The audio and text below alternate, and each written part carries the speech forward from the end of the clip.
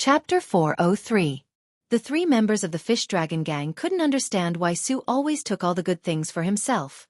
When they were at Falling Horse Pass, the plump beauty with the mink fur coat almost wanted to snatch this pretty boy. When they entered the city, they got a snake wall for no reason. Now, they had only been in the city for a short while, and he was being teased by a woman whose breasts could suffocate a man to death. Comparisons were odious. The three of them rolled their eyes and glared daggers at Su. After a while, they were no longer frightened by the notoriety of Jianghu Pass. Lu Narong, who was afraid that the three of them would be exposed, felt relieved. Following Gong Sun Yang's instructions, she went to a few popular shops and bought some dry food and water. The price of water here was as expensive as oil. If it wasn't for Gong Sun Yang's reminder, Lu Narong really wanted to turn around and leave when she saw the shopkeeper squatting by the well with a ladle. When she heard the man's obscene words, saying that he would give her a ladle of water if she just touched his hand, she almost pulled out her sword and stabbed him. She could only stay a few steps away and let Su deal with these hooligans. Lu Narong stroked her rapidly heaving chest and subconsciously looked down. She didn't feel it before, but compared to the shameless woman just now, it seemed that her breasts were really not big. While she was in a trance, someone patted her shoulder. Lu Narong, who seemed to have seen through her shameful thoughts, blushed, but pretended to be ferocious and looked very awkward. She saw Su standing in front of her with a gourd ladle filled with well water. Lu Narong frowned. Su smiled and said, "Don't worry, this is my treat. I lied to the man who sold the well water that you are my sister. I promise to introduce you to him later." This ladle of water was originally sold to strangers for 3 taels of silver, but now it's only half a string of money. Anyway, I'm borrowing your favor, so there's no need to feel guilty about drinking it, right? Lu Narong hesitated for a moment and squeezed out a smile. "Forget it, I'll just put it in the water bag." Su Fengnian looked at the young woman whose lips were so dry that they were bleeding. He was angry and amused at the same time. "I said it was for you to drink. I took advantage of your favor because I was a rascal. Why are you learning from me? Do you want to drink it? If you don't want to drink, I'll drink it myself." Lu Narong took the gourd ladle and raised it in the air. Her lips didn't touch the ladle as she slowly poured the cool water from the well into her mouth. She felt a refreshing coolness from head to toe. She stopped to drink it slowly several times until there was still half of it left. The man surnamed Su saw that she was in a difficult position and took the ladle without saying anything else. He raised his head and gulped it down. He patted his belly and turned around to return the gourd ladle in satisfaction. He didn't forget to whisper a few words to the shifty-eyed well-keeper. Lu Narong clearly knew that the two of them were destined to have nothing good to say, but she couldn't get angry. She secretly scolded herself, "Lu Narong, where is your backbone? Is it only worth half a ladle of water?" The 3 young men from the fish dragons were carrying more than 20 water bags, a large bag of dry food, and cooked food such as sauced beef. Su Fengnian was empty-handed, except for the spring thunder hanging on his waist. It was inevitable that he would be glared at again. He walked beside Lu Narong and said with a smile, "You don't know how expensive oil and salt are until you're in charge of the family. Just buying water cost you more than 80 taels of silver. How do you feel?" Lu Narong used her finger to moisten the corners of her dry lips and didn't say anything. When they approached the city gate, there was still some time left before the 2 hours agreed with Gong Sun Yang. Su Fengnian suddenly stopped and said, "I may have to stay in Jianghu Pass for a day or 2, but I definitely won't delay the business in Jianghu City. I won't see Miss Lu out of the city." Lu Narong looked sideways at Su Fengnian and calmly asked, "If anything happens, who can I find to reason with? How can I go back and see my grandfather? And the 4 coffins that are still on the way to Lingzhou? Will I be qualified to go to the morning hall to burn incense?" Su Fengnian frowned slightly and was thinking about what to say. Lu Narong let out a long breath and said softly, "I've vented my anger. Young Master Su is magnanimous, so don't lower yourself to my level. You just have to be careful." Su Fengnian wanted to say something but stopped. In the end, he just waved his hand and turned to walk back into the city. He came to a tea stall on the outskirts of the Barbican and sat down. The water was simple well water, and the tea leaves were also the dregs of cheap tea leaves. It was not an exaggeration for a familiar face in Jianghu Pass to pay for water, especially for the residents who had taken root. Drinking well water did not cost much, but a bowl of tea would cost half a dozen coins. In the end, It did not matter if the tea was good or bad. To be able to travel thousands of li from Jiangnan or Shishu to Yanhui Pass on the tea horse ancient road, even if it was tea dregs that could not be placed in a banquet in the south of the Liang dynasty, it was not cheap. Su Fengnian originally had around 300 taels of silver on him. Later, he took advantage of the burning house and plundered around 200 taels of silver in banknotes. He could still afford to drink a few bowls of tea. He quietly waited for the boiling tea to warm up and took a sip. Looking at the barbican that did not fit into the military system of the two dynasties, Su Fengnian's brows were gloomy. Along the way, he even squatted in a corner for half a day. He noticed that the drainage troughs made of bricks on the inner walls were meticulously built. They were built like this and they were maintained like this.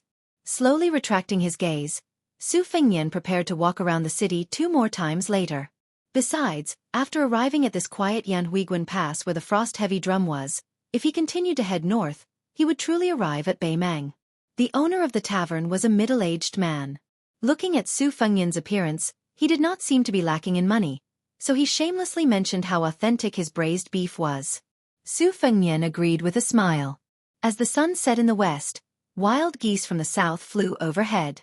A plate of steaming roast meat was placed on the table. Su Fengnian picked up a piece with his chopsticks. Unsurprisingly, it was wild beef from the local area. Of course, it was not as delicious as yellow beef. However, the tavern owner, who was selling tea and cooking ladles, was somewhat quick-witted. He took a type of vegetable that was known as everlasting spring, and marinated it in the roast meat. It was better than any other spices. This large plate of roast beef looked extraordinary, and its taste was also mouth-watering. Su Fengnian simply asked the tavern owner to replace the tea with wine, and then asked him to go to the stall next door that sold pancakes to buy 2 large pieces. This meal was very comfortable. Su Fengnian raised his head and saw a travel-worn old scholar. He was short and carried a large bamboo bookcase that was seriously disproportionate to his body size. His figure could be considered vigorous. When he smelled the aroma of the wine, pancakes and beef, his appetite was aroused. He sat down heavily, took off the bookcase, and casually placed it at his feet. He rubbed his shoulders and waved to the tavern owner, saying, "Please give me the same meal as this young master." The tavern owner's ability to judge people was already practiced to the point of perfection. Although he was unhappy, he did not move his feet, which could be considered as saving the old scholar's face by not directly asking if he had brought enough money. The old scholar did not mind. He took out a cotton money pouch, dipped his finger in his saliva, and took out some silver and copper coins. He divided them into 2 piles and pushed one pile toward the tavern owner. The latter made mistakes when judging people, but when it came to money, his eyes were sharp and golden. He wiped the money on the table and put the silver and copper coins into his sleeves. His face was full of smiles, and he hurriedly took out some wine and shouted for the stall next door to bring 2 pancakes over, saying that he owed the tavern owner money first. Then, he busied himself with the braised beef. Not long after, he brought the same dish of everlasting spring beef to the old scholar. The white-haired old scholar patted the dust on his sleeves, raising a lot of dust. He held the pancake in one hand and the chopsticks in the other. The bowl of wine was placed in front of him so that he could drink it if he lowered his head. He ate the pancake with the wine and meat. He was already very busy, but the old scholar was still unwilling to stop. He said that the beef nourished qi and blood and was beneficial to the qi disc. He also said that the everlasting spring beef could clear the eyes and remove annoyances, detoxify, and clear away heat. He chattered non-stop, but the pedantic old scholar ate very slowly. The customers at the nearby tables were already envious of the old man eating heartily. They could not stand his chatter, so they threw their money and left. This made the tavern owner, who could not wait for the customers to leave, very happy. No matter how much Su Fengnian chewed and swallowed, he still put down his chopsticks after he finished eating. He asked the owner of the tea house, "Is there a shop in the city that makes bows? It's best if it's an old shop." Yanhuiguan was only so big, and the owner of the tea house had lived here for 5 or 6 years. He could walk down with his eyes closed. He rewarded himself with half a bowl of wine and replied with a smile, "There is, why not? It's just 2 streets away." The old man's surname is Zhang, and the bao is long. He casually takes out a bao embryo from his shop and can make people jealous. It has been passed down from generation to generation, and the craftsmanship has been passed down for more than 10 generations. I heard that he used to be the royal craftsman of Dongyue and Shishu. Old Zhang came to our Yanhuiguan early. His daughter-in-law is a local, and his grandson was born here. Can young master draw a bow? But I'll say the ugly words first. Old Zhang has a strange temper. There's a 2-stone bow hanging in front of the shop. If you can't draw it properly, you won't be allowed to enter. If young master's arm strength is average, don't go and ask for humiliation. Su Fengnian said, "Oh, a 2-stone bow. I can't draw it properly." Su Fengnian regretfully asked, "Is there a shop where I can buy a bow embryo without drawing it? I can't afford a bow that's too good." Seeing that the old man was still talking endlessly, Su Fengnian couldn't help but laugh and say, "Old mister, bend over and see if your bag of books has fallen." The old scholar didn't respond to this teasing and was still immersed in his own world. Su Fengnian paid the exact same amount of money and got up to leave. Just now, when he saw that the scholar had split the money in half, Su Fengnian had been calculating what price the owner would call out while eating. After calculating, a pot of coarse and strong swallowtail wine, a plate of everlasting spring-braised pork, and even the premium price of the bowl of tea dregs after walking on the tea-horse ancient road were all included. In addition to Yan Huiguan's efforts to rip off unfamiliar faces, he found that the old man was not only a chatterbox who liked to drop his bag of books, but also an old scholar who was good at calculating. Chapter 404. The tea house owner was chewing on a piece of broken silver. When he saw the teeth marks on the silver, a smile bloomed on his face. In the past, when he sold tea, the profit was as thin as paper. Most of the time, he sold to neighbors who knew him well, so he couldn't bear to be ruthless. Today, he had earned a lot of silver from 2 plates of meat and 2 pots of wine. When he went back home in the evening, he would claim credit for it with his wife.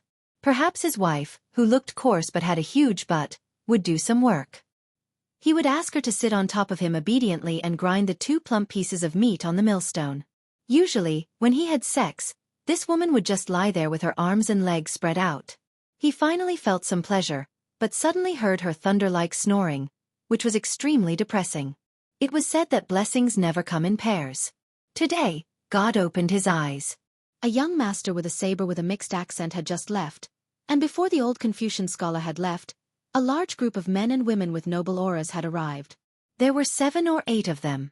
One of them, a woman with a sword, was so beautiful that the tea house owner's eyes almost popped out. The tea house owner could be considered a remnant of the southern Tang dynasty. His whole family had fled to this stepmother's Yan Huiguan. His father had long passed away with hatred, so he had long forgotten about the family sacrifice. Most of the time, when he burned incense, he absent-mindedly said a few trivial words to bless his business and was too lazy to mention anything about the spring and autumn period or southern Tang dynasty. It had been many years since he had thought about the lotus pond under the humid climate in the south. When the sky was clear after the rain, there was a green lotus standing tall and graceful. The woman in front of him really made people feel ashamed of their inferiority, so he couldn't even have any evil thoughts about her. In Yan Huiguan, there were all kinds of people coming and going. It was the first time for him to see such a stunning beauty. The tea house owner, who was in a good mood, shouted enthusiastically. When he heard that an elegant middle-aged swordsman in yellow only asked for 8 bowls of tea, he didn't mind. She was a feast for the eyes. If he could get a closer look at the woman, who was about 24 or 25 years old, he didn't mind at all. Traveling beyond the Great Wall, no matter how good the foundation of a beauty was, her charm would be reduced by half by the yellow sand and the scorching sun. How could she be as moist as the one in front of him, who could make him feel refreshed just by looking at her? His master, Wu Miaozai, was the yellow-clothed swordsman who had asked to buy the tea. Wang Weishue had a wide range of friends in the sect and was already familiar with the people in the room. This was especially true for martial uncle Huang, who was as beautiful as a green lotus. Back then, the latter was annoyed by Wang Weishue's pestering and made Wang Weishue bedridden for half a year with just 3 strikes of his sword. This incident had caused a huge commotion.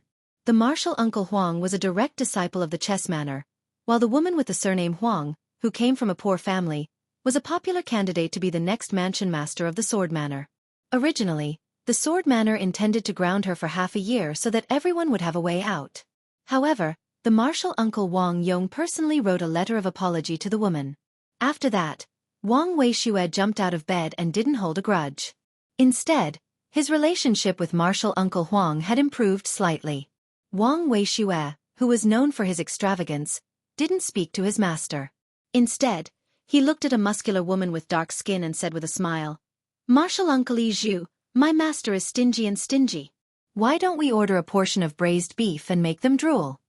The woman had a coarse appearance to begin with.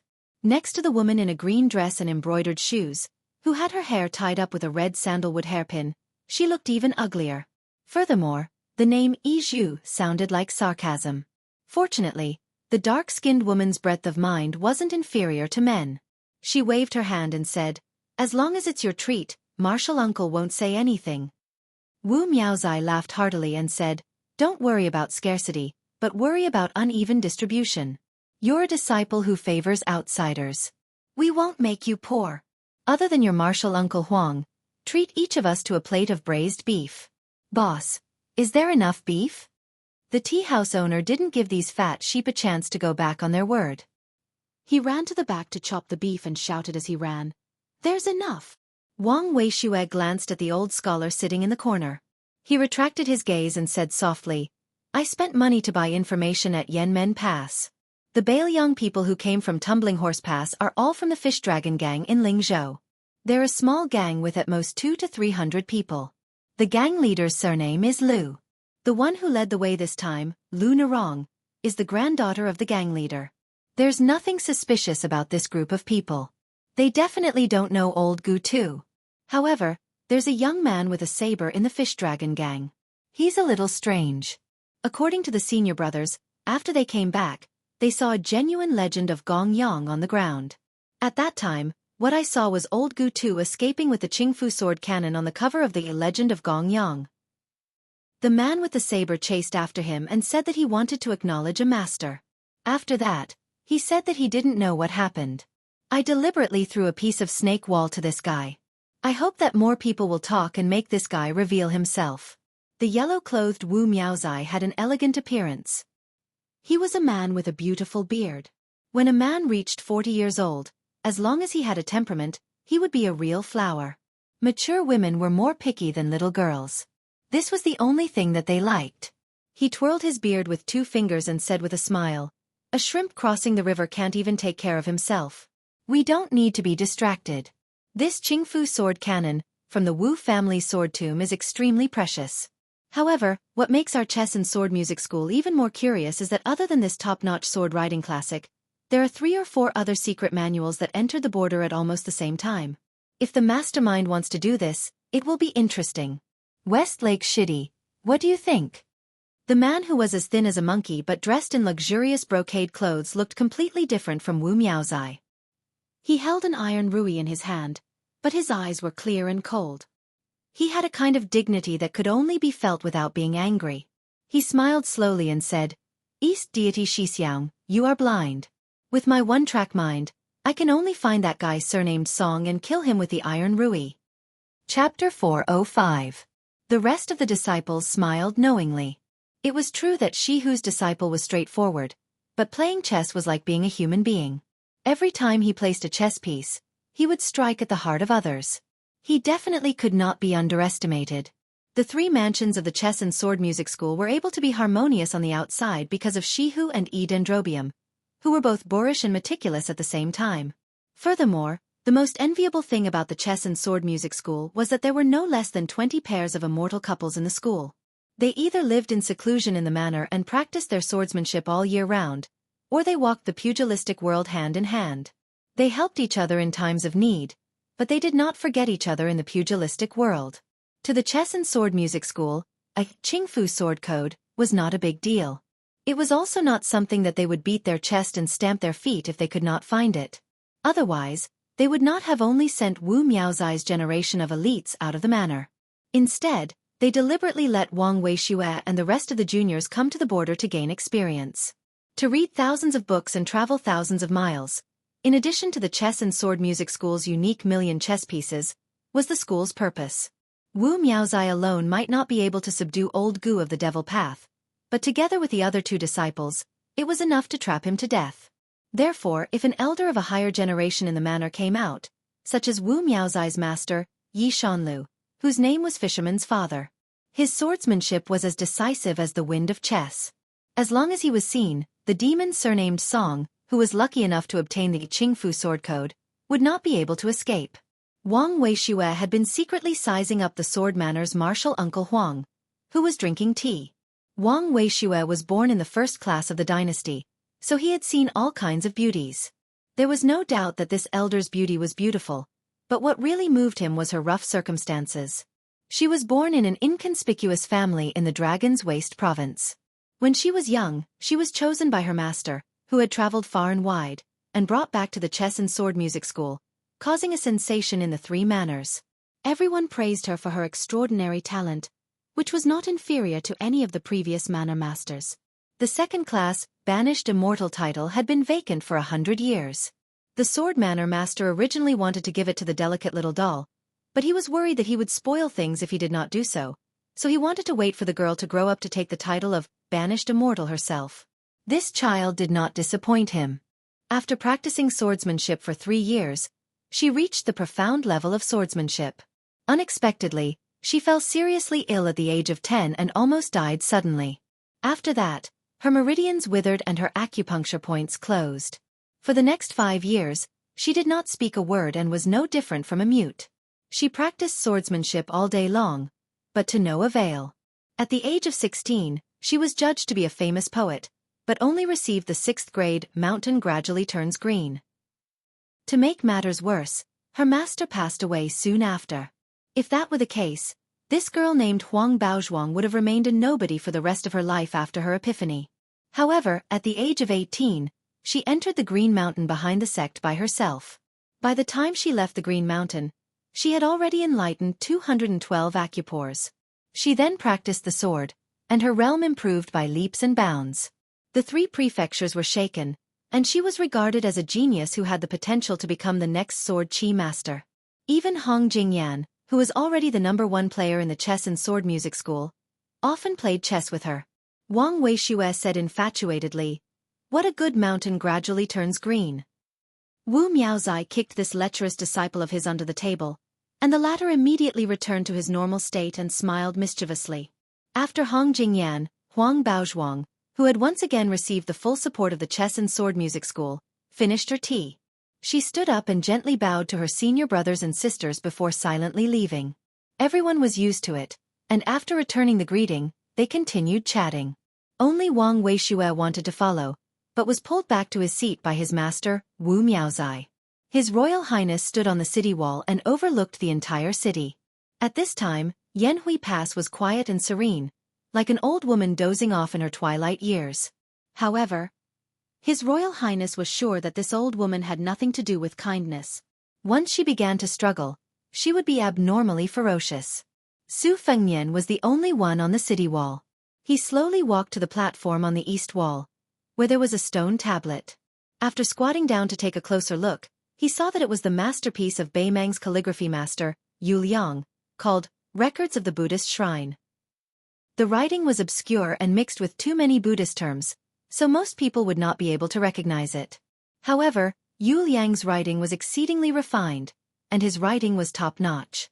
Among the 4 great calligraphy masters in the world, Beimang's Yu Liang, who was the armorer advisor, was on the list. Even the literary circle of the Liang dynasty sincerely praised that Yu Longzhua's writing is filled with the spirit of gold and stone. The Beimang Empress was also quite fond of this official of calligraphy. She once joked to a close official, "Yu Liang is learned and skilled. He seeks favor with his calligraphy and expresses his gratitude with his writing. He is like a little bird that relies on its owner and is wholeheartedly close to me. I will naturally take pity on Yu Liang." Su Fengnian sat cross-legged and read Records of the Buddhist Shrine, word by word. After reading it, he laughed involuntarily and said, Master Yu, it must be uncomfortable to be described as a little bird that relies on its owner by a 50-year-old woman, right?" Then, Su Fengnian turned his head and asked with a smile, "Miss, do you like to hear me read Records of the Buddhist Shrine?" Behind His Royal Highness was Shan Jiaqing, Huang Baozhuang, who had inadvertently arrived at the city wall. An ancient sword, green waist, hung from her waist. It was one of the 3 famous swords that had been collected by the sword residents for 400 years. It was rumored that the sword's pattern was like 9 green snakes that swam in the water like living creatures. In the chess and sword music school, Huang Baozhuang, whose face was as cold as frost, revealed a trace of shyness. Su Fengnian was inevitably surprised. It was harder than ascending to the heavens to find a thin-skinned woman in Yanhui Pass. Moreover, she was also very beautiful. He glanced at the green silk-wrapped scabbard and asked, "Miss, are you from the chess and sword music school?" She hesitated for a moment and then nodded. Su Fengnian stood up and bowed. "I am Su Xianxia, the Xianxia of the palace and the Xia of the sword case." Huang Baozhuang returned the greeting with the unique sword salute of the chess and sword music school. In the blink of an eye, Su Fengnian's figure suddenly rose and rushed to the woman's side. He placed one hand on her chest to seal her qi and the other hand pinched her chin, forcing her to open her mouth.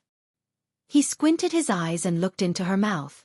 "Just as I expected, Master once taught me some lost physiognomy. I only remembered the 6 most magical physiognomy, including the celestial physiognomy and the dragon concubine physiognomy. This miss actually has 2 of them. She should have died a long time ago because she couldn't bear it.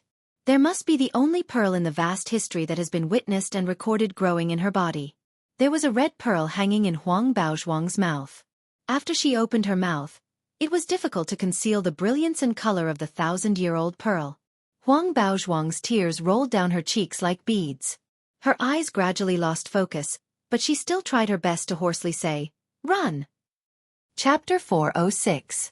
Su Fengnian was not stupid. He knew that the girl from the chess and sword music school had a split personality.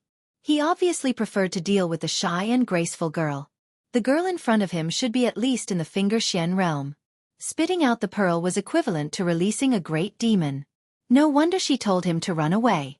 It wasn't that Su Fengnian was greedy for this pearl that was rumored to be able to make a woman stay young forever.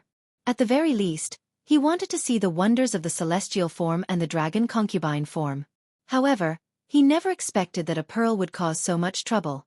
Killing people across realms was very satisfying, but it was proven that Su Fengnian could not do it at the moment.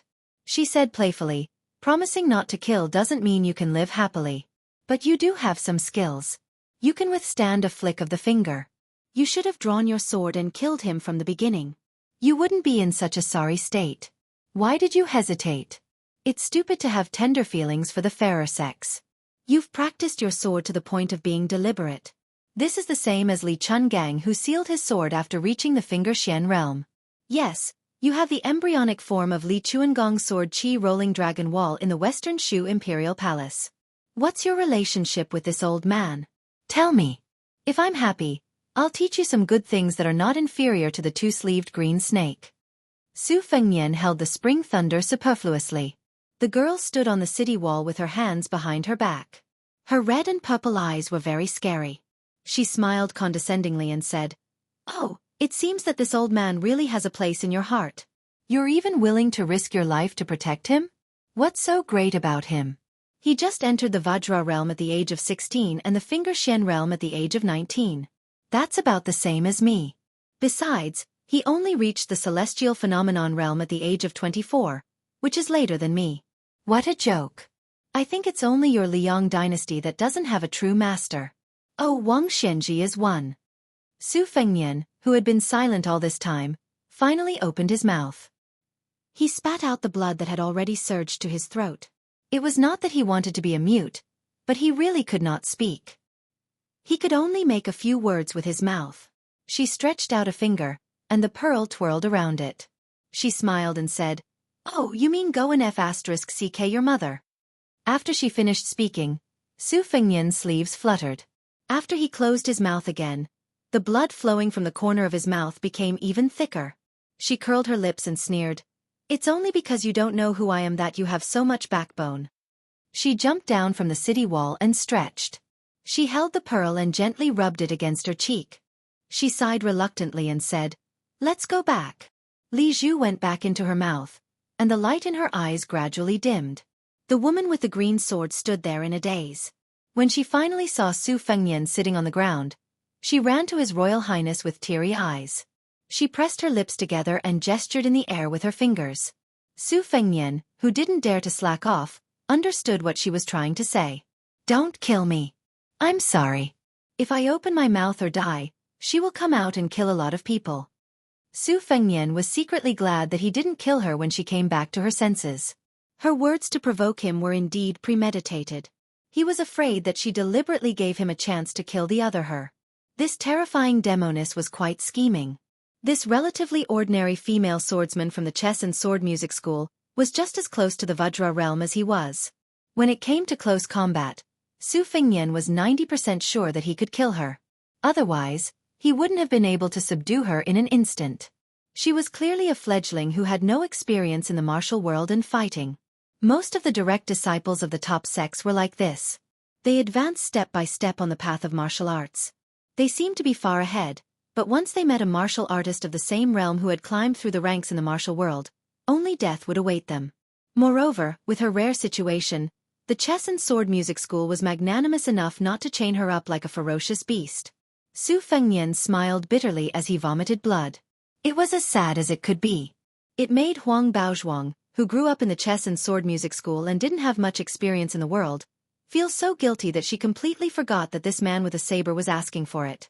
There were two distinct extremes. One of them had caused a terrible disaster in her last appearance, while the other of them only knew how to immerse themselves in sword practice and keep a straight face in the chess and sword music school, which was the stupidest way to deal with everyone. She would do whatever her master said. After her master passed away, she was at a loss like a blind person, only daring to hide and cry secretly. At this moment, she had forgotten to be reserved and shy. She reached out her trembling hands to help this strange man wipe away the blood, but no matter how hard she tried, she couldn't wipe it clean. Su Fengnian gently raised his hand to stop her. She was more of a hindrance than a help and said helplessly, "It's okay. You'll get used to vomiting. You won't die." Su Fengnian curiously asked, "Who is she?" Huang Baozhuang sobbed and fell silent. Su Fengnian didn't ask further.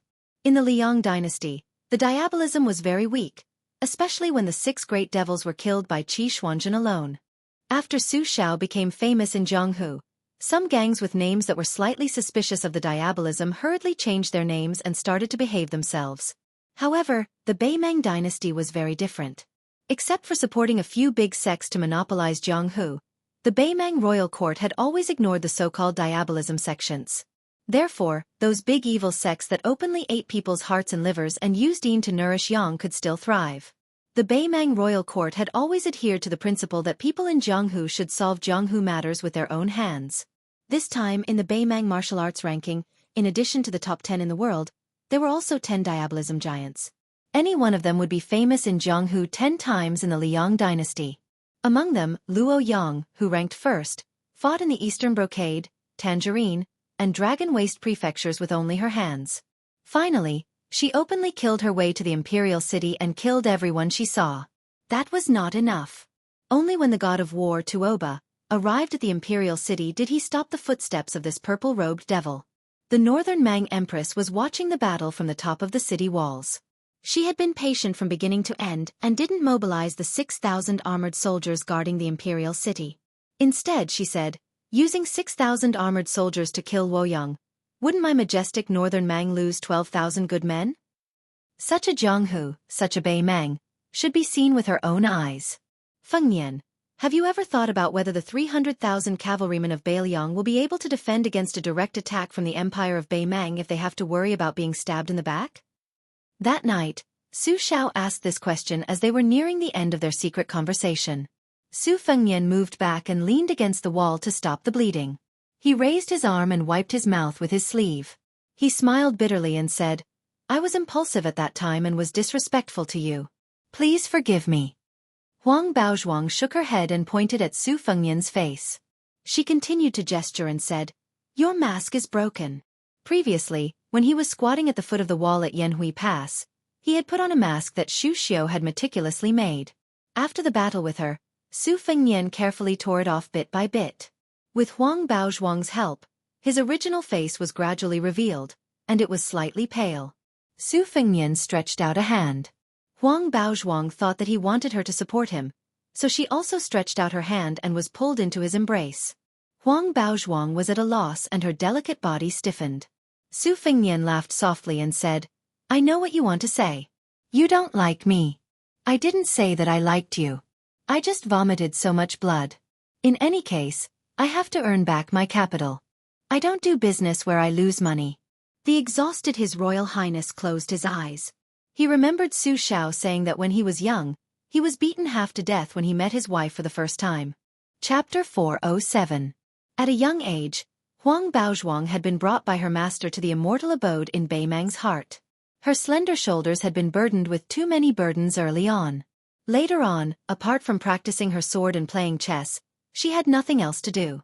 The chess and sword music school placed too much importance on her and did not allow anyone to privately write down their thoughts on this piece of fine writing paper. As she grew from a young child to a young lady, she had almost only interacted with her master and the two manor heads. Countless times, she had stood on her tiptoes on the towering pavilions, overlooking the distant sounds of laughter that had nothing to do with her. She was filled with curiosity and longing. After Huang Baozhuang turned 10, she began to realize that there was another version of herself. At the age of 16, she was born on Mount Qingshan. This version of her was so strong that the chess and sword music school had no choice but to have a grandmaster keep an eye on her at all times. She slid to wherever she could as if she were stepping on a watermelon rind. After she turned 20, her master was no longer alive. Other than the Grandmaster Bronzeman, only senior martial brother Hong would come to play chess with her from time to time. Both of them were terrible chess players. After the manor head of the chess manor saw their games, he was no longer willing to watch the game from the sidelines. Huang Baozhuang knew that apart from her existence and her sword practice, she had no other good points. She was terrible at chess and was illiterate. She had always envied her senior martial brothers and sisters in the sect for having the ability to read and write poems. Before they entered Yanmen Pass, senior martial brother Wu Miaozai of the East Deity sect had made a bet with senior martial brother Shihu of the West Deity sect to see who would be able to read records of the Buddhist shrine word for word. As a result, when she ascended the city wall and saw his back, she heard him recite it so easily. Her master, the two manor heads, the Grandmaster Bronzeman, and senior martial brother Hong. Including her, there were a total of 6 people. However, if His Royal Highness knew that he was only ranked 3rd from the bottom in terms of number of people, he would definitely feel that this kind of erudition was too insincere. Seeing that there was no one around, Su Fengnian took out a stack of thin masks from his bosom. He carefully peeled off one of the masks and pasted it on his face. Huang Baozhuang didn't hide her astonishment at all. Even though it looked like he was just slapping a mask on his face, it was actually a meticulous work that wasn't inferior to embroidery. Su Fengnian's essence, qi, and spirit were severely damaged. He was afraid that he would reveal any flaws. Just as he was about to tell her to check if there was anything wrong, she had already reached out her hand and slowly and gently smoothed out some of the tiny imperfections on his face. There were a total of 6 masks. His Royal Highness didn't know the specifics because Xu Xiu had been burning the midnight oil for more than 20 years. His Royal Highness didn't know the specifics either. In any case, during that period of time, Aunt Shu, whose breasts were like spring bamboo shoots, would caress his face whenever she had the time. Every time she caressed his face, it would take a long time for several incense sticks to burn. Only God knew if she had any thoughts of taking advantage of him. There were a few times when His Royal Highness could clearly feel her 2 cherry tips standing straight up on his chest or arm. His heart was in a complete mess. She was indeed a mature woman. When spring arrived, she was like a cat that couldn't stand loneliness. Su Fengnian saw that Huang Baozhuang's eyes were full of interest and amazement when she was helping him. He smiled and explained, "This mask was made by a master of disguise who came from the southern Xinjiang witchcraft sect." She said that there were 5 levels to the art of disguise: pawn, ventilation, rooting, enchanting, and reincarnation. Pawn is the crudest form of disguise. It can only fool ordinary people with poor eyesight. Ventilation is considered to have reached a higher level. If one can take root, it won't be easy to see through. Enchanting, not only one's appearance will change, even one's demeanor will change after putting on the mask. As for reincarnation, she said that she had only heard of it. You should know that the face is born from the heart. Putting on this kind of mask is equivalent to changing a part of one's root bone. It may even cause unpredictable changes to one's fate. She helped me make 6 masks, 1 for pawn and 1 for enchanting, and 4 for rooting. The one in your hand is a pawn. The one that was damaged just now was a rooting. You people from the chess and sword music school should be able to understand the deeper meaning of this saying. Su Fengnian stood up. Huang Baozhuang hurriedly stood up and took a few steps back. Su Fengnian knew that they shouldn't stay here for long. Before leaving, he whispered, "You and I will treat it as if nothing happened today. Don't tell anyone about it." Unexpectedly, Huang Baozhuang shook her head. Su Fengnian asked in surprise, "You want to report it to the chess and sword music school?" She nodded her head. Su Fengnian frowned. He was in a dilemma. If the woman in front of him was only a direct disciple of the chess and sword music school, killing her would be the safest thing to do, regardless of whether it was right or not. However, she had a mysterious background. Killing her was equivalent to releasing an invincible devil, if not heaven or earth. It was no different from suicide. However, kidnapping her was really not a wise decision. She was destined to be an important chess piece of the chess sword and music house. Her importance was probably only second to Hong Jingyan. Taking her away was equivalent to stabbing the chess sword and music house in the ass. Yet, she was still shouting for them to chase after her. The chess sword and music house was powerful and lofty. Who else would they chase after if not her? They couldn't kill her or kidnap her to seal her mouth, so how could they just let her go? Chapter 408. Su Fengnian rubbed his forehead and pondered. This woman looks quite amiable.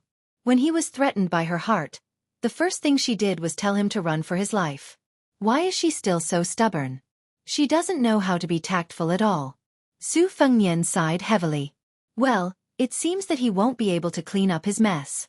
Anyway, at that time, in order to not cause trouble for the fish dragon gang, he had asked the hook-nosed old man for a copy of Legend of the Ram. This would dispel the doubts of Jianghu people outside of the chess and sword music school. It also meant that as long as Wang Weishue was careful, he would be in trouble. After he parted ways with the fish dragon gang in Luqing, he would make a big fuss anyway. You chess and sword music school can do whatever you want. I'll deal with whatever comes my way. Huang Baozhuang hesitated for a moment and gestured with her slender fingers. I'll only say that I saw you and that you wanted me to spit out the pearl. But I won't say your name, your sword, or your mask. Su Fengnian was stunned for a moment. With a bright smile on his face, he took 2 steps forward and spread his arms as if he wanted to give her a goodbye hug. Huang Baozhuang blushed and took 2 steps back. How could Su Fengnian, who grew up surrounded by rouge and powder, give up just like that? He continued to shamelessly take 2 steps forward, and there was even a hint of pitiful innocence on his face that seemed to come from the bottom of his heart. Shan Jianqing of the chess, sword and music school became even more bashful, his cheeks like peach blossoms, and he took a step back.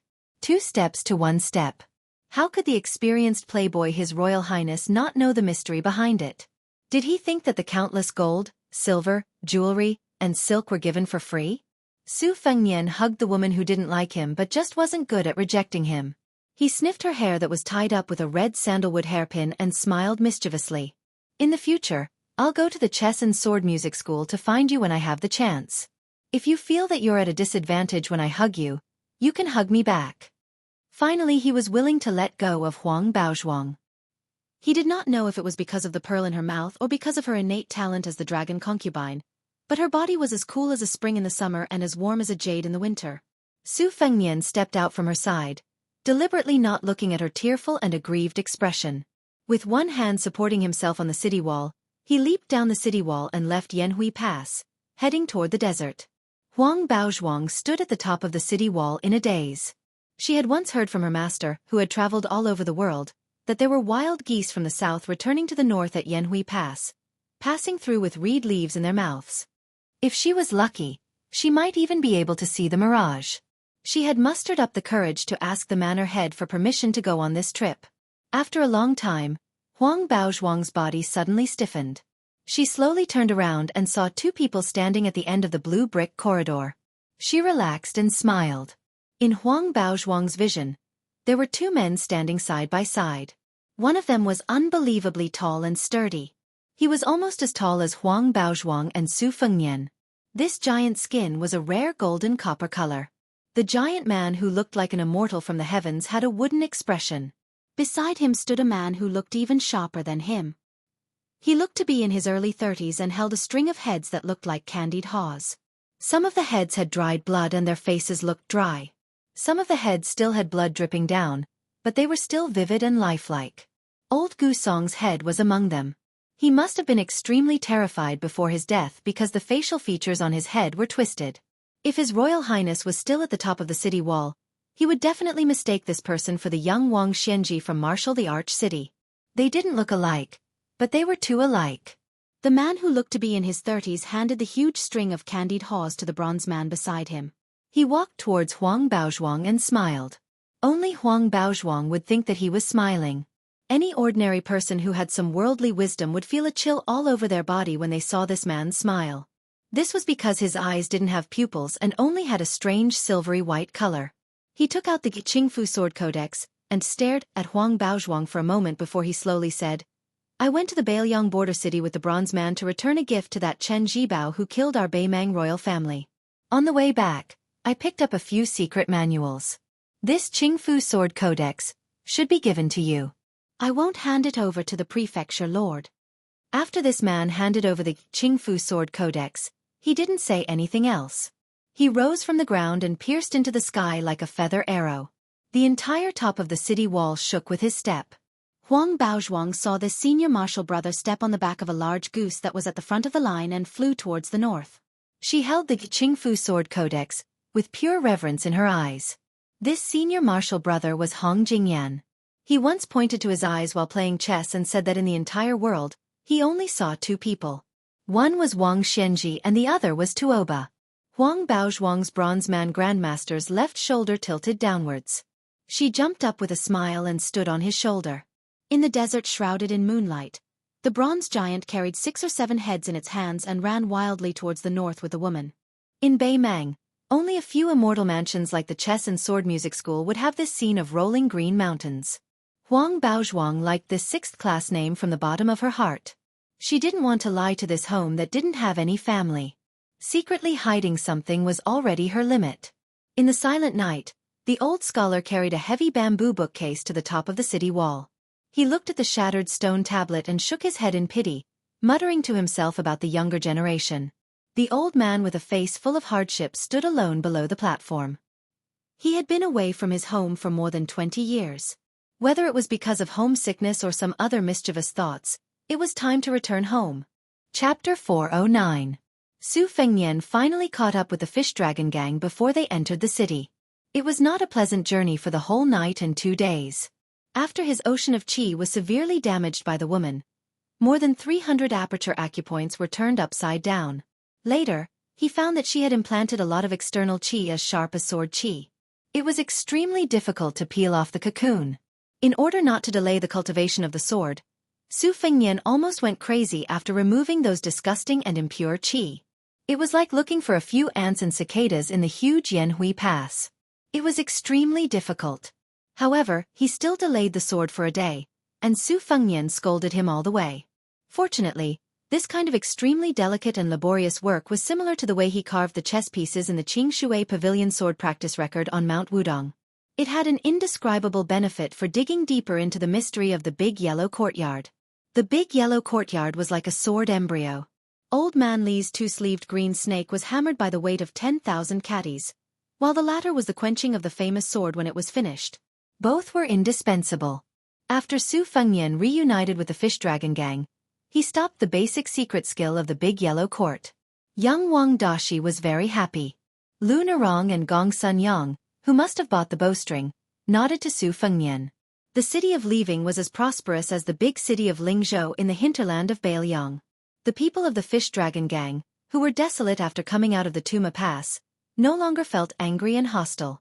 They only felt that they had finally come back to life. Su Fengnian had a forged letter from the former army supervisor of weapons. The handwriting was exactly the same, but the content was changed. The seal was even more genuine. Even the ink paste was taken from the treasures on this Wu San official's desk. Ordinary people could not imagine that the boorish general would fall in love with the Kuei Hong ink paste from the House of 8 Treasures.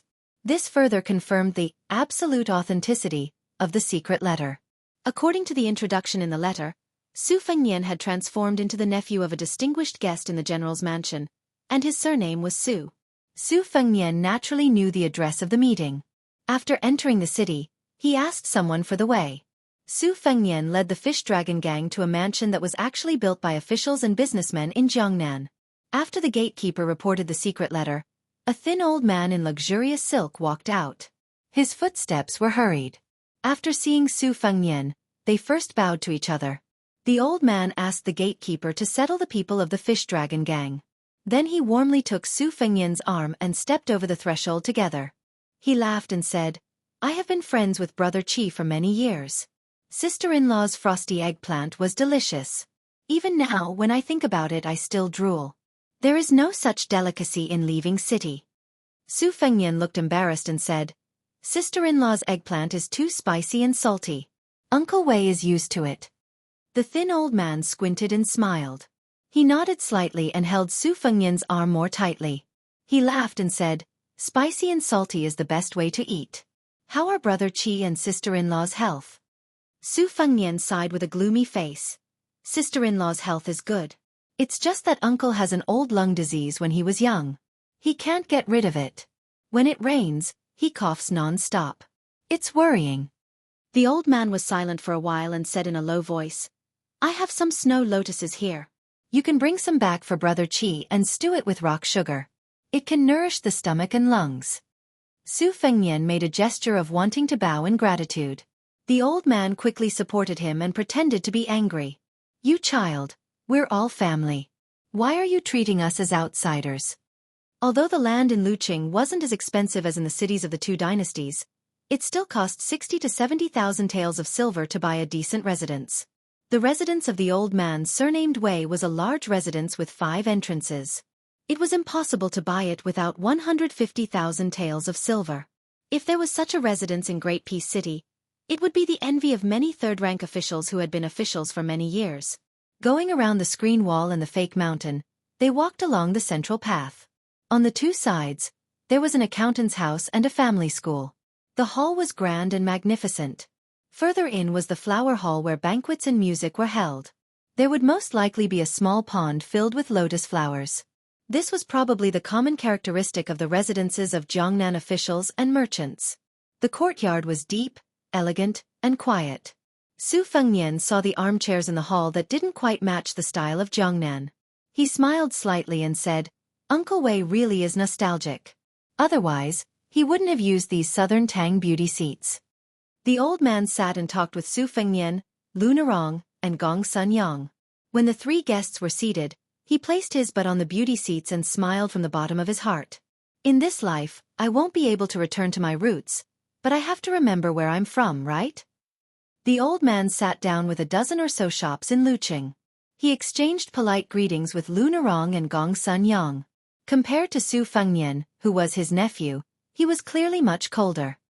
He quickly stood and said, "I'm going to personally count the goods. I have to sell them for a good price for the military inspector. Otherwise, I can't afford to lose face. No need to see me off. Treat this as your own home." The 2 young and pretty servant girls stayed in the hall to serve people.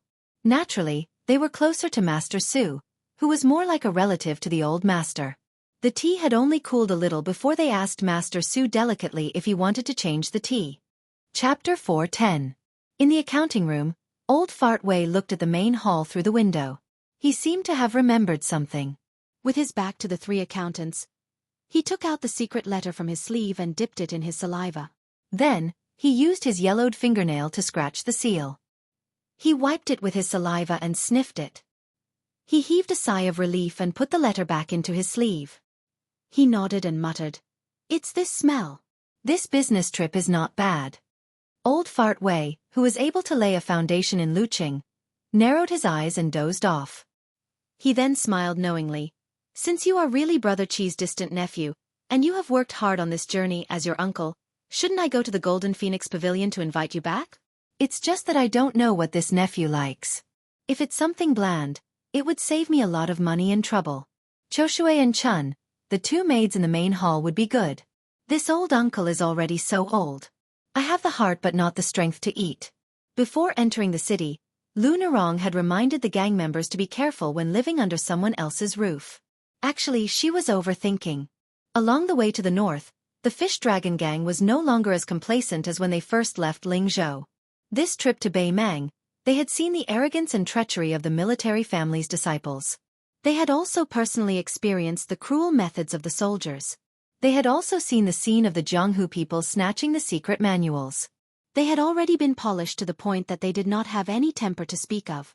Especially the 3 strong young men who had followed Miss Lu into Yanhui Pass. They spoke of the lady's shining white thighs, her heavy twin peaks, and how she had stomped a big hole in the strong men. This made the Fish Dragon Gang members even more terrified. Old Fart Wei, who had been calculating all his life, was very meticulous. He first asked the housekeeper to sound out the situation. After the dinner, the nephew nodded his head and Miss Lu from the Fish Dragon Gang tacitly agreed.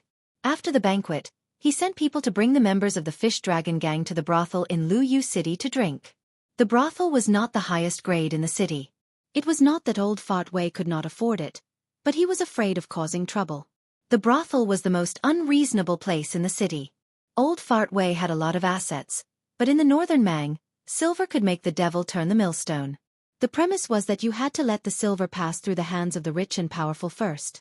It was fine to do business with these people, but if you were jealous of them in the brothel, they would fall out faster than flipping a book. Old Fart Wei did not want to get into trouble just because of his relationship with the weapons supervisor house. The Wei residents intentionally or unintentionally arranged for Lu Narong and Su Fengyan to stay in the room at the back of the flower hall, separated from the rest of the Fish Dragon Gang. Su Fengyan's bath and change of clothes were taken care of by 2 delicate and pretty maids. His Royal Highness did not blush with shame, but the 2 maids who had never done such things before were extremely embarrassed. After changing into a fresh set of clothes, Su Fengyan walked out of the room and knocked on the door next door. Lu Narong opened the door and remained silent. She sat by the window and looked at the pool. The cool breeze brushed past her face. Compared to the previous trip to the desert, it was like being in a fairyland. Su Fengyan picked up a pear and took a bite. He asked, "Are you still angry about the Fish Dragon Gang going to the brothel?" Lu Narong glared fiercely at this bastard who said that going to the brothel was as normal as eating. Su Fengyan smiled and said, "Fortunately, I am not a member of the Fish Dragon Gang. Otherwise, I would be angered to death by you, the future gang leader. It was not easy for me to survive until I reached Lu City. My eyes are burning with anger. My Miss Lu, of course you don't have any thoughts as a woman, but do you think it is easy for a man?" Lu Narong said angrily, "Then why don't you do that kind of dirty business?" Su Fengyan suddenly felt sad and his face was full of desolation. Lu Narong was confused. After looking at each other for a while, she seemed to have discovered an earth-shattering secret. For the first time, she showed a sympathetic look and asked in a low voice, "You can't do it?" Su Fengyan took a bite of the juicy pear and said angrily, "It's none of your business whether I can do it or not." Lu Narong's expression was very strange, as if she had confirmed that fact. She very considerately changed the topic and asked, "When we reach Lu City, there shouldn't be any problems, right?" Su Fengyan nodded and said, "Generally speaking, with Wei Feng's ability, this transaction is considered a success. When you return to Lingzhou, he will secretly take care of you." Lu Narong said angrily, "Since he has this ability, why didn't he help earlier?" Su Fengyan calmly asked back, "Is he your father or are you his daughter-in-law? Why do you need to spend money and favors to help? Don't tell me that this deal has anything to do with Wei Feng. For an old fox like him who doesn't lack money, if the Fish Dragon Gang doesn't have the ability to send it to Lu Cheng, then they can forget about getting close to him in the future. After all, he is a prominent figure in Lu Cheng. Do you really think that an off-duty weapons supervisor in Lingzhou is a big shot? It's just because of his feelings. If it succeeds, everyone will be happy and get money. If it doesn't, then Wei Feng will just lose some dispensable incense money. When doing business, in the end, other than the goods, you also have to put the person's ability on the scale to calculate the weight. If your Fish Dragon Gang wants to live comfortably, in the end, you still have to work hard. If you become the leading gang in Lingzhou, Wei Feng might have to turn around and curry favor with you." Lu Narong was sad. They looked at each other for a long time without saying anything. She who had been in a trance suddenly followed this guy's line of sight and looked down. Wasn't it her legs? Lu Narong flew into a rage out of humiliation. "Damn rogue, where are you looking?" That guy actually slammed the table confidently, scaring her. He said shamelessly, "Is it against the law?" Chapter 4:11. When the servant girl brought a pot of tea and left, Gong Sunyong gently locked the door and poured a cup of tea. It was a white porcelain cup of light green tea, sparkling and lovely. He picked up the cup but put it down. His feet were poisoned, So he endured the pain and took off his shoes and socks. He was over 40 years old, but he was still standing.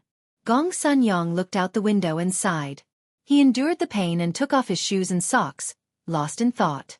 In his youth, wherever the iron hooves of the Su royal banner passed, not even a blade of grass would grow. With a thunderous momentum, they stormed the western Shu imperial city. When the grievous news of his father's death came, his grandfather wrote a suicide poem and sacrificed himself for the country. It was said that Shi Shu was second only to West Chu. Their suicide poems were the most popular in the 8 kingdoms.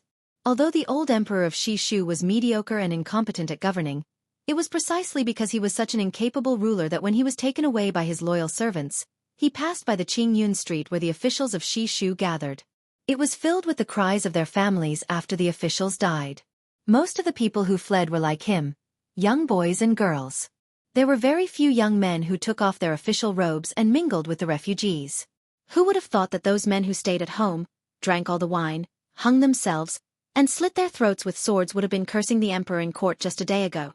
Perhaps they had just suffered the humiliation of being flogged a month ago? The Gong Sun family of Shi Shu was good at using arrows in rapid succession. Gong Sun Yong reached out to touch the reloaded horn bow on the table. Tears streamed down his face and his lips trembled. There was a knock on the door. Gong Sun Yong quickly wiped away his tears and calmed his mind. He said to wait, put on his shoes and socks, and limped to open the door. Seeing that it was young Master Su, the latter said self-deprecatingly, I was chased by Miss Lu with a sword, so I could only escape to Senior Gong Sun to avoid disaster. Gong Sun Yong laughed softly and said, It just so happens that there is a pot of good tea here. It is better to enjoy it together than to enjoy it alone. Su Fengnian closed the door and sat down at the table. He poured himself a cup of tea and drank it in one gulp. Gong Sun Yong moved the horn bow and held the thin porcelain cup with 2 fingers. He slowly drank the cold tea. Su Fengnian reached out to pour the tea. He paused and asked, There is something I don't know if I should say. Gong Sun Yang's heart sank, but his expression remained the same. Young Master Su, please speak your mind. After Su Fengnian finished pouring the tea, he stroked the edge of the thin cup with 1 finger and said calmly, I have inquired with the local people in Yanhuiguan. There is only one long-established bow shop in the city. The old man surnamed Zhang has a cold temperament. If you can't pull the 2 stone bows at the door, he won't do business with you. Bao Chongzhang. I think it is most likely a fake surname. This shop was easy to find and inquire about. With the strength of Elder Gongsuan's arms, he shouldn't have been stopped at the door. Then, I accidentally learned from Miss Lu that Senior Gong Sun only arrived at the city gate after 2 hours. With Senior's feelings for the fish dragons, he wouldn't deliberately leave Miss Lu and the 3 members of the fish dragons in a dangerous place like Yanhui Pass. Then I guess that Senior didn't have much money with him, so he spent more than half an hour bargaining there. But on second thought, it seemed unlikely. With Senior's experience in Jianghu, and he is also a master of continuous arrows, he should know the market price of string silk. So I asked myself, is it because Senior Gong Sun and that old man Zhang are old friends? Is it because they are catching up? But I was curious. How close was their relationship that the future leader of the fish dragons had to wait for half an hour at the city gate? Senior Gong Sun. Can you tell me? Gong Sun Yong hesitated for a moment. Su Fengnian smiled and said, Senior, don't worry. Take your time. I just came to drink tea and chat. I can afford to wait. Gong Sun Yong put down the teacup and asked slowly, Did the military supervisor of weapons and young Master Su set a trap for the fish dragons? Su Fengnian sneered, Gong Sun Yong, you are you, and the fish dragons are the fish dragons. At this time, you still want to confuse the public? There is no doubt that the fish dragons have a clean background. Lu Nerong and even Xiao Chong were kept in the dark by you. This deal was facilitated by you. What I want to know now is what information you gave to old man Zhang. Was it the military defense map of Bailiang? Or was it the distribution of the Bailiang army? I think it was a combination of both. That's why you stayed in the Bao shop for so long. What kind of big pie did the Northern Mang paint for you? Is it to recover Western Shu in the future? Or is it to destroy the Bailiang cavalry? Or is it to support the Gong Sun family of Western Shu? Gong Sun Yang's expression was complicated. He said, Since young Master Su still dares to attend the meeting alone, I think it's not wrong. Young Master Su hides his strength and is at least at the second stage. Gong Sun Yang just wants to know how much money young Master Su can earn with the head on my shoulder and the Bao shop in Yanhui Pass. How much can he earn? Chapter 4:12. Su Fengnian glanced at Gong Sun Yang's hands, which were resting on the edge of the table, and said with a smile, I can even kill Xiao Chong. Killing you, Gong Sun Yang, who has fallen back to 3rd rank, won't be difficult. Besides, how far are we from each other? Even if you manage to raise your horn bow and quiver and pull away enough distance for a string of arrows, do you really think you can escape from the Wei estate? Will Wei Feng let Bei Meng know that a son of a Beiliang general has come to the city? At that time, not to mention Wei Feng and I, the fish dragons will be the first to die tragically. Loyalty, filial piety, and righteousness don't need to be mentioned. Loyalty and righteousness, to you, Gong Sun Yang, seems to be dispensable. The mild-tempered Gong Sun Yang's face turned ferocious. His 10 fingers grabbed the edge of the table like hooks, but he still didn't make a sound. The table trembled slightly, causing the 2 cups of tea to ripple. The aroma of the tea grew stronger. Su Fengnian stretched out 2 fingers to press down on the thin, white, and translucent teacup. He lowered his head to look at the surface of the tea in the cup and said emotionlessly, Have you ever thought about how a single Gong Sun Yang, or perhaps several hundred people like you who have been hibernating in northern Liang without regard for their lives and live like dogs? Yes, you have racked your brains to send information to northern Mang in an unending stream, wishing that you could break northern Liang's foundation day and night. But if there really comes a day when Beiliang's 300,000 cavalrymen are all wiped out under Bei Meng's all-out attack, the entire Beiliang will be filled with smoke, and everyone will be satisfied. But when the North Gate is opened, how many people will die in the old Western Shu, the old Southern Tang, the old Eastern Yu, and the old West Chu? 20 years ago, you were a stray dog. Even as a stray dog these years, you still have a strong sense of righteousness, not hesitating to flirt with the Bei Meng barbarians for the sake of national enmity. If the Beiliang cavalry really is defeated one day, all the Han people in the world will change into barbarians' clothes. How interesting. Gong Sun Yang, I really admire you survivors of a perished country who remember the righteousness of spring and autumn. Without waiting for Gong Sun Yang to retort, Su Fengnian, who seemed to have lost interest, flicked his finger, and the porcelain cup filled with tea began to spin, not spilling a single bit of tea. Looking at the teacup, Su Fengnian said self-deprecatingly, It's quite boring to say such empty words.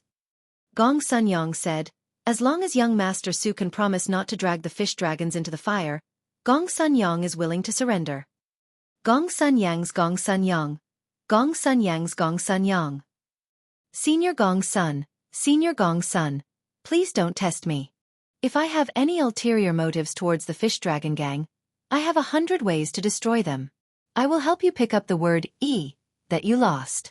I'll give you the word loyalty as well. How about that? Gong Sun Yang's cloudy eyes gradually became clear. He leaned back and leaned heavily on the back of the chair. He looked like a short-sighted old farmer who didn't know where to put his life after carrying a burden for so many years. Now, he could finally take a break. Gong Sun Yang smiled. Now I know that there are benefits to being alone. I'm sorry to old gang leader Lu. And I Rong is a good girl. I hope young Master Su can treat her well. I'll have to rely on young Master Su to take care of her when she returns to Lingzhou. As for how to explain it to her, I'm sure with young Master Su's wisdom, it won't be too difficult. Su Fengnian shook his head. You don't need me to explain anything. As soon as he finished speaking, Lu Nerong, who had accidentally come to Gong Sun Yang's place to discuss business, finally couldn't hold it in anymore. She suddenly pushed open the door. As tough as she was, she bit her lips and shook her head. Uncle Gong Sun, don't die. She was dejected and powerless. Let's go back to Lingzhou together, okay? Gong Sun Yang rubbed his eyes and didn't look at Lu Ni Rong. He said softly, It's a pity that I don't have any wine. Young Master Su, it shouldn't be a problem to drink a cup of tea, right? Just as he reached out his hand, he stopped. He, who was about to die, muttered to himself, It's better to go down and drink to my heart's content. I'll have to trouble young Master Su to take Lu Ni Rong out. Su Fengnian said coldly with a heart of stone, Gong Sun Yang, I'll watch you die. Lu Ni Rong said heartbreakingly, Surnamed Su, are you still human? Gong Sun Yang, on the other hand, was even calmer. He smiled, That's good. Only then can I be considered completely dead. And I, Rong, tell old gang leader that Gong Sun Yong has let down the fish dragon gang all these years. His death wasn't unjust. Lu and I, Rong, was unusually quiet. She didn't look at Gong Sun Yong, but stared at Su Fengnian with her red eyes. There's no more Gong Sun Yong in the world. Gong Sun Yong closed his eyes and straightened his back. He straightened his clothes and smashed his fists on his temples. He collapsed on the chair. Lu and I, Rong, covered her mouth. Blood seeped through the gaps between her fingers. Su Fengnian turned his head and said, "Don't be in a hurry to cut ties with me. Don't think about leaving without the goods. If that's really the case, Gong Sun Yang's death will be in vain.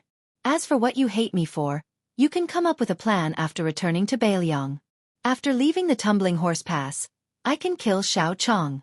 In Bailiang, I can force Gong Sun Yang to die. Lu and I, Rong, don't join in the fun now." Lu and I, Rong, released her palm. Her mouth was full of blood. She said coldly, "Tell me your real name." Su Fengnian thought for a while and pointed at the spring thunder saber. "If I can return to Bailiang alive, you'll know who I am." Lu and I, Rong, said firmly, "Xiao Chong didn't betray the fish dragon gang.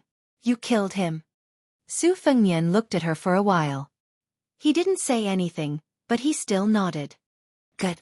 When I get to Lingzhou, I'll burn incense and worship Buddha. I'll ask Bodhisattva to bless you to return to Bailiang alive." Lu and I, Rong, turned around resolutely. Su Fengnian sat on the chair indifferently. He stared at the 2 cups of tea that neither of them had time to drink. He wanted to tease her by saying, "What a beautiful pair of legs. They're gone just like that." But when he saw the blood flowing from the corner of the old man's mouth, he didn't say anything. He just leaned over and gently wiped it with his sleeve. Chapter 413. The owner of the house, Wei Fengchu, flew into a rage when he heard about the death. Qiu Shui, the maid who came to deliver the news secretly, was so scared that she kept quiet out of fear. However, after years of nourishing his body, Wei Fengchu was no longer like an ordinary merchant, but more like a scholar. He immediately suppressed his shock and anger and let Qiu Shui lead the way. This second-class maid was afraid of delaying the master's business, so she walked quickly. At first, Wei Fengchu didn't say anything and followed her into the courtyard. Walking in the narrow and dark corridors on both sides, Wei Fengchu coughed. The maid, who was carefully trained and sold to the Wei mansion at a high price, quickly slowed down. She looked back and saw that the master was deep in thought. She obediently walked forward with small steps. Wei Fengchu, who had experienced countless storms in the business world, took this time to weigh the pros and cons. According to Qiu Shui, young Master Su went to the house of the old man with the horn bow, and not long after, this murder happened. It seemed that he had a conflict with a woman named Lu Narong from the fish dragon gang. Wei Fengchu rubbed his temples and rubbed his temples. Wei Feng rubbed his temples. When he was close to the house where the corpse was, he signaled Qiu Shui to stay in the corridor. Then, he quickened his steps and walked into the house with a worried expression. He did not reprimand his nephew who came from afar but locked the door. Seeing that the young man was so calm after killing someone, he thought more highly of him. A playboy killed someone in his own yard. This kind of lawless calmness was not something to be seen in public. To cause trouble in someone else's house, he was either very shrewd or had someone to rely on. No matter what, Wei Feng felt that it was a good thing. He thought that Brother Qi did not have a son, but he had a distant nephew who was worth cultivating. No wonder this business was led by such a young man. A 30,000 taels business was really not small. Wei Fengchu immediately calmed down and moved a chair to sit down. He didn't show any anxiety and asked, "What do you need Uncle Wei to do?" Su Fengnian had thought of a set of words that could justify himself. Even if it wasn't perfect, it was enough to temporarily deal with an old fox like Wei Feng. Of course, the premise was that Lu Narong didn't go crazy and mess things up. He didn't expect Wei Feng to not ask anything, which surprised Su Fengnian. The reason why he dared to tell Wei Feng at the first moment was that he pretended to be the son of a general in Lingzhou. He was sure that Wei Feng wouldn't dare to go to the yamen and splash dirty water on him. As long as Wei Feng thought that he could work in the Wei mansion, then there was a discussion. Seeing his nephew's expression, Wei Feng took a look at his face. He poured a cup of herbal tea and smiled. "Nephew Su, to tell you the truth, even the granddaughter of the gang leader, Lu Narong, As long as she is in Uncle Wei's house, you can do whatever you want, as long as she is in my house of Uncle Wei's. What? The yamen? Do you think the yamen, the guest of the a small gang like the fish dragon gang? Ling Ling? To Ling. The yamen of the armies of even if Uncle Wei lent the fish dragon gang 10 times the guts, would they dare? Nephew Su, Uncle Wei and Brother Qi are friends who have gone through life and death together, so we don't speak politely. Prostitutes are heartless, actors are unrighteous, and merchants are greedy for money. The old saying is true, but it doesn't mean that people like Uncle Wei don't care about friendship at all. When he saw his nephew stand up and bow again, Wei Feng glared at him and scolded with a smile. Nephew, you must have learned this habit from the landowning households of Lingzhou. In the future, if you want to make a name for yourself in Lingzhou's northern Mang, this pedantic scholarly style cannot be the first. Why don't you try to bow again? See if I don't kick you out of the house. When in northern Mang, when in Rome, do as the Romans do. It's better for you to drink big bowls of wine and eat big chunks of meat. Originally, this old uncle wanted to let the servants bring you around the city to enjoy the scenery. Humph. Don't even think about it. Just stay by this old uncle's side for the next 2 days and watch how the business is done. Brother Qi is full of brotherhood in the Jianghu. Uncle Wei is far inferior to Brother Qi when it comes to wielding swords and spears. However, you don't have any other skills, but you know the ways of the world that can be exchanged for real money. Su Fengnian raised his cup and said with a bitter smile, Uncle Wei, I'll replace wine with tea. Cheers. Wei Feng said with relief. That's not bad. After drinking the tea, he got up and poured a cup for Wei Feng. After sitting down, Su Fengnian said slowly, Uncle Wei, I still have to tell you about this matter today, otherwise it won't be good. The eldest son of the general has always coveted the fish dragon gang and Lu Narong. He wants to take her as his concubine. Originally, the fish dragon gang's strength was not among the best in Lingzhou, so it was impossible for them to win this business. However, since the eldest son is selfish, he can't be judged by common sense. The deputy leader of the Beimang gang, Xiao Chong, has a son called Xiao Ling, who is Lu Narong's childhood sweetheart. There is news that when Xiao Chong returns to Lingzhou to wash his hands, he will take the opportunity to propose marriage between Xiao Ling and Lu Narong. How could the eldest son let the father and son of the Xiao family get what they want? Therefore, after leaving Tuma Pass, I have some martial arts skills. According to the eldest son's instructions, I was lucky enough to kill Xiao Chong and frame a few horse gangs. I didn't expect that the guest Gong Sun Yang would notice the clues and threaten to tell Lu Narong and the fish dragon gang. Therefore, I had no choice but to fall out with them. I roughly set up a trap and only told Lu Narong that Gong Sun Yang is a remnant of the spring and autumn period who secretly colluded with the Beimang. This way, I barely managed to calm the simple-minded Lu Narong. Uncle Wei, are there any flaws in this plan? If I ruin the eldest son's plan, even if I bring money back, I won't be able to make a name for myself in the general's residence. Presumably, Uncle Wei also knows that although the second son is born of a concubine, he is quick-witted and has made some achievements in Lingzhou's scholarly circles. Therefore, the mother and son are quite favored. The second son has deliberately tried to rope them in again and again, which has already made the eldest son dissatisfied. This trip to Beimang is both an opportunity and a crisis for me. If I succeed, everything will be fine. If not, I'm afraid I won't even have a foothold. Wei Feng's eyes revealed a trace of the elder's appreciation of the younger generation. He smiled and nodded, stroking his beard. Even though he was sitting next to a dead person, he still said slowly, Nephew, you are able to plan step by step on small matters and have good foresight on big matters. Not bad, not bad. You are a promising talent. Su Fengnian lowered his voice and blushed. Before I left, I wanted to shamelessly ask for a letter from my uncle so that he could put in a good word for me to Uncle Wei. However, when Auntie started at the dinner table, she was scolded by Uncle Wei. He said that a man who wants to start a family has to do everything himself. Asking for charity is not a damn skill. Fortunately, Auntie slapped the bowl and said that she would cook tomorrow, so Uncle Wei didn't continue to scold me. Wei Feng laughed and pointed his finger at Su Fengnian.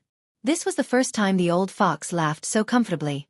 Then he sighed and said, It is indeed Brother Qi and Auntie's temper. When Uncle Wei was young and down, he freeloaded for 3 years. Although Auntie occasionally complained, it was because she was angry that I didn't strive for it and lamented my misfortune. She hoped that I would have a bright future, Not because she was stingy with those bowls of rice that didn't come easily. She also had bad intentions and looked down on me. Uncle Wei didn't have the realm to repay a drop of water with a gushing spring. However, no matter how heartless Wei Feng was, he didn't dare to forget the kindness of living for 3 years. These years, Uncle Wei could be considered to have built up a large family business. But Brother Qi and Auntie never sent a letter to him. They were afraid that if they had something to ask of him, it would reduce their friendship. Brother Qi and Auntie were kind, but how could they not be cruel? They were already half a foot into the ground. Who knows when they would fall asleep and never wake up again? Why should they care about these things? Now that your nephew is in Uncle Wei's house. Good, good. No letter from home is better than 1,000 words. Su Fengnian whispered. Uncle Wei, find a good place to bury this guest of the fish dragon gang. Is there any trouble? Chapter 4:14. Wei Feng waved his sleeves and said, It's not worth mentioning. However, Uncle Wei will speak frankly. Compared to the relationship with the weapons supervisor, you have to value your relationship with Brother Qi more. Therefore, it's okay if your relationship with Lu Nerong is stiff for a while, but you can't ignore her forever. In the future, if she enters the general's manor as a concubine and is favored, you have to know that a woman's ability is greater than anything else. If you're not careful, you'll be smashing your own foot with a rock. There are too many examples of this, so you have to be careful. To Uncle Wei, you're superior in both appearance and intelligence. You might as well go all the way and use some methods to capture Lu Nerong's heart.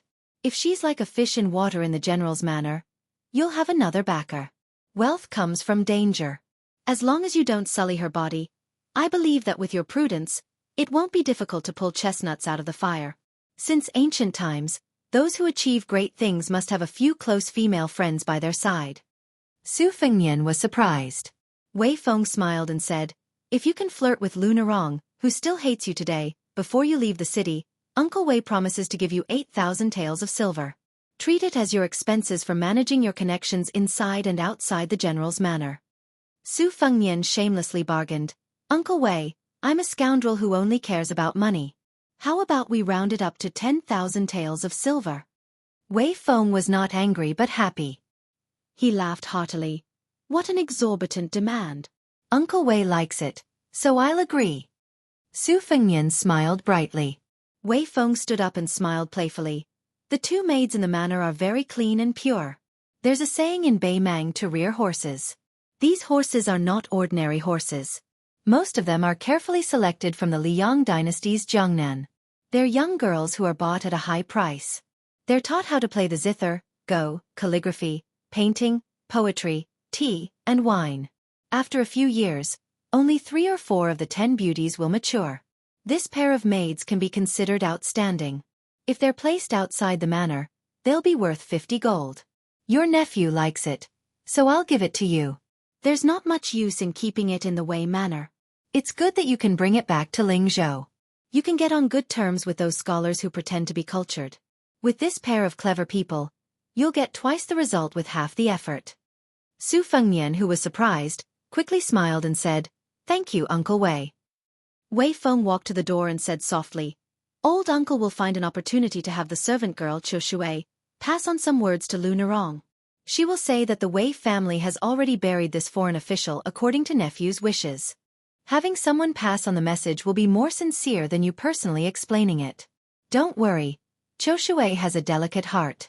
That Lu Nerong is inexperienced and won't be able to see any flaws.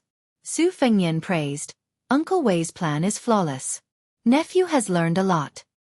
It's fortunate that the stubborn brother Qi has such a sweet-tongued nephew like you. Wei Feng shook his head and laughed. He seemed to have remembered something and asked in an unconcerned manner, Nephew, do you know much about poetry and painting? How is your handwriting?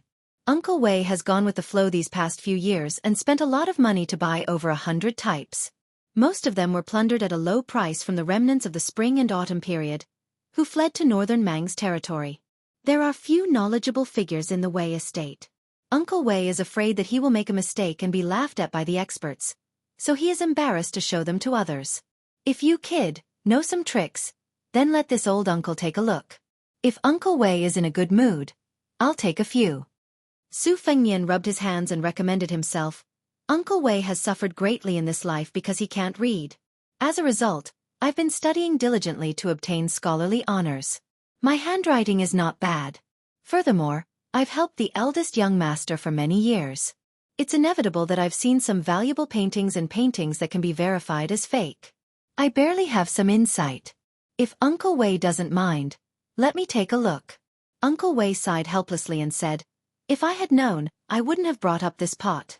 After sending Wei Feng out of the room, Su Fengnian saw the graceful servant girl Qiu Shui at the end of the corridor. The corner of his mouth rose. The latter was clever and had guessed that she was already in the hands of this young master. She blushed. When she left with the master, she sweetly looked back and slightly twisted her slender waist to show a different kind of flirtatious charm. Su Fengnian returned to his room and sat down. There was no longer any smile on his face. If a girl like Lu Ni Rong was present, she would probably only think that the elders were kind and the juniors were well behaved. She would never have noticed the smoke of war and intrigue that filled the air. At that time, when they were talking about letters from home, Su Fengnian knew that there was a small mistake that could not be considered a mistake. Because according to the information about the mercenary surnamed Qi in the general's residence, this person was illiterate and it was impossible for him to write a letter. However, His Royal Highness did not have the thought of testing the old fox Wei Feng. If he lightly brushed it off with a few words, it proved that Wei Feng was certain of his identity and trusted him to the point where he would not nitpick on such a small matter. However, if he could not hold himself back, it meant that Wei Feng still had doubts in his heart. As expected, when His Royal Highness had just set a small trap, the old fox had used calligraphy and painting before he left to quietly set a big trap. Fortunately, His Royal Highness would not capsize in this small ditch. Moreover, Wei Feng's eyesight was not bad. He recognized that this nephew of his was a rare commodity worth hoarding. That was why he generously gave him money and a servant girl. It was all because he wanted Su Fengnian to have a meteoric rise in Lingzhou in the future. His business would naturally receive rich returns. If the old fox was only concerned about their brotherhood in the past, he definitely would not have been so generous. How could a young and inexperienced girl like Lu Nerong not be bullied in this Jianghu where jackals and wolves ran rampant and foxes gathered? Su Fengnian quietly waited for Wei Feng's trusted aide to come and collect the corpse. He stood at the window and muttered to himself, "The Jianghu is sinister. Senior Gong's son, if you're still alive, do you think that what the eye doesn't see, the heart doesn't grieve over? Don't worry, if I return to Beiyang alive, the Fish Dragon Gang will receive some secret support. If I die in Beimang, you and that narrow-minded Miss Lu will have taken revenge. If I wasn't His Royal Highness, with Senior Gongsuan's temperament, we could have become friends despite the difference in age. I know that Senior will definitely not betray anyone, and with that pouch of green ant wine from back then, I won't be the evil person who extorts a confession through torture. However, if I were to say that I knew about Senior's relationship with Northern Mang and still turn a blind eye to it, that would be too difficult for me. I believe that if Senior knew about this in the underworld, he would curse less." After personally watching the two retainers of the Wei family carry away the corpse that was gradually turning cold like tea, Su Fengnian returned to the room. He saw that Lu Nerong's door was tightly shut. He thought that it must have been difficult for this honest girl to not fight with her life on the spot. It was very strange. She was indeed an outstanding woman, but in His Highness the Crown Prince's memory, the clearest impression he had of her was not the time she killed the enemy alone in the inn at Toppling Horse Pass, nor was it the time she led the way on the yellow sand of the desert.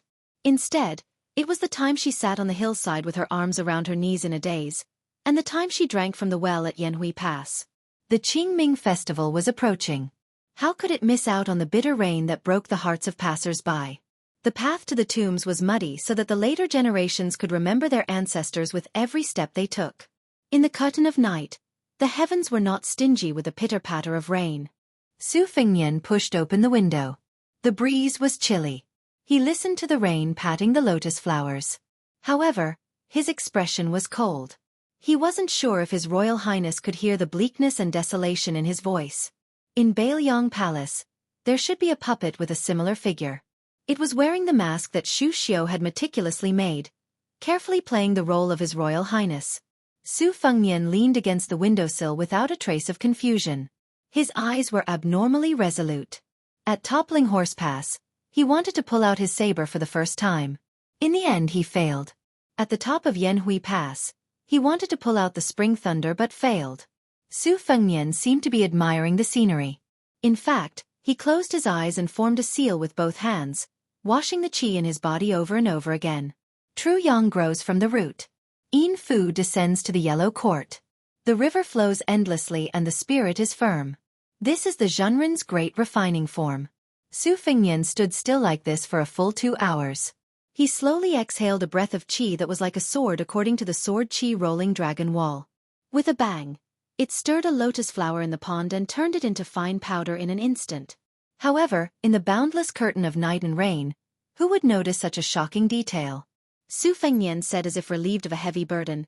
So this is the great yellow quartz so-called embroidery of the universe by the mouth, setting Chang'an ablaze. Chapter 4:15. His Royal Highness only had 7 unopened acupoints left. After diligently removing the mixed qi that Huang Baozhuang had implanted into his body, he opened a new Di Tsang acupoint. Combined with the sword qi that had been nurturing in his body during this period of time, he was able to form sword qi and destroy a lotus. After bathing and changing clothes during the day, he asked the 2 maidservants about it and found out that this lotus was a rare drought hibiscus. Not only could it not grow in water with a great difference in temperature, but it also hated moisture and liked dryness. If the lotus root was soaked in water for too long, it would rot and die. The water storage in the pond was very particular. If it was properly cultivated, it would bloom a few months earlier than normal lotus and its flowering period was also very long. A single lotus was very valuable, so it was nicknamed the 10 golden lotuses and the fierce woman lotus. Generally, a wealthy family could only grow 1 or 2 lotuses in a vat. They did not have the money nor the energy to take care of 100 lotuses, which was enough to show the depth of the Wei family's wealth. After exhaling a mouthful of sword qi to cut the green lotus, Su Fengnian felt his entire body relax. The circulation of qi was no longer stagnant. The wonders of the big yellow court were endless. The most obvious and straightforward thing was that it had exceptional hearing and vision. Su Fengnian seemed to be following the incantation and closing his eyes to concentrate, but he was actually listening to the slow blooming of a budding lotus. During this process, the sword qi rolled along the dragon wall and flowed violently along his meridians. It was the complete opposite of the bashful unfolding of the flower bud in the pond. Unfortunately, His Highness could only hold on for 2 hours before he could no longer withstand the burst of majestic qi in his body. Presumably, after opening 6 acupores, he could wait for a whole night for a lotus to fully bloom. Su Fengnian stretched and mocked himself. A good man should be able to endure. Su Fengnian sat back in front of the table and weighed his current wealth. Those flying swords would only be priceless after they were cultivated, but they were destined to be a pile of scrap metal in a short period of time. Although the process of drinking blood to become a fetus was very difficult, he did not have the old man with the sheepskin fur coat to temper him. Relying on this stupid method to cultivate the swords was also a kind of training. It was very difficult to find a good thing in the world where you could gain some benefits by suffering some hardships. Once he mastered the nurturing sword, entering the mysterious finger would not be as unreachable as it was now. The 5 pieces of facial skin made by Xu Xiu were very useful. As for the silk armor that he wore, it was invulnerable to water and fire and invulnerable to swords and spears. It was all nonsense. If he really encountered a level 1 master, he wouldn't be able to survive. However, it was still useful to deal with sneak attacks from ordinary swords and sabers. Of the 6 pages in the saber manual, the most useful one was undoubtedly the latest page with detailed analysis of the rolling dragon wall of sword aura. Not only had it inadvertently helped him to break through 1 acupoint, but during this period of time, he had been diligently and tirelessly following the path of complexity rather than simplicity. Only then did he realize that in the beginning, the obscurity and stagnation were very difficult to bear. But once he got used to it, it was as the old saying goes, first bitter, then sweet. The essence of the 12 moves in the stacked thunder armor of the thorny whale, which he had extracted from thousands of secret manuals, had to be repeatedly verified with a divine intent in his mind every day, quietly waiting for the day when he could accumulate enough knowledge and use it. Back then, he had chosen to sneak into the fish dragon gang and rush to Beimang, choosing to use the city as a foothold. Firstly, there were fewer wars in the north of Yuzhou, so there was more space in Jianghu. Secondly, the city magistrate of Beiliang, Tao Chenji, was a person who was bound to die. Not only was he familiar with the art of war and strategy, but his martial prowess was also outstanding, and he had a profound understanding of the military and politics of Beiliang. He was originally the commandant general of Gusai State in the south of Beimang, But because of the extremely unlucky royal family member who was killed by Chen Jibao's surprise troops during a military parade, he was implicated and demoted to the city magistrate of Gusai State. In fact, his official position seemed to have been demoted by one rank, but he was actually in charge of the military and politics of Beimang State at the border. It could be considered a blessing in disguise, as he had escaped the confinement of the army. As long as he made some achievements, he would be favored by the governor of Longyao State and even the empress of Beimang. According to the information gathered in Beiliang, Tao Qianji had a unique understanding of military tactics. He was especially good at trickery and had a violent temperament. What was most praised by the Beimang court was that he had to kill a Beiliang soldier every day before he could sleep. He had come to Liuwa City from Gusai province without bringing a single family member, a single cent of silver, or a single treasure. He had only brought 6 prison wagons with him, imprisoning more than 40 captured Beiliang soldiers on the battlefield. After a month they were all killed. However, Tao Qingmu was very close to many of his fellow generals in the Beimang border army. There would always be new prisoners sent to Liuwa City for him to behead with his own hands every day.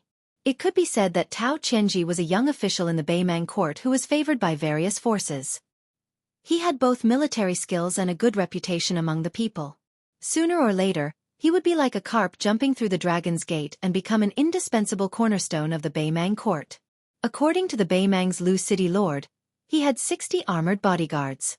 Tao Qianji himself should have the strength of a second-rank fighter. Su Fengnian weighed the strengths of both sides and smiled sinisterly.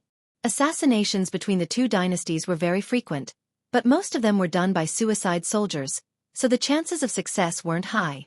Beimang had once spent a lot of money to create an assassin team. They asked for 2 to 3 experts from the top sects in the dynasty, as well as more than 100 elite soldiers from the army. A total of 130 people were divided into 3 groups to infiltrate Beiliang, avoiding the main force and attacking the weak. Their targets were all the mid-level military and political officials of Beiliang. However, they didn't expect that the 3 adopted sons, Chen Jibao, Yuan Zuozong, and Chu Lushan, would confidently split into 3 groups and kill them all. This caused the Beimang court to shake. The empress even entered a large-scale purge, and many heads were lost. However, in reality, she only found out a few pawns of the Beimang court that had been hibernating in the Beimang court for many years. The funny thing was that in the end, when they found out that it was the right minister of the Beimang, they found out that one of the spies was a two-faced person. The Beimang didn't refuse any business in Beiliang. Relying on the golden name of the right minister, they wantonly sold military secrets, causing the originally powerful right minister to resign and live in seclusion in the mountains. The enmity between Liang Mang and Liang Mang was not something that could be explained in a few words. It was like a chopping board. Today, it was smeared with your blood, and tomorrow, it would be added with my blood. Layer by layer, it had long solidified into a disgusting blood monument. A gentle knock sounded on the door. Su Fengnian knew that one of Qiu Shuichuan's servants had arrived. He said, "Come in." It was Qiu Shuichun, who was relatively small and delicate. Her skin was white, and she had a slightly round and inconspicuous oval face. For such a small girl, if you used a little bit of force on the bed, you would be worried that you would rub her body. She was worthy of being a little girl worth 50 taels of gold. It was a pity that Su Fengnian had to be a vegetarian monk for every day that he did not have the full yellow courtyard. There were so many women in Wutong Garden who were worth 80 taels of gold and above. His Royal Highness, not to mention his cultivation and other aspects, just his willpower alone was enough to make people sing and cry. The young servant girl carried the food box into the room. Her slender calves quietly came out from under her skirt. Her movements were playful as she hooked the door. Seeing young Master Su look over, she smiled with a red face. She placed the food box on the table and stood to the side with her head lowered. She timidly said, "Sister Qiu Shuichun asked me to warm the bed tonight. I wonder when young master will be resting." She did not have the face to say the words, "serve in bed." She looked at her toes, and her ears were completely red. In reality, during the cold of spring, it was a very common duty for servant girls in large families to warm the bed and warm the quilt. During the hot summer, no matter how tired the servant girls were from fanning themselves, according to the rules, they were not allowed to doze off for an entire night. She and Qiu Shuichun were both jaspers who had been carefully trained and were very familiar with serving their masters. However, they rarely had the opportunity to show their faces in the way manner. Seeing this handsome young master who was highly regarded by the master, their love was far from that of love. It was the natural shyness and timidity of women that was real. Su Fengnian opened the food box and picked up a piece of date cake that melted in his mouth. He raised his head to look at the servant girl. Her face and figure were only 70 taels of gold, but she had a pair of beautiful eyebrows. Her eyebrows were charming, and she had a hidden charm at a young age. She did not know that when she started out in the spring, she was judged by a horse breeder that her eyebrows were worth 30 taels of gold. His Royal Highness had spent a lot of time looking at the beautiful flowers, so his eyesight was not bad. Su Fengnian reached out to pick up a piece of cake and handed it to the girl. He smiled and said, "There is no rush. Sit down and chat first." The little girl softly said, "Oh." She sat slightly sideways across from Su Fengnian. She took the cake with her head still lowered. Her small mouth slightly opened and closed as she ate carefully and slowly. Su Fengnian said something that spoiled the mood. "You guys are staying in the city. You should be paying respects to your ancestors and sweeping the tombs. Where would you find yellow paper? It will be the Qingming festival in 2 days. I want to burn paper at the corner of the street to pay my respects to the south." Chapter 4:16. The pretty maidservant raised her head and was about to speak when she realized that she still had some pastries in her mouth. She was afraid that she would be disrespectful to young Master Su and quickly swallowed them down. She reached out her finger to wipe off the pastry crumbs at the corner of her mouth. The maidservant's eyes were naturally filled with love. She smiled softly and said, "Young master, just give me your orders. Chun Nong will prepare them for you tomorrow." Su Fengnian smiled and nodded. He reached out his hand to wipe off the pastry crumbs that were not actually wiped off. He squinted his eyes and teased, "It's here." The maidservant gave him a charming look and lowered her head, not daring to look at him. Cho Shui knocked on the door and entered. She saw this scene and blushed. She brought over more than 10 famous calligraphies and paintings. Old Master said that he wanted young Master Su to examine them to determine their authenticity. Most of the calligraphies and paintings were made of copper or red sandalwood. They were not light. Su Fengnian stood up and helped to move them to the table. Cho Shui saw that Chun Nong was still in a daze and secretly tapped her forehead. She softly reprimanded, "Don't you know how to add oil for young master when the lamp is dark?" Chun Nong pouted her lips in grievance. She saw Cho Shui's slight glare and quickly went to add oil for a white jade guanyin vase-style oil lamp with a smile. Su Fengnian did not care about this small fuss. He wiped his sleeves with both hands. After Cho Shui moved the food box away, he slowly spread out a calligraphy and painting on the table. He smiled. It was Chen Chun's painting of flowers in hot summer, from the previous dynasty. Unfortunately, the original work was in Bailiang Palace. He was not in a hurry to reveal the truth and rolled it up again. He opened the second scroll. It was Lu Ji's painting of birds in Cassia and Chrysanthemum Mountain. The colors were bright and the strokes were delicate. The blank space for 300 years was densely covered with the seals of later collectors. This was enough to prove the rarity of this calligraphy and painting. Su Fengnian had been influenced by Minister of State Li Yishan for many years. Even without the dazzling array of seals, he knew that it was undoubtedly an authentic work. He closed the scroll again and opened the third scroll. It was the painting of Plum Blossom Hengqin, by the late emperor of the Southern Tang dynasty. However, it was a fake. What was interesting was that the latter was obviously better in terms of strokes. After Su Fengnian finished reading it, he said softly, "Cho Shui, Chun Nong, bring paper and brush." Cho Shui pulled up her sleeves with 2 fingers and ground with the other hand. Chun Nong did not dare to be lazy and helped to put a paperweight on the calligraphy. Su Fengnian's strokes were slow and leisurely. Cho Shui and Chun Nong looked at each other and saw the amazement in each other's eyes. They obviously did not expect young Master Su's calligraphy to be so beautiful. It was to the point of concealing it. They admitted that they would not be able to write something like this even if they worked hard for 10 years. Out of the 11 paintings, Su Fengnian purposely could not tell if 3 of them were real or fake. He pretended that he did not dare to speak carelessly and mistook 2 of them as rare. The remaining 6 were all accurate. The last 8 had detailed reasons as to why they were real and fake, as well as their relative valuations. Among them, the valuations and the real situation were both wrong and right. Since the old fox Wei Feng wanted to test him, His Royal Highness could not be too honest. As for the small regular script of more than 100 words, of course he would cover it up. This kind of trick would not be exposed no matter what. After the ink was slightly dry, Qiu Shui could not bear to let go of the small regular script in her hands. She carefully put it into her clothes and bent down to pick up the heavy calligraphy. She was about to go back to her master to hand in the work. Su Fengnian smiled at Chun Nong and said, "Go help Qiu Shui. She doesn't need to warm the bed today." Chun Nong was half relieved and half disappointed. She opened her eyes wide and looked puzzled. Su Fengnian gently patted her cheek and said, "We'll talk about it after the Qingming festival." Qiu Shui and Chun Nong walked out of the room together with the calligraphy. There was a servant girl of the same age who came to hold an umbrella for Qiu Shui in the corridor. She was shocked to see Chun Nong and her initial jealousy faded a little. The smile in her eyes immediately became more sincere. Actually, there was no need to hold an umbrella to block the rain from her master's study to hear. It was just that the calligraphy in her arms was worth a lot and she had to be serious about it, so she had an extra umbrella. The three servant girls walked back together. Naturally, there was a lot of teasing between the girls. Qiu Shui and Chun Nong came from the same family and they were like sisters. There was a subtle gap between them and the servant girl who came from a different background. However, when intelligent girls interacted with each other, they naturally wore a thick mask with heavy makeup. Su Fengnian closed the door and sat cross-legged on the bed. This was the second time he traveled with Li Chuangong's clay figurine. As long as there was a bed to sleep on, most of them would be in this position asking for trouble. Moreover, if they didn't take off their soft armor, the room would be adjacent to or facing the old god of sword Li.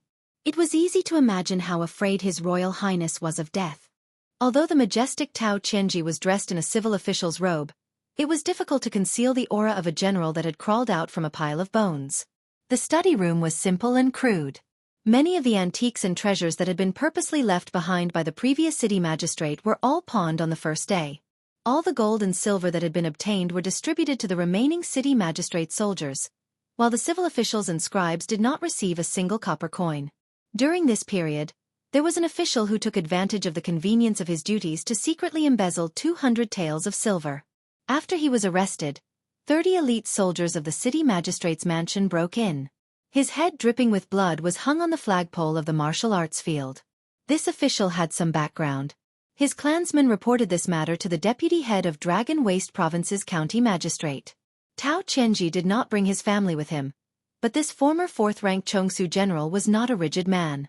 Every few days, he would spend money to invite the most popular women of the city's brothels to his manor. No matter how much money was spent, he would not skimp on it. At first, some of the brothels did not dare to accept and were forced into his hands. After a period of fear and trepidation, the city overseer did not show any signs of settling accounts. Only then did they feel relieved. In addition, the heroic deeds of this Chongsu general continued to spread throughout the city. Gradually, Tao Qianji's reputation rose like a tide. Many brothels took the initiative to send their top courtesans to the city overseer's manor.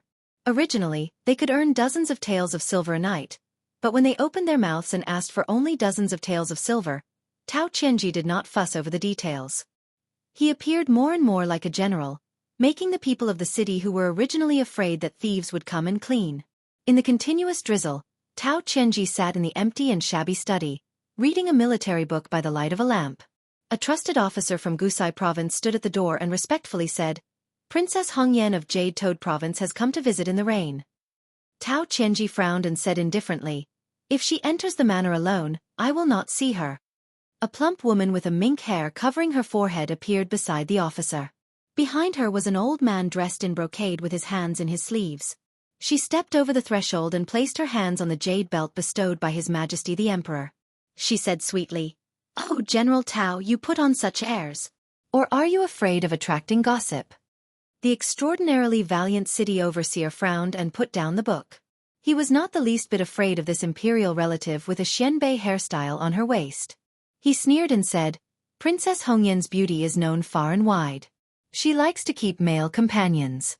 A mere city overseer like me would not dare to enter her eyes." The old man in brocade snorted coldly. The corner of Tao Qianji's mouth curled up and his eyes were full of disdain. Princess Hongyan, who was holding a satin umbrella and a mink hair covering her forehead, laughed wantonly. She waved her hand to indicate that the old retainer of the county overseer should not mind.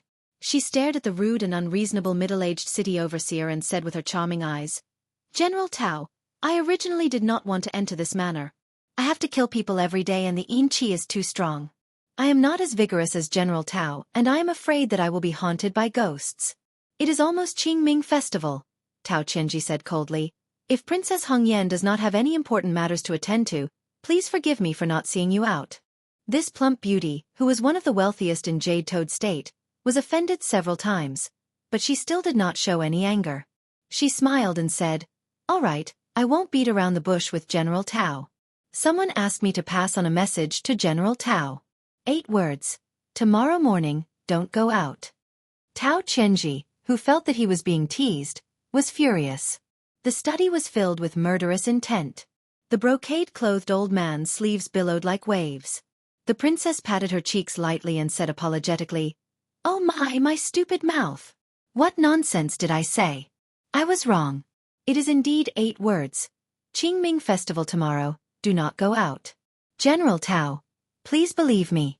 I do not dare to disobey the person who said these 8 words." Tao Qianji turned around and said coldly without any fluctuation in his tone, "I will not see you out." Princess Hong Yen swung the silk satin umbrella that was soaked in rainwater and said with a smile, "This princess will remember Lord Tao's hospitality today."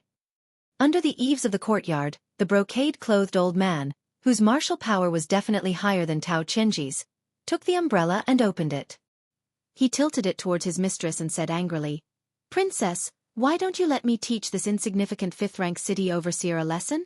The mink hair-covering woman, who was not in a hurry to step into the rain, reached out her hand to catch the rain. She did not answer the question but said with blurred eyes, "Why is God crying?" Early in the morning 2 days later, the rain was getting heavier and the road was full of mud. City Overseer Tao Qianji led 30 riders out of the city to visit the grave of a comrade who had died in battle. It was raining heavily on Qingming Festival. It was not easy to burn paper, but it was easier to die. Chapter 417. The Beimang border was similar to the Han customs of the Liang dynasty, especially after the refugees of the 8 kingdoms had moved in.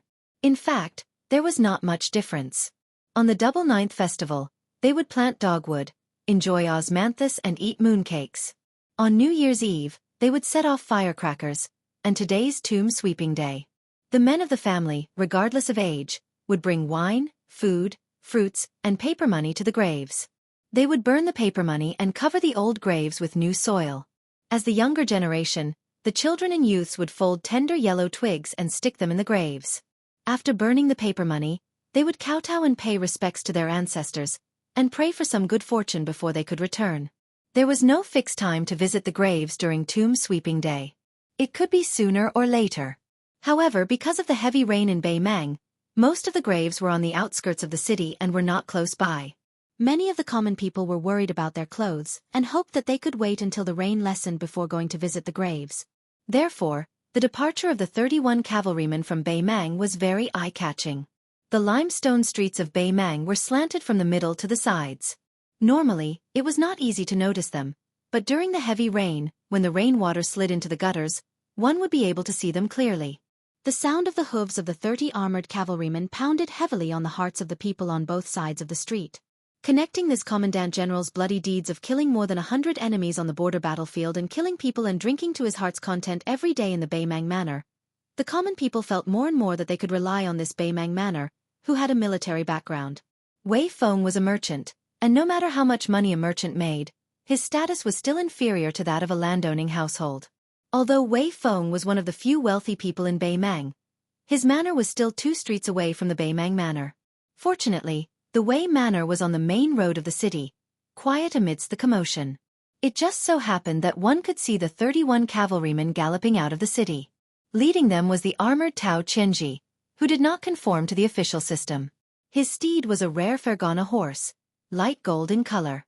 Fergana horses were already exceptionally precious, and this fine steed, bestowed by the Gusai Prefecture, was the most outstanding of its kind. It was exceptionally vigorous, making the rich in the city drool and the common people fearful at the sight of it. The city overseer, Tao Qianji, took the lead, his eyes looking straight ahead. Naturally, He did not notice that under the high walls of the Wei Mansion's main gate, there was a young man with a saber on his back, squatting down. A servant girl with a delicate body and charming eyes was holding an umbrella for him. That young master was squatting in a corner with his knees bent, his face facing the south. With great difficulty, he had burned several handfuls of yellow paper money. Probably because he had done his best, he put the remaining handfuls of yellow paper money back into his bosom.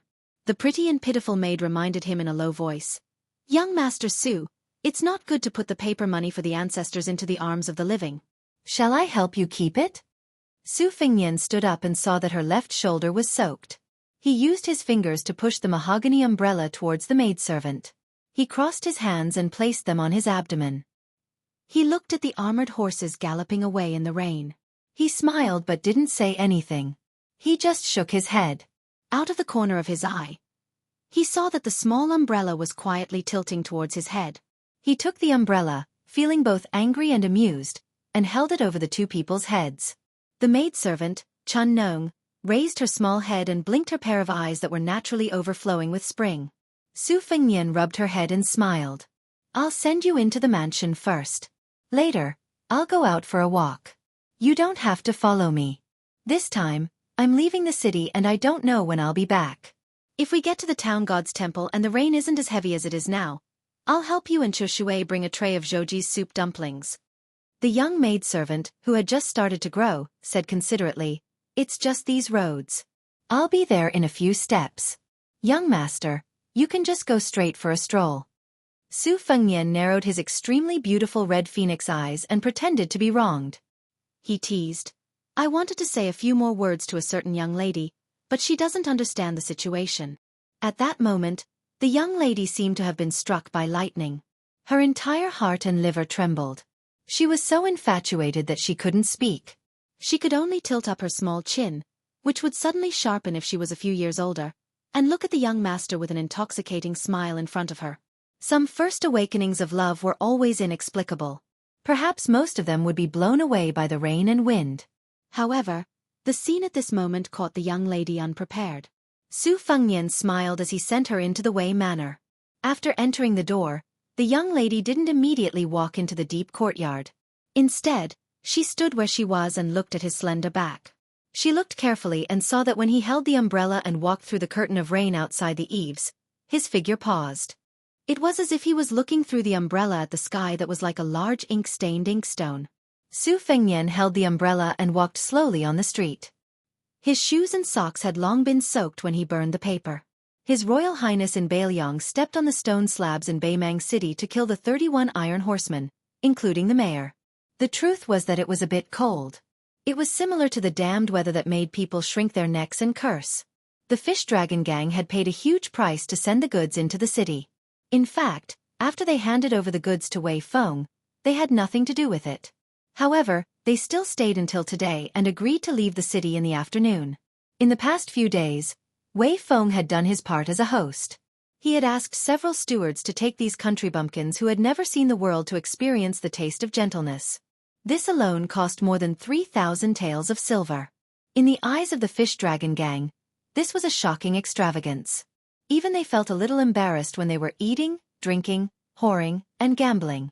Only Lu Nerong, who had suffered a lot, remained silent.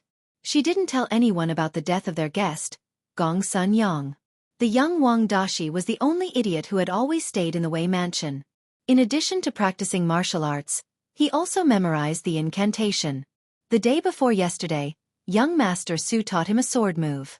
Unfortunately, he couldn't learn it no matter how hard he tried. Fortunately, young Master Su seemed to be a strange master who was not afraid of his disciples' stupidity, but was afraid of his cleverness. Wang Dashi didn't feel burdened. Since young Master Su had kindly taught him, he would learn it honestly. He only knew that the move was called 3-Jin. Just by hearing the name, Wang Dashi was quite fond of it and felt a sense of closeness. It was not like the tricks that the masters in the Fish Dragon Gang used to scare people. Who were they trying to scare? Anyway, even Wang Dashi didn't believe that these moves could be that powerful. Su Fengnian stopped and turned to look at the unexpected person. He said calmly, "You're going to visit Gong Sun Yang's grave?" Lu Nerong, who looked miserable and haggard, nodded and then said word by word in a deep voice, or I won't let you visit the grave." Su Fengnian shook his head and said, "I'll just walk around the city. I won't go to Gong Sun Yang's grave to say anything. I really have nothing to say." "Miss Lu, you worry too much." Lu Nerong strode forward, leaving Su Fengnian far behind. This new enemy of fate left the city one after the other. Lu Nerong went southwest, while Su Fengnian went southeast. It was raining heavily, and the sky was as dark as night. The official road was muddy and difficult to walk on. Su Fengnian's boots were covered in yellow mud. After walking neither fast nor slow for the time it took for 3 incense sticks to burn, he did not come across a single gravedigger. Su Fengnian exhaled a mouthful of fog and closed his umbrella with a bang, allowing the soybean-sized raindrops to smash against his body. He began to run wildly, but he did not run straight along the official road. Instead, he ran in an extremely large circle. Every time his toes stepped on the ground, a mud hole would be created in the ground and countless splashes of water would splash up. If an ordinary person was watching, they would only see a green shadow flash past, leaving behind a string of water puddles that were 6 zhang apart like blooming lotuses. It was like using a pebble to float across a lake. City Overseer Tao Qianji came to a lonely grave mound. Lying inside was a comrade of the Gusi border army, who didn't have any official title. When he died, he was only a sergeant. This old fellow entered the border army's infantry battalion at the age of 16 and had been in the army for more than 30 years.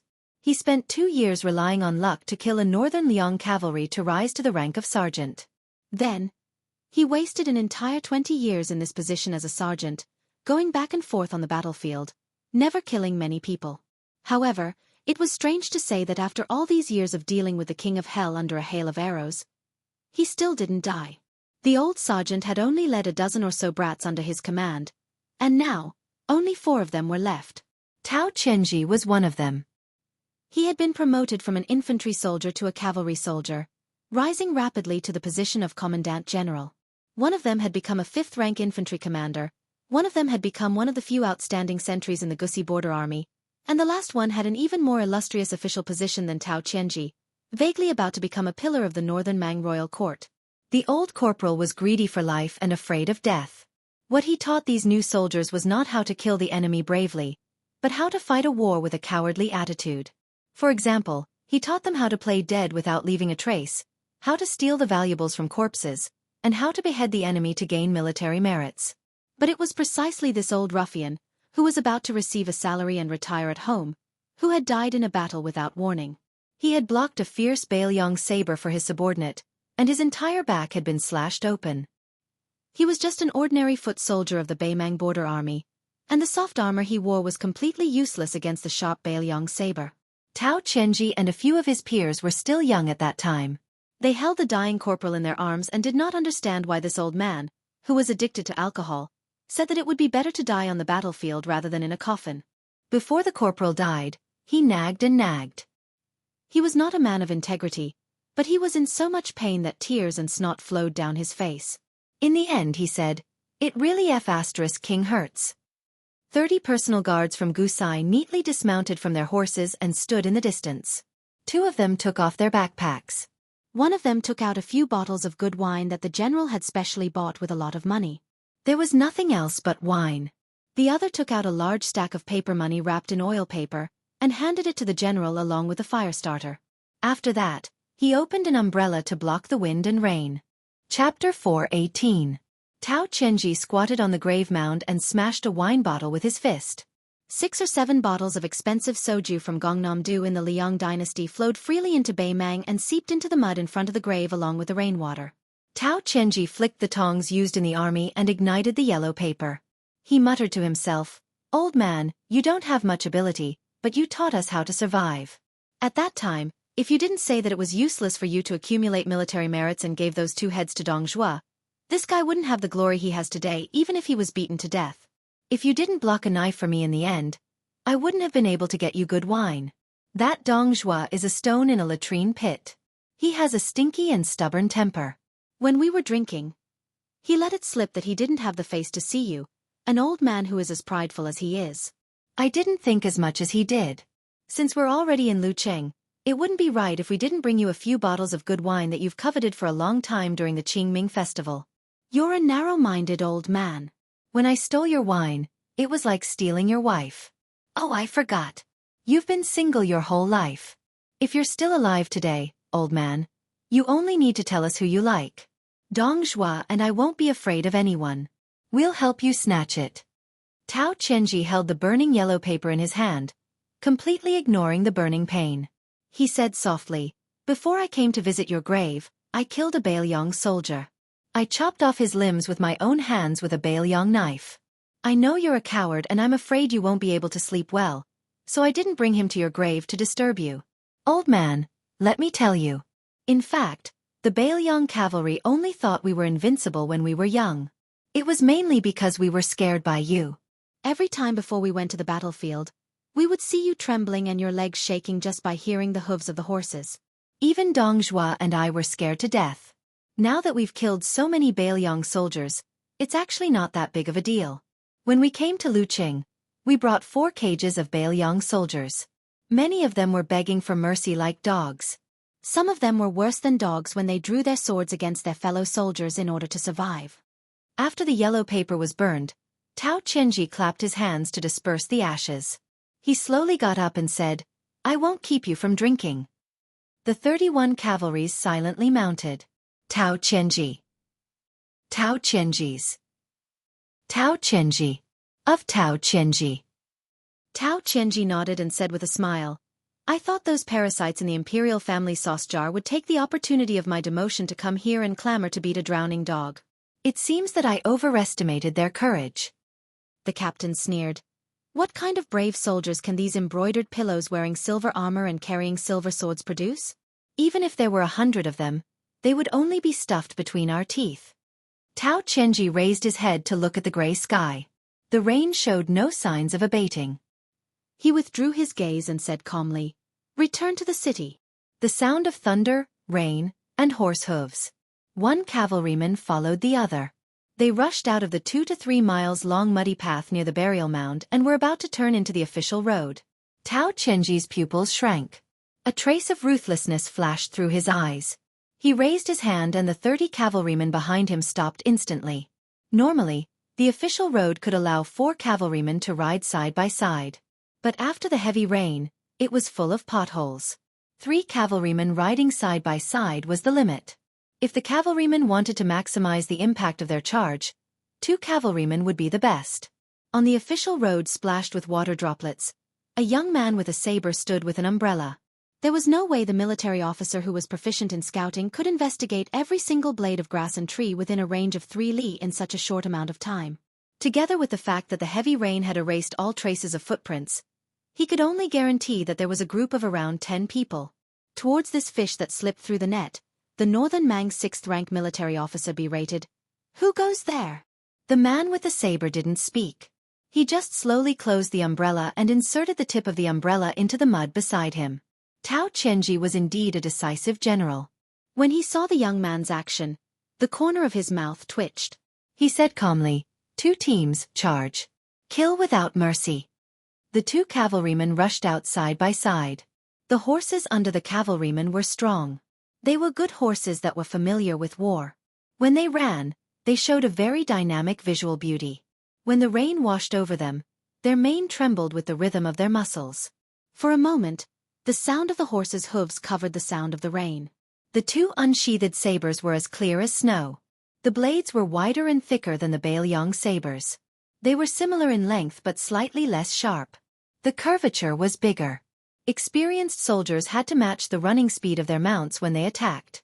The road conditions caused the horses to bump up and down. The 2 cavalrymen had thick arms. They were originally brave spearmen of the Gusi border army. When they attacked with their sabers, they were imposing. If they weren't elites, they wouldn't be qualified to be brought to Luqing by Tao Qianji as his personal guards. The 2 tall horses attacked at the same time. The young man who was sandwiched in the middle didn't move his feet. His body turned like a top and drew an arc. He leaned back toward the horse whose saber missed. He stepped back with his right foot and pressed his back against the horse's side. Then with a loud bang, the man and the horse, which weighed nearly 2,000 pounds, were knocked out. The 4 hooves were suspended in the air. They fell down 60 or 70 feet away. The cavalryman on the horse fainted on the spot. Leaning against the back of a horse, the young saberman leaped forward with the help of the rebound force. He took a few steps forward at lightning speed and punched the muscular buttocks of the second warhorse. Blood splashed out in an instant. The warhorse whined and spun half a circle in the air before landing in the mud outside the official road. The cavalryman was indeed brave. He bounced off the back of the horse and slid a long distance in the mud. He wiped his face with a ferocious expression. The two leading cavalrymen of the remaining 8 cavalrymen, who had been charging in 2 rows, were fearless in the face of the swordsman's cold-blooded methods. Based on the experience they had gained from countless battles on the battlefield, they once again cooperated with their comrades to strike with their swords. The young man didn't retreat. Instead, he moved forward. His body was like a swimming fish. He slid through the curtain of rain and lowered his head to avoid the saber. He ignored the cavalryman on his right. His left hand was glued to the arm of another cavalryman. His feet were lifted off the ground by the momentum of the horse's charge. He quickly flipped onto the horse and sat behind the cavalryman. He pressed his hands on the cavalryman's head and twisted it in a crisscross manner. The crooked arm snake stuck to the chest of the corpse. With a twist, the corpse that weighed 140 or 50 pounds was thrown backward. It hit the head of the cavalryman who was chasing behind him. The head of the horse that had fought with its master for many years was smashed. Its front hooves were bent and it crashed into the mud. The cavalryman rolled a few times. The 4th cavalryman was skilled in horsemanship. Not only did he avoid the fallen horse, he also bent down and reached out to pull up the first man. The latter jumped onto the horse without hesitation. The 2 men rode together and continued to pursue without fear of death. It was obvious that Beimang's soldiers were brave and good at fighting. Chapter 419. The machete man had no intention of engaging in a horse battle with the remaining city riders. The mount suddenly neighed in pain. Its 4 legs seemed to have been crushed by a heavy weight. The machete man on the back of the horse soared into the air, turning around in midair and stabbing at the 2 riders. The 2 riders only saw a shadow sweep over their heads. Their heads were cut off by a sweep of his leg. Their bodies rolled into the yellow mud in the distance. The handsome swordsman, who had never drawn his saber, stood on the back of a galloping horse. He tapped the ground with the tip of his foot, and his body shot toward another cavalryman like an arrow leaving the bowstring. After a few leaps, he kicked the cavalryman in the chest, and the cavalryman in armor was brutally crushed to death. The cavalryman was separated from his horse one by one, and his internal organs were shattered into a mess. Other than the second rider, the rest of the 10 riders were all dead. The frightened lieutenant asked in a low voice, "General, should we send someone to report to the city?" Tao Qianji nodded. He leaned over and patted his horse's head. He said calmly, "You 20 riders will scatter and return to the city. Don't worry about me." The lieutenant's eyes turned red. He called out in a hoarse voice, "General." Tao Qianji smiled. "How can I die so easily?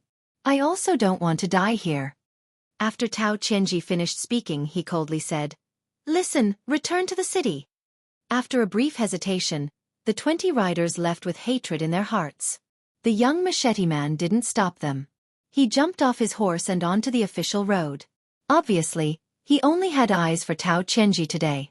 Tao Qianji was sitting high on his pale golden Fergana horse, with one hand holding the reins and the other holding the broadsword. With a calm demeanor he asked in a loud voice, "Did that puppy Murong Zhangtai send you to assassinate me?" The assassin standing on the road didn't say a word. He just walked toward the remaining city magistrate. Tao Qianji sneered. Could it be Princess Hongyan's new male companion? How did this little girl's standards suddenly increase so much? Interesting. Tao Qianji, who was wearing an excellent black armor, jumped off his horse and patted his horse's neck. The psychic Fergana horse trotted away reluctantly. It neighed and paced back and forth a few dozen feet away, impatiently stomping its hooves. The burly Tao Qianji seemed to know that the assassin would not reveal anything, so he did not waste any more words. The moment he drew his broadsword, killing intent filled the air. As the 2 sides charged at each other, the official road was immediately filled with murderous aura. It was actually far more imposing than when the young assassin had clashed with the 10 riders. Tao Qianji's saber technique was simple and unadorned, simple and quick. It was a killing move that he had honed during his military life. There was absolutely no sloppiness in his movements. The two men, who were determined to leave behind one of their corpses, collided with a loud bang. The Mang saber hacked down on the short saber's scabbard. Obviously, the Mang saber did not have the extravagant hope of killing the enemy in one strike, because it had accumulated 70 to 80% of its strength. Therefore, the saber edge slid down with unparalleled swiftness. It was aimed at the young swordsman's abdomen. The young swordsman did not draw his saber. He only used the scabbard to block the attack. He did not look at the tip of the saber that was about to touch his abdomen. He twisted his right wrist, and the short saber in the scabbard left his hand. It spun in front of him and formed a perfect circle without any gaps. When the raindrops that covered the sky and earth hit the circle, they were rebounded. Tao Chenji narrowed his eyes. The tip of his saber did not shrink back. He suddenly exerted force, trying to pierce through the circle that was no thicker than the scabbard. The tip of the Mang saber rubbed against the simple scabbard, producing an ear-piercing sound of metal and stone colliding. Tao Chenji's chi flowed like a spring, layer upon layer. In an instant, he multiplied his arm strength several times, and the tip of his saber blossomed with a bright white light. The young assassin retreated. He did not see how he touched the scabbard, but he was pulled back. His right hand swept out in a subtle angle, and the scabbard in his hand spun rapidly around the tip of the saber like a viper. Then, it climbed up and was about to chop off Tao Chenji's wrist that was holding the saber. Tao Chenji pulled back his hand slightly and snorted coldly. Where did this unorthodox saber technique come from? Insignificant skill. This cavalry general, who had always been famous for his horse battles in Gusai, swung his sleeves. His Mang saber successfully knocked away the strange scabbard that was still spinning incessantly. Seeing that the person in front of him was unarmed, his Mang saber shone brightly and was about to break the silent assassin's chest. However, when Tao Chenji saw the assassin's right arm pull back and then pull back, he became vigilant. He used the 1,000-pounds fall. His feet sank deep into the mud, and he lowered his head to avoid the scabbard that was about to cut his head. Tao Chenji, who had dodged the attack, pulled out the tip of his foot, splashing a large piece of mud as he pounced on the young swordsman with endless strange techniques. Both of his hands gripped the hilt of his saber. His robust body leaned forward, and with a strong momentum, he crashed into the young swordsman with his saber. The scabbard did not cut off Tao Chenji's neck, but it did not fall to the ground. Instead, it circled in the air like a swallow and came to the assassin's left hand. With a flick of his finger, the scabbard left his hand in the blink of an eye and stabbed toward Tao Chenji. Somewhat aggrieved, Tao Chenji twisted his Mang saber and rolled his body along with it. He stood still on the side of the official road and stared at the assassin who had accurately controlled the scabbard to kill with a flick of his finger. He laughed sinisterly. It's actually the flying saber of the Jianghu boars. Let me see how long you can do it in one go. The scabbard was like a nimble swallow circling around the beam. Every time the swordsman flicked his finger, it would circle incessantly. Neither side gave the other a chance to rest. The white light of the Mang saber was like a firefly. Tao Chenji rolled his saber and moved away. The scabbard circled in the air like a swallow, constantly colliding with the Mang saber. In contrast, Tao Chenji, who was full of murderous intent, was unable to restrain his anger. The rolling momentum of his saber was terrifying. The assassin, who was none other than Bailiang and His Royal Highness, was much more leisurely.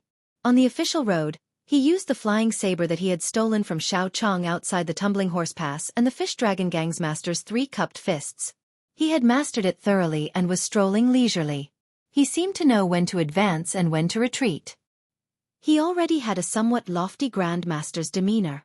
There was once an old man wearing a sheepskin fur coat who made an immortal kneel with an umbrella. The scabbard of the Spring Thunder had failed several times against Tao Chenji's armor. Su Fengnian's eyes suddenly became fierce. The sword intent in his chest suddenly poured out like a river. He unbelievably used the flying saber's scabbard to perform the embryonic form of the sword chi rolling dragon wall. The scabbard closed and the Spring Thunder finally returned to Su Fengnian's right hand. Tao Chenji knelt on one knee. Beimang's saber was stabbed into the ground.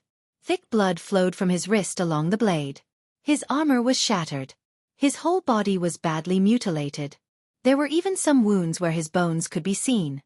Tao Chenji raised his head and grinned. Boy, are you still not going to pull out my saber? Su Fengnian thought for a while. The corner of his mouth pulled up into a cruel smile. Then, He tirelessly performed the sword chi rolling dragon wall 10 times. After 3 times, Tao Qianji's armor was completely broken. After 6 times, only his right arm holding the saber was still intact. After 10 times of the sword chi rolling dragon wall, Tao Qianji's body was already smashed. He knelt on the ground with his hands on the hilt of his saber. Su Fengnian slowly walked forward and mercilessly used the spring thunder scabbard to send him flying. The Fergana horse galloped over. Su Fengnian sneered and leaned to the side. He gently jumped up and wrapped his arms around the horse's neck. He bent his knees and leaned his body back. Taking advantage of the momentum, he flipped the warhorse over. It collapsed on the official road with a loud crash. The Fergana horse's entire back was smashed and it died on the spot. From beginning to end, Su Fengnian didn't waste a single word with this Beimang city magistrate, who should have had a bright future ahead of him. Su Fengnian stood up and allowed the rain to wash away the mud on his back. He repositioned the spring thunder saber and pulled out the umbrella. Facing the direction of Beimang, he pulled out the handful of yellow papers that he had deliberately left at the foot of the wall of the Wei residence and gently scattered them into the air. A 7,000-word chapter. Please receive a red ticket. Chapter 420. Walking in the heavy mud with an umbrella, Su Fengnian slowly tore off a piece of root mask and put it in his pocket. Among the 6 masks meticulously made by the southern Xinjiang witch Xu Xiu, there were 3 levels of air passage, root formation, and spirit. The air passage mask could be smeared and removed at will, but it would take a lot of energy to use the root formation mask. According to Xu Xiu, the mask could only be used once.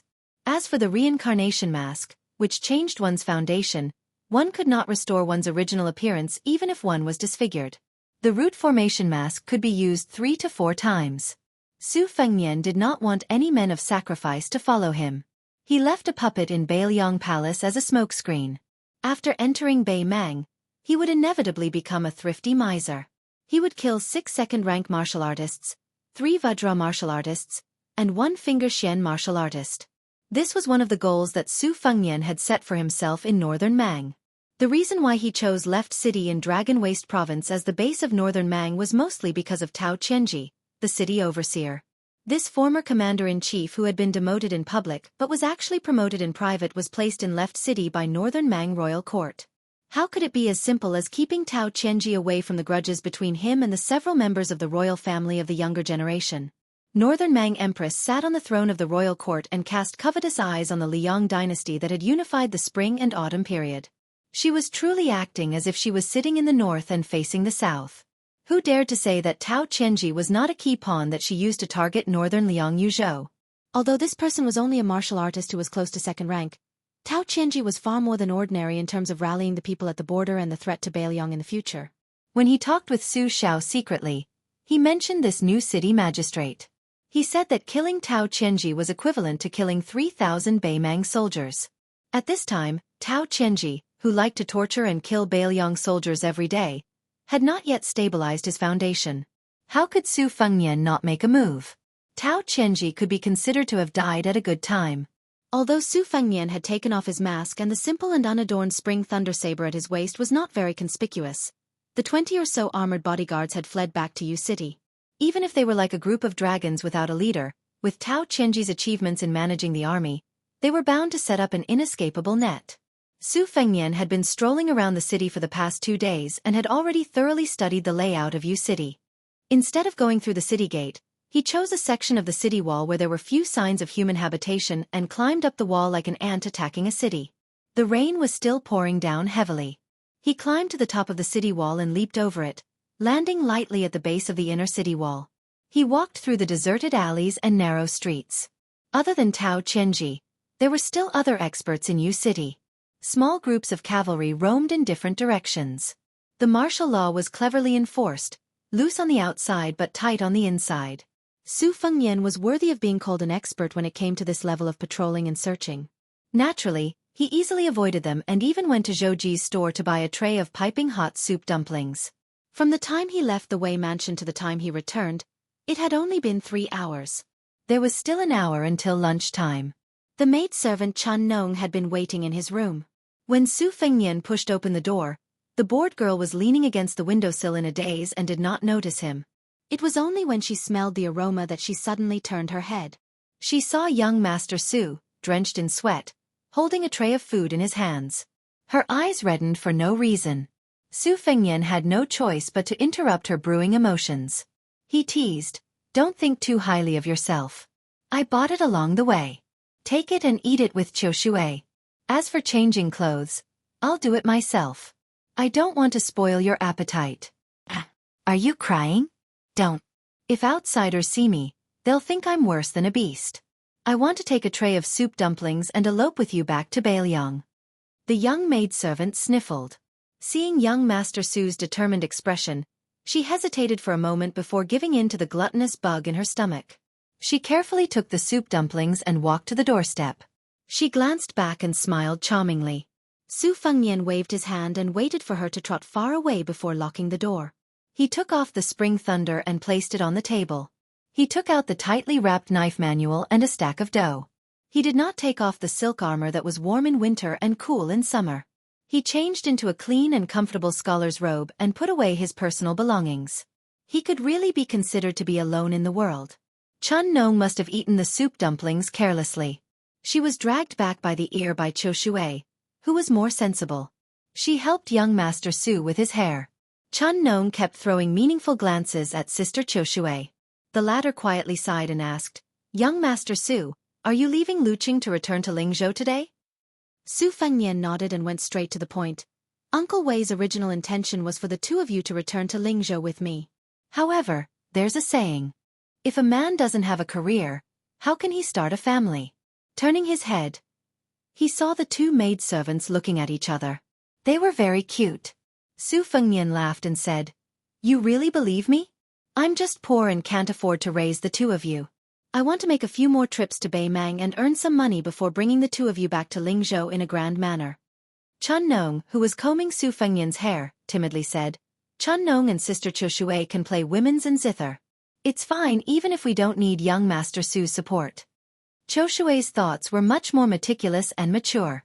She quietly shook her head at Chun Nong. The latter's eyes were wet like a broken dam. She was like a pool of water that had been wrinkled by the spring breeze. She was full of affection, but she obediently bit her lips and did not cry out loud. Of course, Su Fengnian would not really bring the two maidservants back to Bailiang. Even if he used his identity as a disciple of the military supervisor's mansion, it was not suitable. Furthermore, his real identity was like a lightning pool. If he stepped into it carelessly, he would easily be crushed. The two delicate 10 golden lotuses were best grown in such a quiet environment. If they were transplanted into a turbulent river, they would only die early. During the last lunch in Luqing, the most eye-catching dish was actually a fried snail with ginger and pepper. Qingming snail as fat as a goose was a pile of green on the white jade plate. It was a pity that the members of the Fish Dragon Gang were a group of boorish men. They only recognized pigs, cows, and sheep as meat dishes. They did not know how difficult it was to find these seasonal snails from the muddy ponds and streams in Jiangnan and transport them alive to Beimang.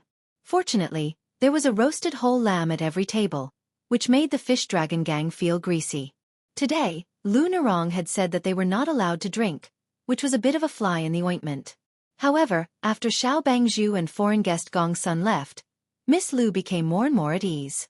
Gradually, she became more and more independent. The members of the Fish Dragon Gang were sincerely convinced. The tears on Chun Nong's cheeks disappeared, but she was in low spirits. On the other hand, Qiu Shui was still graceful and considerate. She stood beside Su Fengnian, picked out the meat of the snails with a bamboo stick, and put them on the plate one by one. The old fox Wei Feng's generosity had already won the favor of the Fish Dragon Gang. They knew that Grandpa Wei was rich and powerful, and he was a tycoon who had a firm foothold in Beimang. Naturally, he was arrogant. Otherwise, many people would want to recognize him as their godfather. Originally, they did not know much about Grandpa Wei and did not like him. Now, it was obvious that he was related to Grandpa Wei. Many people completely lost the courage and interest to challenge Grandpa Wei. They began to think about how to be more friendly on the way back to Bailiang to make up for the estrangement from the northbound trip. Wei Feng smiled and said, "Nephew, fried snails are like old wine. Even the king of hell would not leave. This fried qingming is not a famous dish, but it's really hard to enjoy this taste in Beimang. You should try more." He should really treat him as his nephew. Wei Feng did not continue to be polite. He turned to Lu Narong and said with a smile, "Miss Lu, Grandpa Wei still said that if you really want cash, you can immediately send it to the Fish Dragon Gang's carriage. The Wei family also has some strong men who can help to escort. I dare not boast, but I can still squeeze out 20 men." Lu Narong shook her head and said with a smile, "It's too rash to bring tens of thousands of taels of silver to the border. These days, the Fish Dragon Gang has been treated with great care by Grandpa Wei. We have spent too much money, and we really don't have the face to let Grandpa Wei worry about us." Lu Narong trusts Grandpa Wei, and also trusts the two banks in Beiliang and Beimang. Wei Feng stroked his beard and smiled without saying anything. Lu Narong raised her cup. "Lu Narong does not dare to drink too much, but I respect Grandpa Wei very much. I will toast Grandpa Wei 3 times on behalf of the Fish Dragon Gang. Grandpa Wei, you can drink as much as you want." She drank 3 cups in a row without spilling a drop. Wei Feng took a sip and put down the cup, but no one thought that the old man was putting on airs. During this period of time, in addition to relying on the Wei family to live a happy life in the city, they also heard a lot of anecdotes about Grandpa Wei, which were more interesting than the stories told by the storytellers in the tea houses. The wind and rain stopped, and many people went out to visit the tombs on the street. When they came, there was a carriage with goods and a Gong Sun Xianxia with a horn bow at his feet. When they left, there was only Su Fengnian with the spring thunder saber in the corner. Before getting on the carriage, he bowed to Wei Feng. This time, the latter did not pretend to be angry and accepted it calmly. Watching the Fish Dragon Gang go farther and farther away, Wei Feng withdrew his gaze and glanced at the 2 maids, Chun Nong and Qiu Shui, who were not able to send him off. He frowned and moved his lips slightly, but it was unclear what Grandpa Wei said. Passing by the city gate, Su Fengnian, who did not have the spring thunder saber, took the initiative to get off the carriage. The guards at the city gate opened the entry records and checked them carefully one by one. After confirming that there were no mistakes, they let them go. 100 steps away from the city, Su Fengnian, who was leading the horse, subconsciously looked at the city gate and saw a woman with a mink hair covering her forehead standing side by side with the well-dressed retainer. She made a fierce gesture of cutting her throat with a knife. Su Fengnian smiled. "Are they all rushing to die on the Qingming festival? Stay in the city? Stay." At this moment, Su Fengnian had the impulse to draw his knife.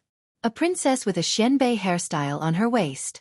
Her head seemed to be no lighter than Tao Qianji's head. Chapter 421. Finally, God's face was no longer gloomy. The sky slowly cleared up, and the first ray of sunlight shone through the clouds that had been cloudy for many days. The plump woman wore a mink headband on her head and a jade belt on her waist. She held a satin umbrella in one hand and swung it back and forth. She looked down at the slender man who had left the city with the Fish Dragon Gang.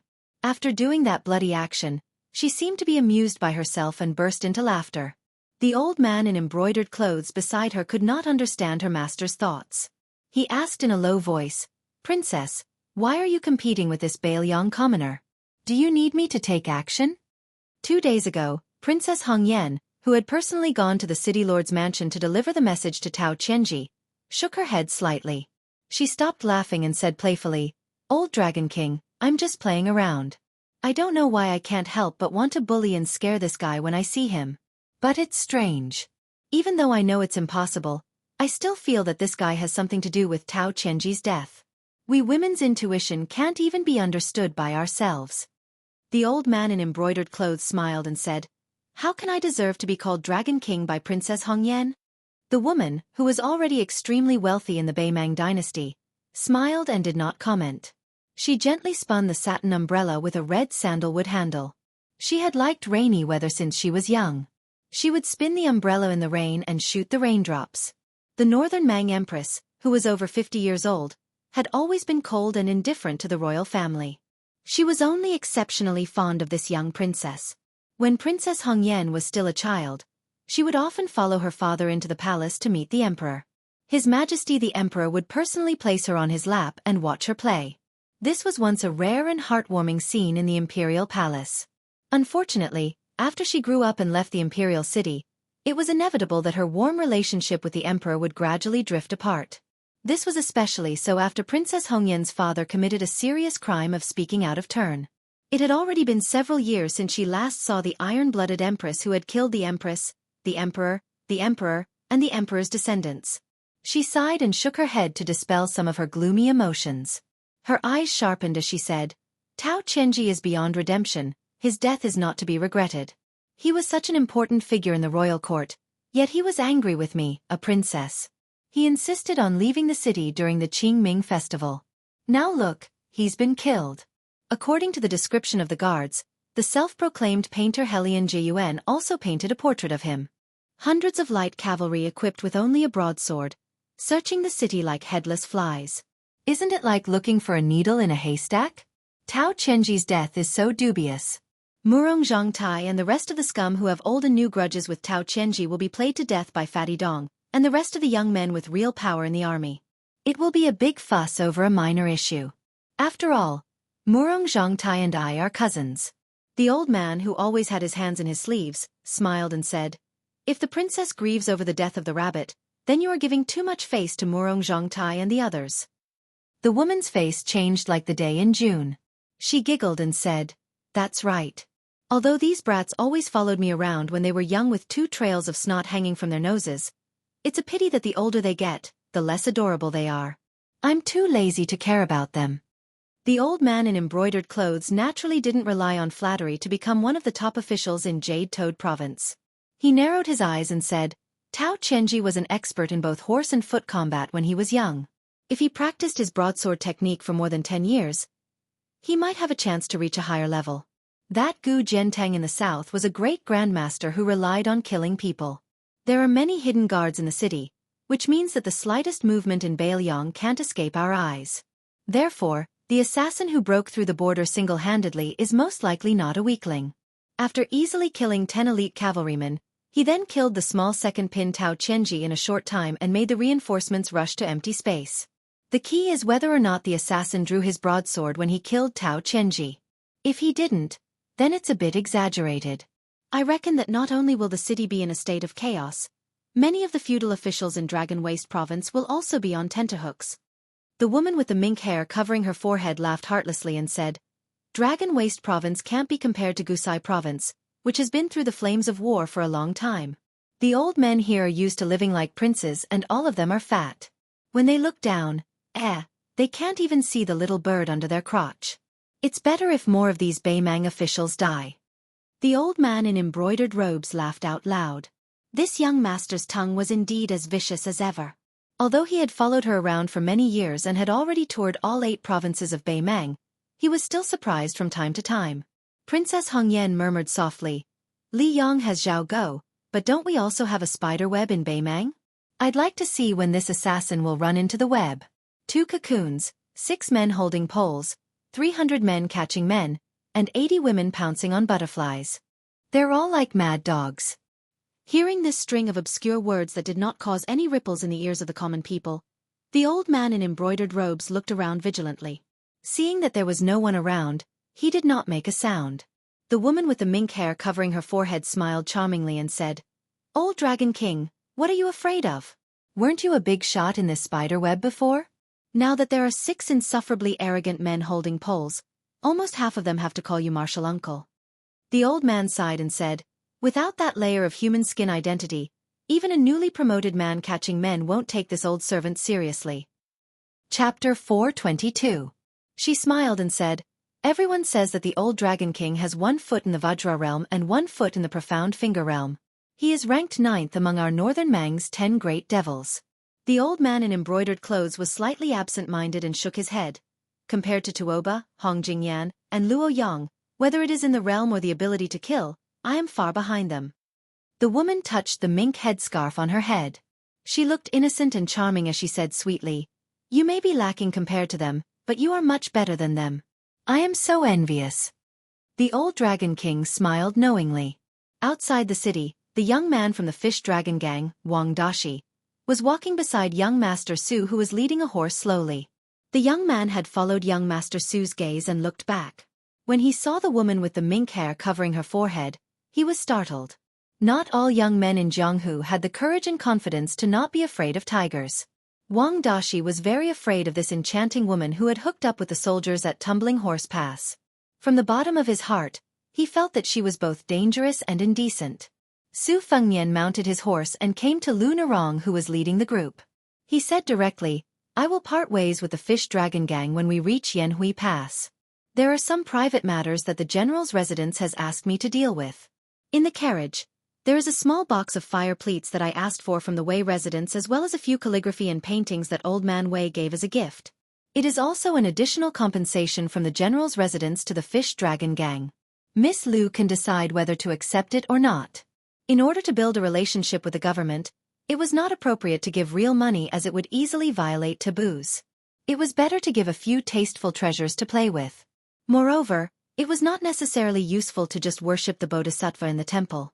They also had to bribe the monks guarding the door. The Fish Dragon Gang was really terrible in this regard. The more you lose the initiative and want to make up for it, the more you can't rush it. Actually, old Chief Lu has a good reputation in Lingzhou. As long as you're willing to lower your head, it won't be difficult for you to break the deadlock. In the end, don't look down on those old men who lower their heads and smile apologetically.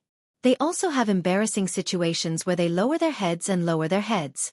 If you think about it from another angle, unless the King of Hell sends the black and white impermanents to take their lives, there's actually no obstacle in this world that can't be overcome. Lu Nerong coldly glanced at Su Fengnian. She pursed her lips, revealing her sharpness. This girl was like a piece of unpolished jade.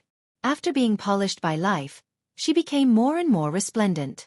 Su Fengnian didn't mind her deliberate indifference and continued, "I'm just saying this because I want to leave on good terms." Lu Nerong turned to look at Su Fengnian calmly and said, "I won't throw it away, nor will I find it dirty. The fish dragons deserve it." Su Fengnian smiled and turned to point at the youth who was running with his head down on the muddy official road. He whispered, "Lu Nerong, do you know that he likes you?" Lu Nerong followed his finger and saw the unknown youth in the fish dragons. She was stunned. Su Fengnian looked straight ahead and slowly said, "Don't misunderstand. I'm just telling you the truth. Otherwise, you might never know that there's such a fool who has a one-sided love." Lu Nerong frowned. "I actually know." Su Fengnian didn't linger and annoyed her. He pulled on the reins and slowed down. Although he was no longer as cynical as the young heir after 2 different travels, no matter how good his temper was and how smooth his temper was, he wasn't so thick-skinned that he liked to be scolded and looked for supercilious looks. As for why he took the blame at the Wei residence and didn't explain the cause of Xiao Chong's death, it was because Lu Nerong was burning with anger at that time. If he explained it, it would be a cover-up. Why bother?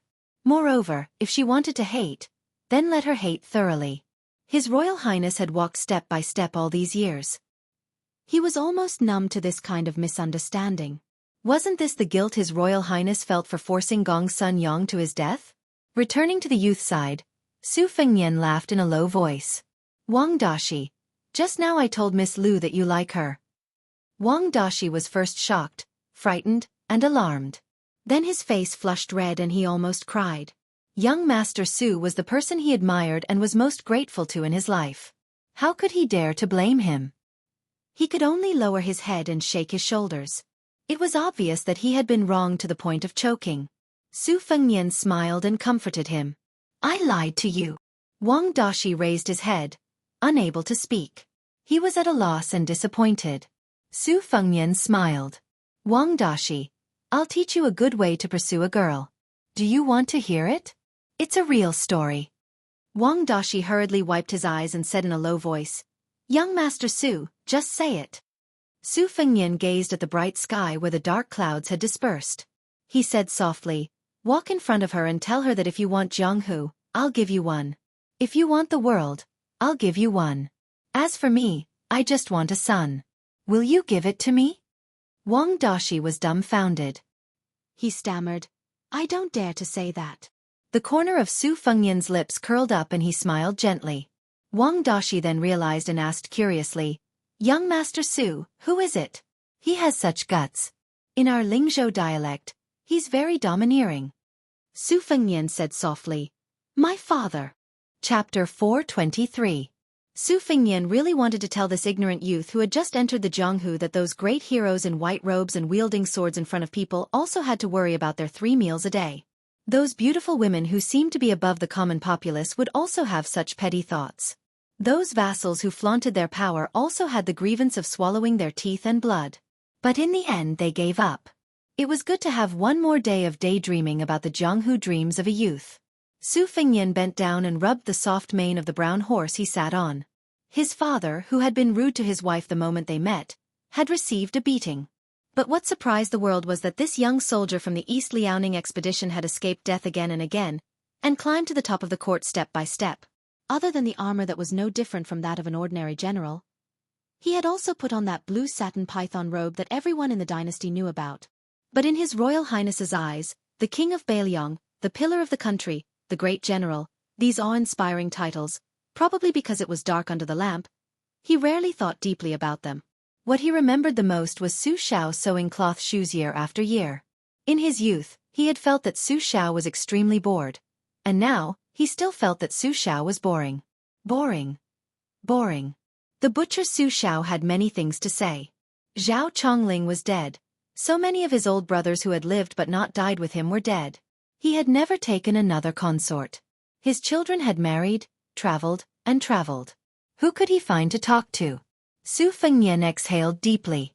He suddenly realized that he was also very bored, at least on this trip to the north. For some reason, His Royal Highness thought of Wooden Sword Wanhua's catchphrase. He was very depressed. The fish dragon gang safely reached the vicinity of Yanhui Pass. Su Fengnian also turned back north. The reason why he did not leave the city and went to the heart of Dragon Waste State was because he was afraid that Old Fox Wei would notice. Refusing to accept the spring water was already suspicious. Su Fengnian did not want to cause more trouble over such a small matter.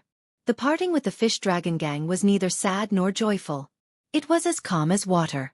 The fish dragon gang did not dare to enter the city and could only spend the night on a lush slope. The feeling of using the sky as a blanket and the ground as a bed was not good. It was just something to talk about after success. Not many people were willing to suffer such hardships. Of the fish dragon gang, only the young man sent Su Fengnian off. As the sun set in the west, Su Fengnian stopped before getting on the horse and said with a smile, "The fist technique I taught you is not a divine mental cultivation method. It relies on dripping water to penetrate a stone. You can treat it as strengthening your body. As for the sword technique called 3-Jin, you may not be able to use it in your entire life. If you knew that the swordsman who created this sword technique was an old blacksmith with a missing front tooth, you would be very disappointed. As for him, his surname is Huang and he is from Western Shu. He has been poor all his life and has neither a wife nor a disciple. I will treat it as accepting you as a disciple on behalf of old Huang. Both of you are stupid. A stupid master does not mind that his disciple is not smart. There are too many sly people in Jianghu. Every one of them is a fox who wants to become a demon. I am one of them. Honest people are rare. You are one of them. So don't learn from me. If I don't return to Beiliang, at least he still has one move of his sword technique." After Su Fengnian mounted his horse, the man, the horse, and Spring Thunder rushed towards northern Mang. Wang Dashi stopped and looked into the distance. When young Master Su's figure disappeared, he clenched his fists and encouraged himself, warning himself not to be lazy. As soon as he turned around, he saw Lu Nerong standing not far away. The courage he had just gathered disappeared. The young man was only left with uneasiness. Lu Nerong laughed it off and walked back to the hillside together. No matter how slow Wang Dashi was, he could see the tension between Lu Nerong and young Master Su. He said carefully, "Young Master Su is really a good person." Lu Nerong said softly, "Of course he is a good person to you. I don't deny it." Wang Dashi's face turned red.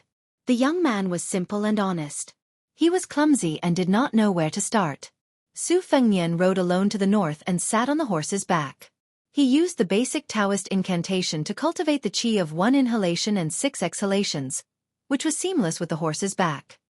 He blew to remove heat and calm the heart, breathed to calm the 8 winds, breathed to plant the green lotus, breathed to raise the dragon and tiger, and constantly supplemented by knocking on the teeth to knock on the golden jade, which echoed in his mind. As time went by, the qi of the body was like a bear's meridian and a bird's extension, which formed the 3 pure heavens. The most obvious thing was the formation of a layer around the heart. Different Taoist scriptures had different descriptions.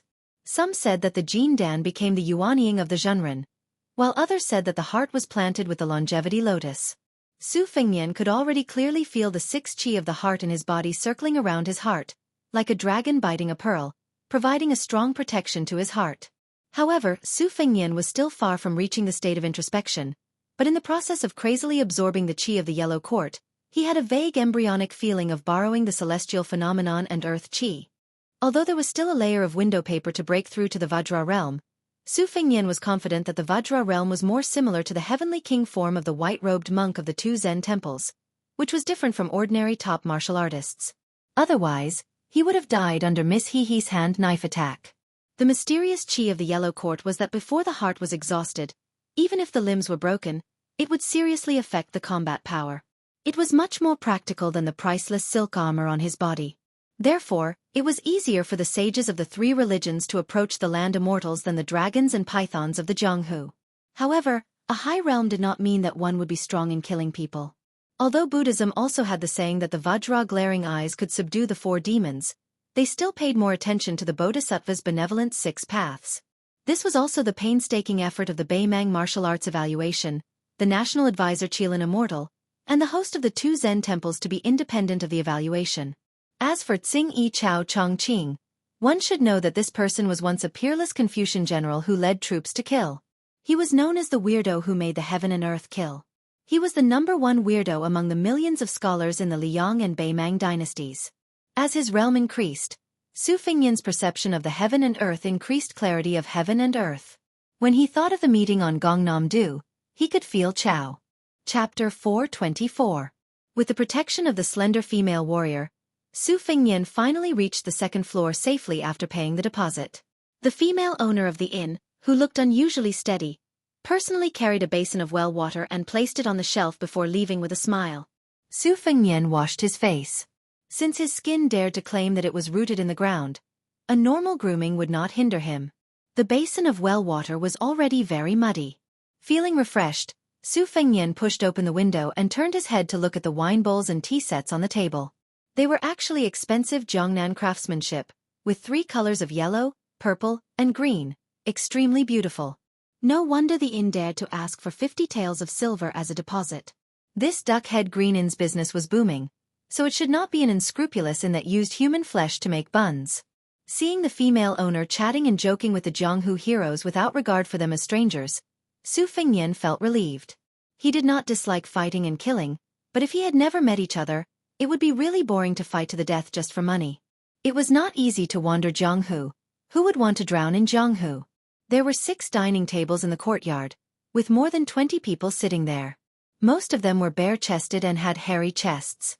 When they drank and ate, their chest muscles, which were more spectacular than a woman's chest, trembled. Fortunately, these heroes could still maintain their amazing appetite. Shoddy knives, swords, and axes were casually placed on the table.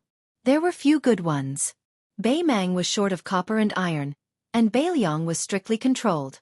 Even if one brought a hoe across the border, he would have to meticulously register it. When the wandering heroes of the Liang dynasty went out to gain experience, most of their weapons were of high quality, but their horses might be much worse than those in Beimang.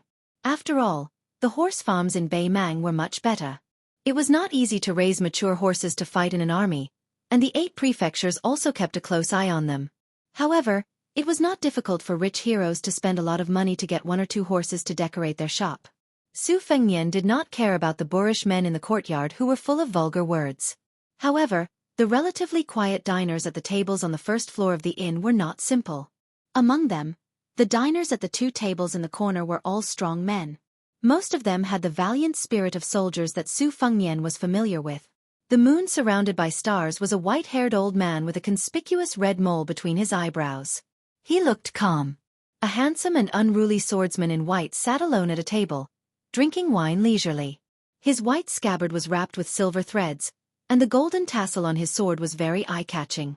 The seniors of Jianghu had earnestly advised him not to reveal his true colors, but this swordsman did the opposite.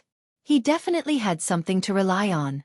At the other table sat a young woman and a young girl, dressed in silk and satin. In the chaotic duck-head green inn, they looked especially pure. The young girl had red lips and white teeth, and looked 70 to 80% similar to her mother. When Su Fengnian went upstairs, He caught a glimpse of the child standing innocently on the bench from the corner of his eye, asking her mother to eat this and that. The young woman with an oval face had a lot on her mind. Her face was gloomy, but she forced a smile to deal with the child's coquettishness. Su Fengnian did not plan to go out to find food. He exhaled a mouthful of turbid air and reached out to cover his ears. His fingers were placed behind his head, and his index finger overlapped with his middle finger. He slid it down and lightly tapped the back of his head 24 times, knocking on several major acupoints of the Feng Mansion's Phoenix Pond. It was the great yellow courtyard's double cry, heavenly drum sinking heavenly water. Inside his body, the sword aura rolled and rolled like a dragon wall. It could be said that he was in an abyss of suffering. After the time it takes to burn a stick of incense, he heard the sound of the door next door opening and closing. Judging by the weight of the footsteps, it was undoubtedly the mother and daughter. Su Fengnian stopped breathing and took off his outer garment. He sat cross-legged on the bed and flipped through the saber manual. The 6th page was the incomparably domineering sword aura opening shoe style.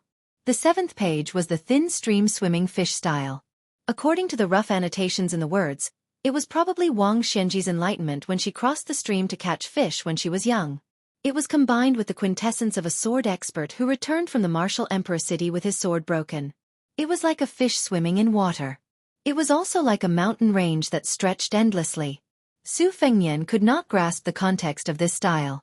He sighed and lay back, closing his eyes and concentrating. The Great Yellow Courtyard was the supreme heart sutra of Taoism. Su Fengnian had been forced to clear his mind and restrain his desires for the past 2 years. It was glorified as golden chamber ceiling, which made people go crazy. If word got out, he would be laughed at to death by Li Hanlin. Su Fengnian bent his finger and lightly flicked the scabbard of the spring thunder saber. He heard the light tapping sounds from next door and the tender voice of a child singing a Baimang ballad. It was faintly melodious and had a unique charm. The green grass grows next year, the wild geese go and come back again. The spring breeze blows this year. Will the young master return? The green grass is green on the green flagstones. On the green flagstone bridge, a man in green hums a tune from Jin Ling, whose daughter smiles with her head lowered. Su Fengnian felt comfortable listening to the song. He smiled and pricked up his ears to listen to the ballad. However, the good times did not last long.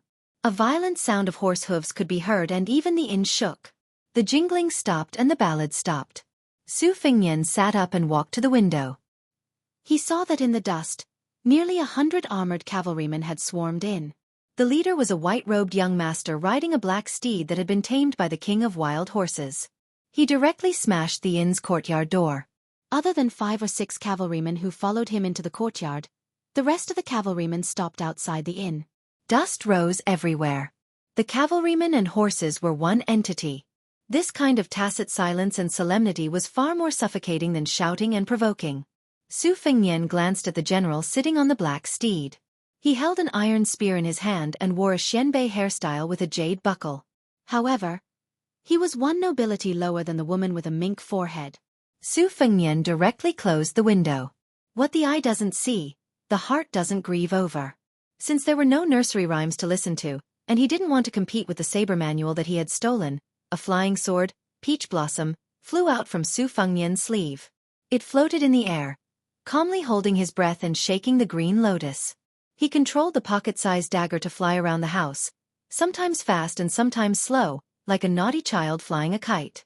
If it was in the Liang dynasty where the heads of the Wulin's ambitious and ruthless people would have long had their courage crushed by the cavalry, never did they expect that in this northern Mang's Dragon's Waste province, the men sitting at the table in the courtyard knew that there were over 100 elite light cavalry outside.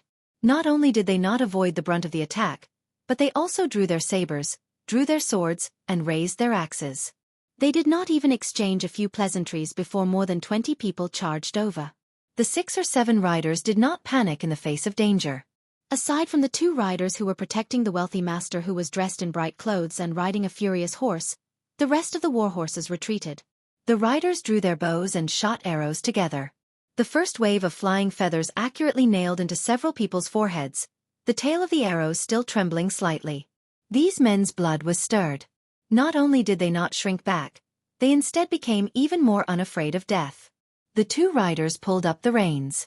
The war horses suddenly raised their hooves high and heavily stomped down, crushing the chests of 2 men who were close to them. However, one of the riders was immediately stabbed under the armpit by a Jianghu person who took advantage of the gap to sneak in. Then, his head was chopped off with an axe. The flying axe continued to fly towards the noble on the dark horse, but it was easily pushed aside by the disdainful look on the latter's face with 2 fingers. The other rider's situation was even more tragic. His warhorse's foreleg was cut off. Fortunately, he was wearing armor, which blocked several sabers and swords, so he did not turn into a hedgehog.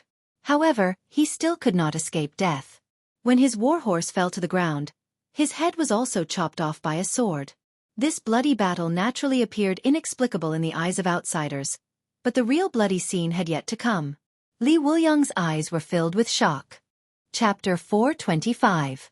In the courtyard, the young man sitting on the back of the dark horse was as motionless as a mountain. His iron spear was like a torrential downpour. Every time he pulled out a spear, a fountain of blood would come out from the enemy's body. Some of the flustered and exasperated flying axes were deftly deflected by him.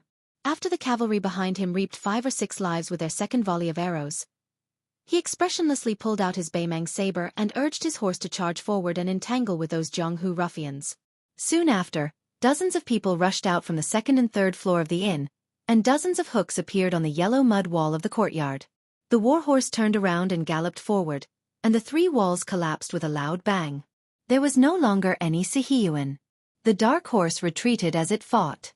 The young man, who was not an embroidered pillow, seemed to have had his fill of killing.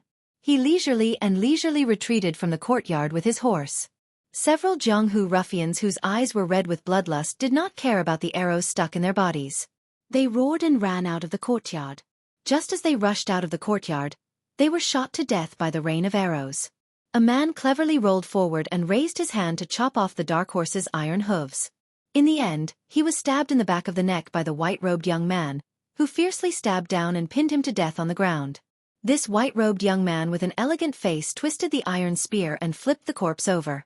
The iron spear still did not let go of the corpse and smashed the man's face into mush. Su Fengnian heard footsteps and put away his flying peach blossom sword. After he got up, he heard a knock on the door. It was the shop owner. This strong woman carried a plate with a roasted lamb leg into the room, along with some snacks for eating. She smiled apologetically and said, "Sorry to disturb you, young master. It's true that the other rooms are occupied by customers who want to kill. Most of them are old acquaintances who have had dealings with money. As the lady boss, I don't have the face to look for a place to watch the show. So, I came to you shamelessly. Take this lamb leg as a gift for young master. Let me stand by the window for a while. What do you think?" Su Fengnian nodded and smiled. "Thank you for your kindness, lady owner. By standing here, you are sticking a protective talisman that will keep me out of trouble. This roasted lamb leg can't be eaten for free. Give me as much money as you want. This way I can live with a clear conscience." A hint of surprise flashed in the eyes of the strong woman, as if she didn't expect this unfamiliar guest to see through her act of kindness. After she put down the plate, she picked up the food and walked to the window. She cracked some melon seeds and explained calmly, "You may not know, young master, but the Green Duck Inn has been doing business for more than 20 years. Countless people come and go, and there will always be some fighting. However, the Green Duck Inn has never cared. Everyone who comes is a guest. As long as they pay enough money, they can stay and eat, drink, and visit prostitutes. As for whether they can leave alive if they are found by enemies or have a private fight in the inn, it is up to fate. The Green Duck Inn has coffins all year round. When the time comes, they can go in and lie down and wait for their relatives to come and collect their bodies. If there are no relatives, the Green Duck Inn will help bury them. They are not afraid of becoming a lonely ghost. This is not the first time that there has been a fight between soldiers and bandits like today. A few years ago, there was an even fiercer fight. The inn was not originally like this courtyard house. That time, it was completely destroyed. My husband happened to have a bit of a scholar's temperament, so he fixed it up like this. Young master, don't worry. The gratitude and grudges in Beimang are all about not being bystanders. This is called being particular about the poor and also being particular about the good. It is an old rule in the underworld. Only those devils dare to ignore it." Su Fengnian tore off a piece of mutton that was not greasy and put it in his mouth to chew slowly. He asked curiously, "It has already become like this. 100 cavalrymen against 50 or 60 Jianghu people. Is there still a need to be particular about it? The lady boss cracked the melon seeds very quickly. She leaned against the window and turned her head with a smile. Of course, of course. If you are not particular about it, you will become a devil. In Beimang, everyone wants to be a devil, but not everyone can be a devil. Take my husband for example. He always says that if I dare to cheat on him, he will become a devil. Su Fengnian was speechless. He did not even dare to glance at the lady boss's small waist for fear that he would be seen as not particular about it. The lady boss seemed to be a person who could not hide her thoughts. She spilled the beans from a bamboo tube and said, "The one sitting on the crow horse is Murong Jiangshan. He is a bit far from the royal family, but in Longyao province, he can be considered a first-class young master. His cousin in Gusai province, Murong Zhongtai, has a better bloodline. We are just ordinary people. We only know that the Lord of Bailiang, Tao Qianji, died for no reason on the Qingming festival. So our wives and daughters hurried over and said that it was because Murong Zhongtai coveted General Tao's little wife that he killed him. We can't see through the swords and shadows of the people above us, so we can only watch the fun. Most of the men in the inn have nothing to do with Tao Qianji. But they think that General Tao, who killed Bailiang people every day, was a hot-blooded man. When they heard that Murong Zhongtai wanted to snatch General Tao's wife, they felt sorry for the orphan and the widow. So for some reason, they gathered together and said that they wanted to teach this kid a lesson. Of course, some of them must have been hired by Tao Qianji's old subordinates. Murong Zhongtai and his group of nobles, no matter how bad they are, at least they have dozens of Beimang sabers and dozens of war horses. Today, they brought 100 cavalrymen with them. But it's still hard to say who will win. I believe young master has also thought of the identity of the mother and daughter next door. They also have a group of former loyal subordinates of Tao Qianji, especially that old guy with the red mole between his eyebrows. He is no weaker than Murong Jiangshan, who wields an iron spear. Su Fengnian came to the window and saw the blood flowing like a river outside. He sighed in his heart. Is this the Jianghu of Beimang? Moreover, according to the landlady's tone, she didn't think highly of Murong Jiangshan, who led the charge. But if it was in the Liang dynasty, this kind of young master who could subdue women in bed, fight on horseback, talk and laugh while killing enemies, would already be very difficult. In the eyes of many people, he was already an ambitious and ruthless person with a bright future. But in Beimang, he was just a common young master of an aristocratic family? Su Fengnian frowned. Moreover, in the Liang dynasty, the Jianghu killings could also be so fierce and tragic. But to say that there was no irreconcilable hatred between them, it was simply unimaginable that they would throw their lives away just for the widow of a general with a good reputation. Outside the building, Murong Jiangshan laughed and said, "Whoever can withstand my spear for 10 rounds, you can be an official, gold, or women, whatever you want." Curses were heard everywhere.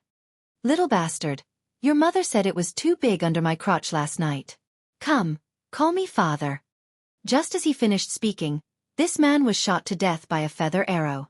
Murong Jiangshan, stick up your ass, I haven't touched a woman for many days, look at your soft and tender skin. Before this man finished speaking, Murong Jiangshan, who looked calm, threw an iron spear and pierced through his head. More than half of the 100 cavalrymen were killed. Except for those who escaped halfway and those who retreated back to the inn, the rest of the Jianghu people were either dead or wounded. Murong Jiangshan drove his horse forward, bent down and pulled out his iron spear. He stabbed those who were still breathing to death one by one. Then he waved his hand and signaled the remaining 20 cavalrymen to eliminate the root of the problem. He took only 10 cavalrymen and entered the courtyard again. He laughed and said, "Old bastard Sui Song, come out and die with your guards." Su Fengnian murmured, "It's not the same." Chapter 426. At first glance, one could tell that he was the kind of tall and thin man that couldn't be beaten with a stick. His eyes were soft and there was a trace of a smile on his face. The man nodded at Su Fengnian as a form of greeting. The lady boss saw that the dust had settled downstairs. Those who deserved to die were all dead. Sui Song was not at a disadvantage against Murong Jiangshan, but there was a hidden expert among the 10 riders who killed people like picking up grass. After a few rounds of killing, all of Tao Qianji's soldiers were killed. Without exception, all of them died without an intact body. Most of them had their arms torn off. Sui Song was held back by Murong Jiangshan, who was holding a spear on horseback and couldn't help. The old man's eyes were red. He was surrounded by a few riders who were a few feet away from him. He pulled his bow but didn't shoot. Like a monkey, he let the old man fight like a trapped beast. When Murong Jiangshan withdrew his spear, he revealed a flaw. The old man was about to capture the leader of the bandits. But suddenly, he started to bleed from his 7 orifices. Unexpectedly, he was hugged by that expert from the army from behind. The two of them were in a strange position and the sound of bones breaking could be heard. Sui Song's chest was broken into pieces. Before he died, he was hit on the back of his head by the expert behind him. Sui Song's eyes were red and he couldn't save him. The old man's eyes were red. He was surrounded by a few riders who were a few feet away from him. He pulled his bow but didn't shoot. Like a monkey, he let the old man fight like a trapped beast. When Murong Jiangshan pulled back his spear, he revealed a flaw. The old man was about to capture the leader of the bandits. Suddenly, he started to bleed from his 7 orifices. Unexpectedly, he was hugged by that expert from the army from behind. The two of them were in a strange position. This expert from the Beimang army turned his head and looked at the window where the lady boss was standing. He was about to jump up from the ground and rush into the room on the 2nd floor to kill. Murong Jiangshan was holding his spear on horseback. He signaled this guard from the Imperial Guards Bureau to not act rashly. In the palace of Beimang, there was a group of cold-blooded guards that were at the top of the military force of the dynasty. The hidden minister, the bell chaser, and the Xianxia soldier were all the best cold-blooded butchers in the Beimang army. The 3 of them added up to a total of 400 people. Murong Jiangshan was only a marginal member of the royal family. He was far from being qualified to have any of the 3 guards as his retinue. This first-class Xianxia soldier was borrowed from his cousin Murong Zhangtai. The Xianxia soldier had been a Xianxia soldier for the past 20 years. He had made great contributions in the military.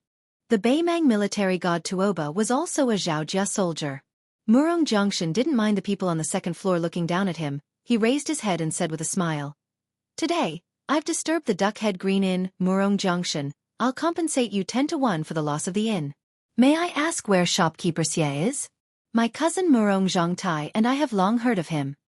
The lady boss turned to look at her man and asked, "Old ghost, you just fought with the great demon Luo Yang and lost so miserably. How did you become so famous? Even the Murong brothers want to recruit you? Could it be that this time Sui Song and the others died unjustly because of you?" The man who was flirting with the lady boss not long ago was dumbstruck. A trace of mutton hung on the corner of his mouth as he stared at the thin and sickly man. The number 1 of the devil path, Luo Yang, was invincible.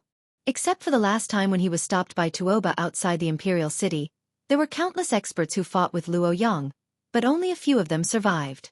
I heard that one of them, surnamed Xie, was one of them. He became the number 10 devil path expert, just behind the old Dragon King. Lady boss, shopkeeper Xie, please don't frighten me with your husband and wife. Even if I, old Feng, have a lot of guts, I can't stand this kind of torment. The lady boss ignored the crazy rough man. She looked at her man with a difficult expression and asked, "Hey, old ghost, let's put Murong Jiangshan on a bonfire and roast him. What do you think we should do?" The man who was not good with words calmly said, "You say, I'll do it." The lady boss sighed and looked at Su Fengnian, who had been watching with folded arms. Su Fengnian, who knew something was wrong, smiled bitterly and said, "Lady boss, why are you looking at me? Do you think I can go out and challenge Murong Jiangshan? Even if I want to, I'm powerless. I'm just staying in this inn. I paid all the money. You can't force me to be a good person who upholds justice, right?" The lady boss nodded and said, "That's true." The customers who came and went only knew that shopkeeper Xie was Xie Ling, who loved to get drunk, a sickly man who had a tigress at home, but they didn't know that he was the Xie Ling who could fight with the devil path expert Luo Yang without dying. The man stared at Su Fengnian and said slowly with a calm tone, "The dragon appears when the corpse is buried, the thunder rises when the abyss is silent. Young master's cultivation is amazing. Your body is weak. It's obviously a Taoist's great ability to rejuvenate. If you're not a disciple of the state preceptor Qilin Immortal, I can't think of anyone who can have such a magical ability at such a young age. But the Duckhead Green Inn has never broken the rules. If young master doesn't want to do it, Xieling will have to force young master to do it for the sake of the rules set by his wife. Young master, you don't have to be too difficult, you just have to make sure that the mother and daughter die outside the inn. When the time comes and those soldiers dare to enter the inn, I'll kill them all. The lady boss's face was full of guilt. She smiled and said, "Young master, please don't blame him. My husband is not very reasonable. If he didn't force himself on me, I wouldn't be willing to live a poor life with him. The white-clothed swordsman lying in the corridor is most likely Murong Zhangtai. Young master, you can take him out and threaten him. You can buy some time." Su Fengnian saw the dark-skinned young man appear and disappear like a ghost. He slapped the man's head and killed him on the spot. He cursed, "I've long found this surnamed Fong unpleasant to the eye. He never pays for his food. Credit, credit, credit. Go to the king of hell for credit." The lady boss laughed. "Don't talk nonsense. You just hate him for sleeping with your sister Ying Tao." Su Fengnian, who had entered the den of thieves, said bitterly, "Lady boss, innkeeper, it's not enough for you to play the good cop and the bad cop. Now you want to pull this little brother to play the bad cop to intimidate me? This way of doing business is too particular." The lady boss laughed. "If I was 20 years younger, I would definitely chase after young master." The waiter stared. "You poor swordsman, don't talk nonsense, otherwise I'll smash you to death with a stool. At that time, you won't even have your life and your sword." Su Fengnian asked, "You want me to weigh the pros and cons?" "Young master, you have great ability, but you don't do things quickly." The lady boss laughed. All right, after all, it's our inn that is in the wrong first. Old ghost, go to the door and block for this young master. Soldier Chin, don't show off blindly here. You're just a dog meat that can't be served. I'm going to the next room to have a private chat with the soft and tender woman. Young master, why don't you come with me?" Su Fengnian followed the lady boss to the next room. The mother and daughter hugged each other and squatted at the foot of the wall. The young woman was weeping with tears. Her heart was as dead as ashes. The young girl didn't know what was going on. She just sobbed with her mother. The lady boss clicked her tongue. "She's really a charming young woman. Young master, isn't this what you men call? I can't help but feel pity for you. It's worth it to fight with Murong Jiangshan and his gang for such a beautiful young woman. To want a beauty and not want the country, that's what a hero is. Who cares whose wife the beauty is? Isn't this the truth?" Su Fengnian was silent. The lady boss looked at the frightened young woman and pointed at Su Fengnian beside her. She laughed. "Don't be afraid, this young master is here to save you, but the reward is that you have to give him your virginity. It's fine if you don't. Anyway, Regent Tao Qianji's precious son didn't come this time. If you let me kill this troublesome young girl, your chastity will be saved. You don't want the last descendant of the Tao family to die, right? How miserable would that be?" The young woman was dumbfounded. No matter how ignorant the young girl was, she knew that the situation was dangerous. She could only cry heartbreakingly, calling for her mother. She was very sad. Seeing the hesitation in the young woman's eyes, the lady boss laughed with her arms akimbo.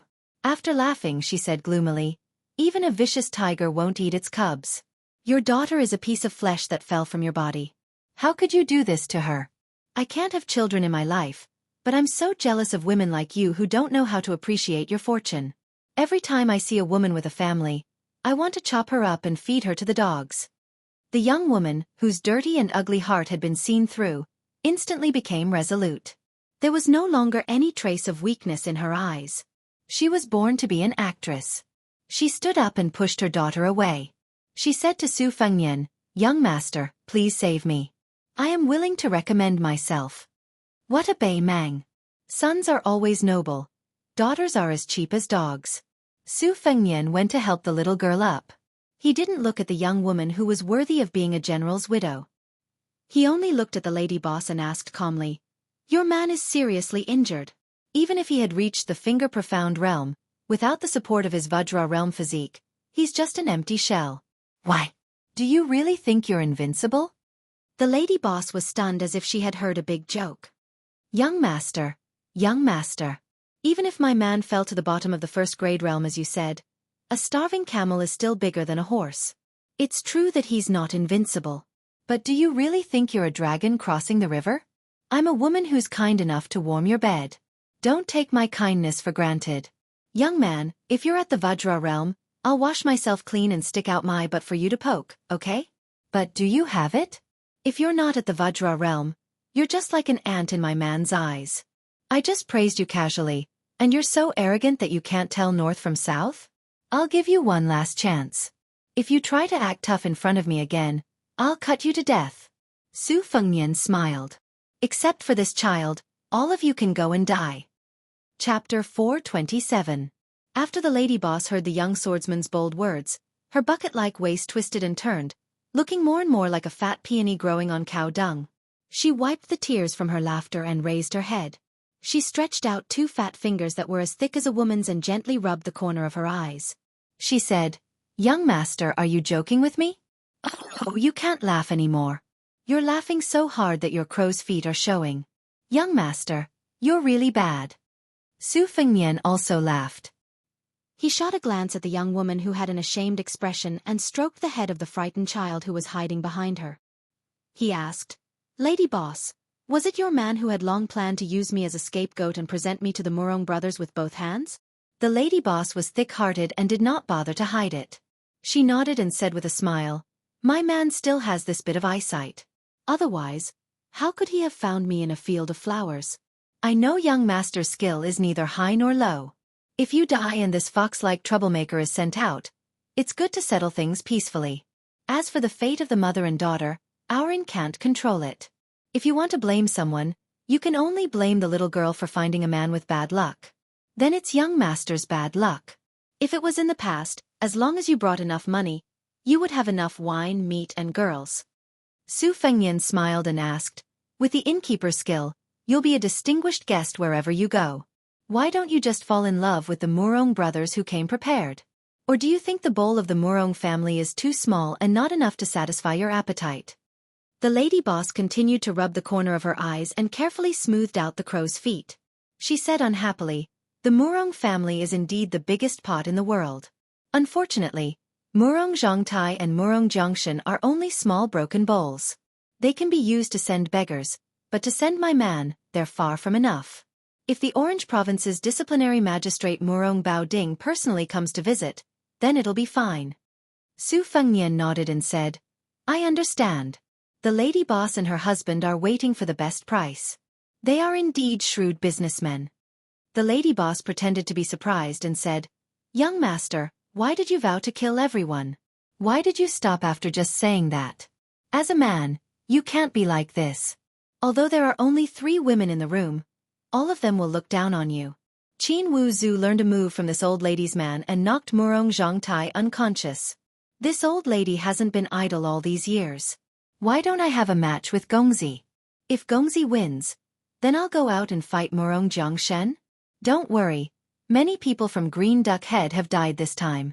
Even if there aren't enough coffins, I'll definitely leave a superior Liuzhou cypress coffin for young master. However, young master's sweetheart may have to be borrowed. My husband has been waiting for you for several years, but he really hasn't encountered such a tempting delicacy like young master. To be honest, even if you are really the great disciple of immortal Qilin, I will still help him to cut you out. At worst, I will give up the inn." After revealing the secret at the bottom of her heart, the proprietress smiles gloomily when she reaches the happy part. She is waiting for the young man to show panic, but she is the first to open her eyes wide and say in a trembling voice, "Flying sword?" The tall and thin shopkeeper Xie carried the unconscious Murong Zhongtai down the stairs.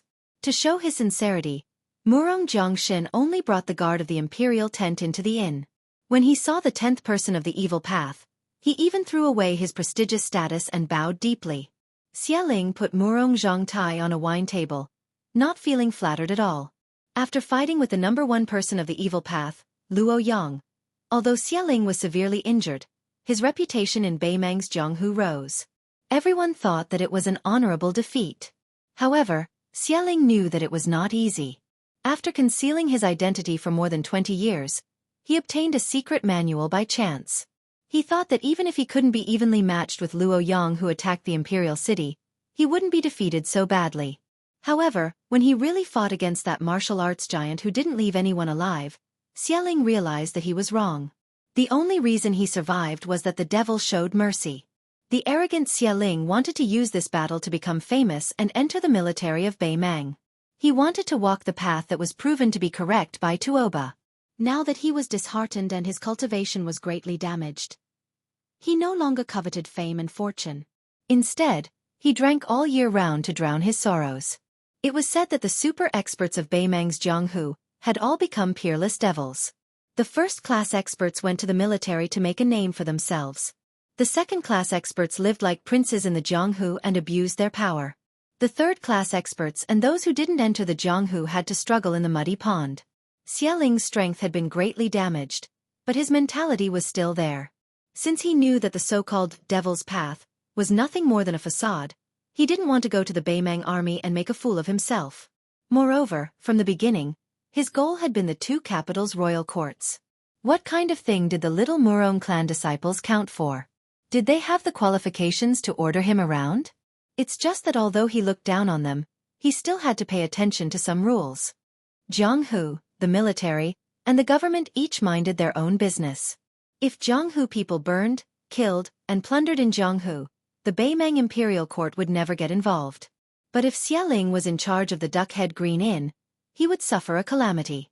With Xialing overseeing the Duckhead Green Inn, the Duckhead Green Inn would not stop them. But if the Murong brothers wanted to kidnap Tao Chenji's widow, the Duckhead Green Inn would not stop them. But if they wanted to kill two birds with one stone, not only they wanted the young woman's beauty, they also wanted Xialing to come out and add flowers to the brocade. It was inconvenient for Xialing to make things clear, so he let his wife play the bad guy and push the young man with the saber out of the inn and put him to death. It was just to give both sides a way out of the situation. His meaning couldn't be more obvious. You brothers killed people and tore down the inn. I, Xialing, took into account that you are a relative of the imperial family and did not pay any attention to you. But the orphan and the widow were taken out of the inn.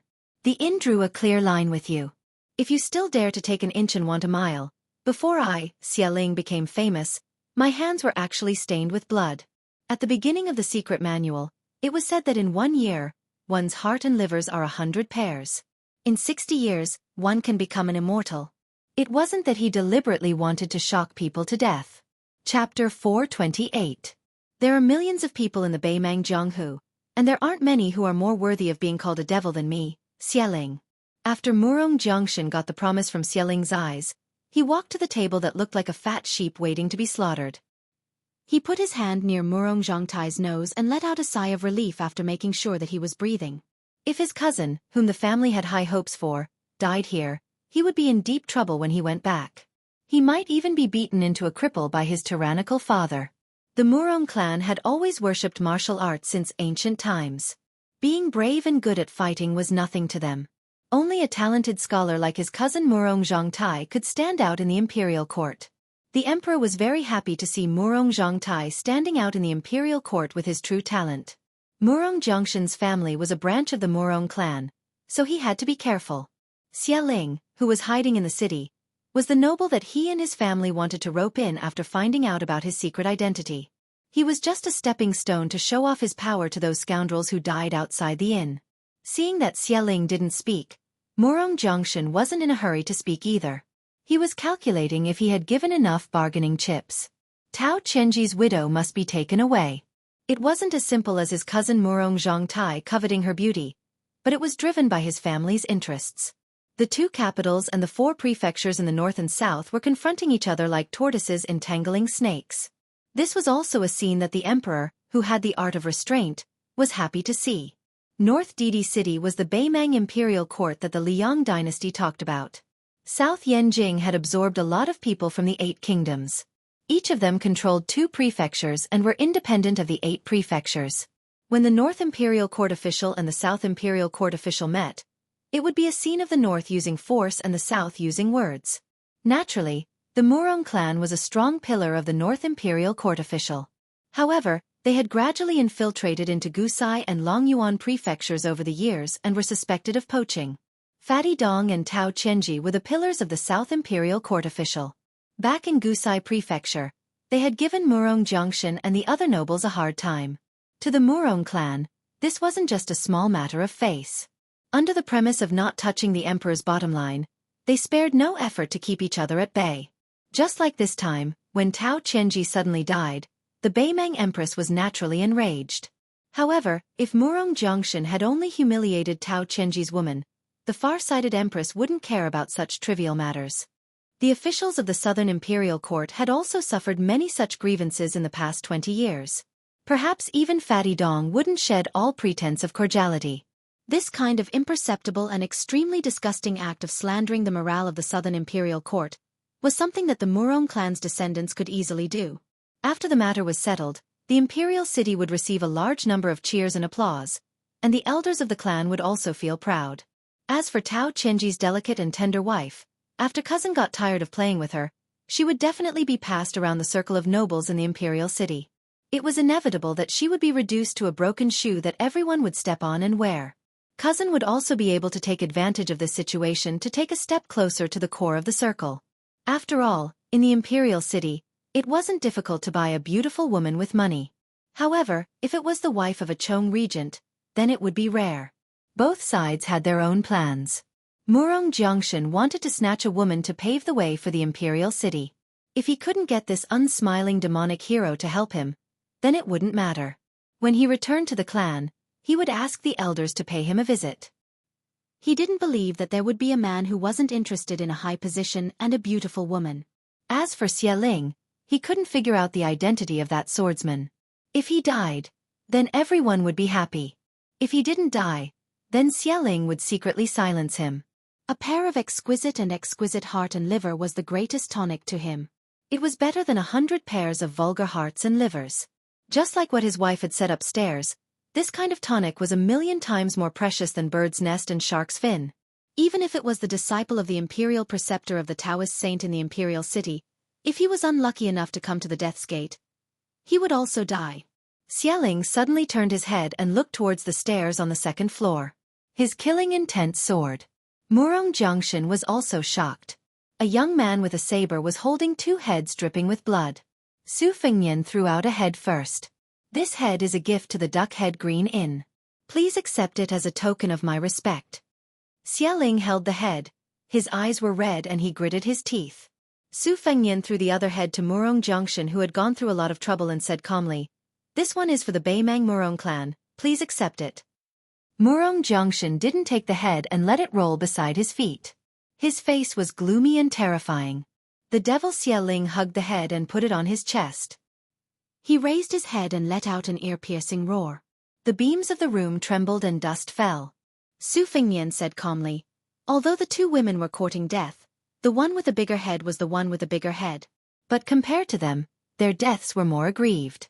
They were probably still wondering how they died when I chopped off their heads. As for the one beside Murong Jiangshan's feet, she died in vain. After knowing that even if she walked out of the inn alive, her life would be worse than death, she used her own life to exchange for a life. That's all. What do you want to say? Do you want to die too?" Murong Jiangshan didn't even need to give the order, as the bloodthirsty pawn had already leaped into the sky, bent its body and smashed towards the arrogant boy. Xie Ling didn't even look at the battlefield. His eyes were filled with tears. He lowered his head and kissed his wife's forehead. Then he wiped the tears from her eyes. She once said, "Hey, old ghost, so be it if you lose. It's not shameful to lose to Luoyang. Why don't we farm and raise chickens and ducks? Isn't it good to die together?" He didn't agree, saying that he wanted to fight Luoyang to the death again. These years, he had been crazily killing people, stealing hearts and eating livers. He didn't look like a human anymore, but she never despised him. She thought that she wouldn't be able to defeat Luoyang in this lifetime and would die with everlasting regret. "Why did you die first?" She said that if there really came a day when he was just a hair away from defeating that high and mighty Luoyang, then he would peel open her chest and eat her heart and liver. Xie Ling's tears turned into tears of blood. Chapter 429. The paladin's fists exploded like thunder in front of Su Fengnian's chest. The horse gang leader at the border had used a long time to cut open the mirage with his Xianxia hatchet, but it was unexpectedly broken by this imperial attendant in a flash. He was originally surprised that this young machete man could leak his chi, but he did not expect that he would succeed in one blow. It was just a show. The paladin suddenly stretched his body in the air like an ape's arm and increased his strength to smash Su Fengnian's chest. He was determined to kill this reckless fledgling on the spot. Su Fengnian bent his body like a drawn bow. His head and feet did not move, and he used the depression of his chest and back to resist the tide-like punch. In a flash, his right hand pressed on the paladin's head and was about to smash it. The paladin sensed that something was wrong. This young man was really ruthless. They had just started fighting, and he wanted to destroy both jade and common stone. He used the method of killing 1,000 enemies at the cost of 800 of his own men. The paladin retracted his head and leaned back. He kicked out with both legs, but they were blocked by Su Fengyan's left arm. The paladin took advantage of the momentum to bounce back. His body stuck to the wall, and his hands hooked into the wooden planks like claws. When he was about to make a second counterattack, he felt a sharp pain in his heart. He looked down and was shocked. His heart had been pierced by a sharp hidden weapon. This young man clearly did not pull out his saber. The paladin did not realize it at the first moment because Su Fengyan's trick was really insidious and unheard of. First, he put on a fledgling posture to fight the paladin's fists and feet, and then he took out the sharpest and smallest of the 12 flying swords, the swordsmen, and quietly placed it 1 foot behind the paladin. The sword was sparkling and translucent, and its murderous aura was restrained to the extreme. If the Xianxia was said to be full of murderous aura after it was forged, like a swordsman who killed people from 1,000 miles away, the longest flying sword, the Tai, was like a bull carrying a cauldron. The swordsmen was too unremarkable. It was as simple as a baby. Even if it was placed in front of the eyes, if ordinary people did not pay attention, they could only see a blurry mirror image, like a small piece of rippling water. When the paladin missed its attack and retreated, Su Fengyan only needed to slightly shift the Tai's position and aim it at the paladin's heart.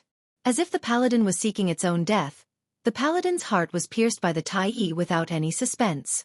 Unless one had an invincible body, it would be difficult to escape death. When experts fought to the death, how could it be as poetic and picturesque as described by the storytellers and the chronicles of wandering heroes? It had always been about who was superior and who was inferior.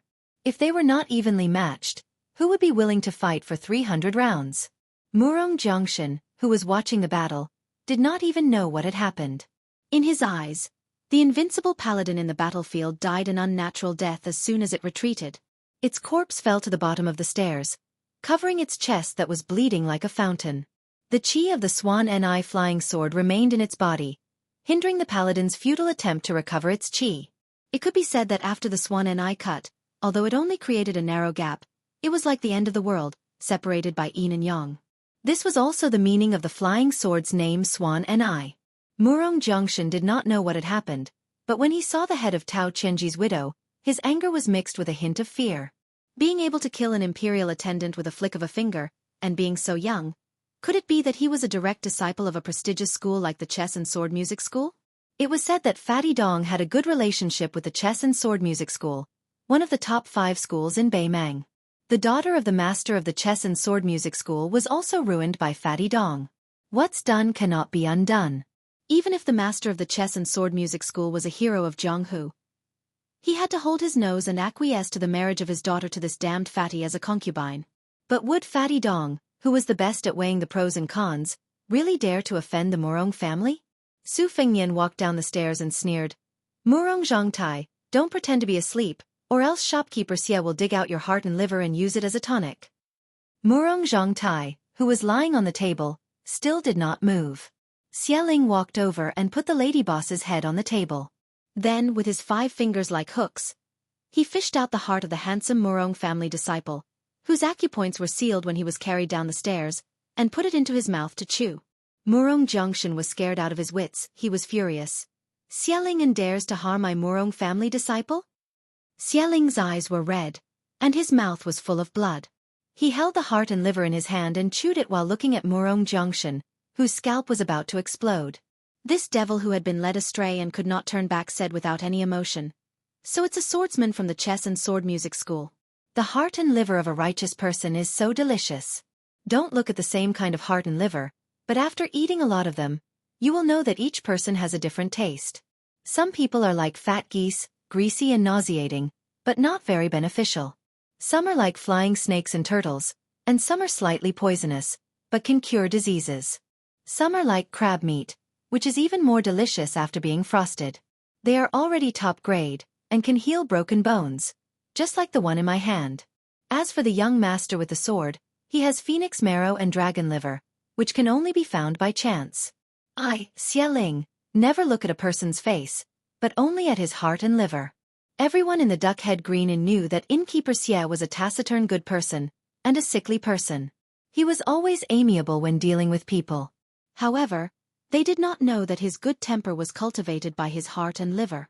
Xialing said a lot for the first time, ignoring the timid Murong Jiangshan. He turned to Su Fengnian and said, "Since you know how to raise and ride a sword, you must have a good background. These two Murong people might not be as good as you. Why didn't you leave the sect later?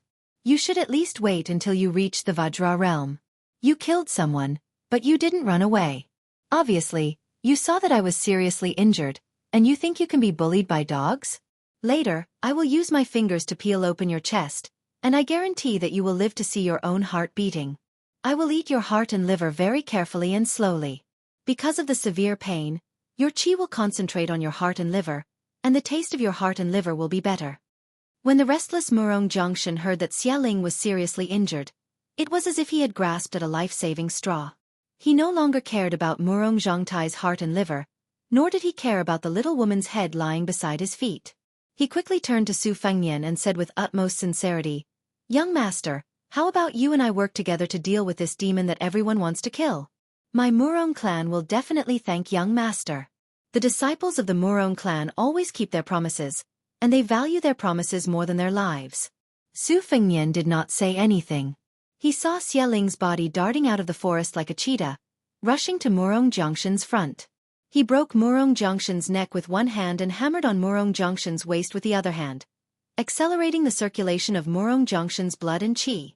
Then, he lowered his head and bit on Murong Jiangshan's chest. As if he was drinking water, he swallowed the second heart of the day. Casually throwing away Murong Jiangshan's warm body, Xialing raised his head with an intoxicated and satisfied expression.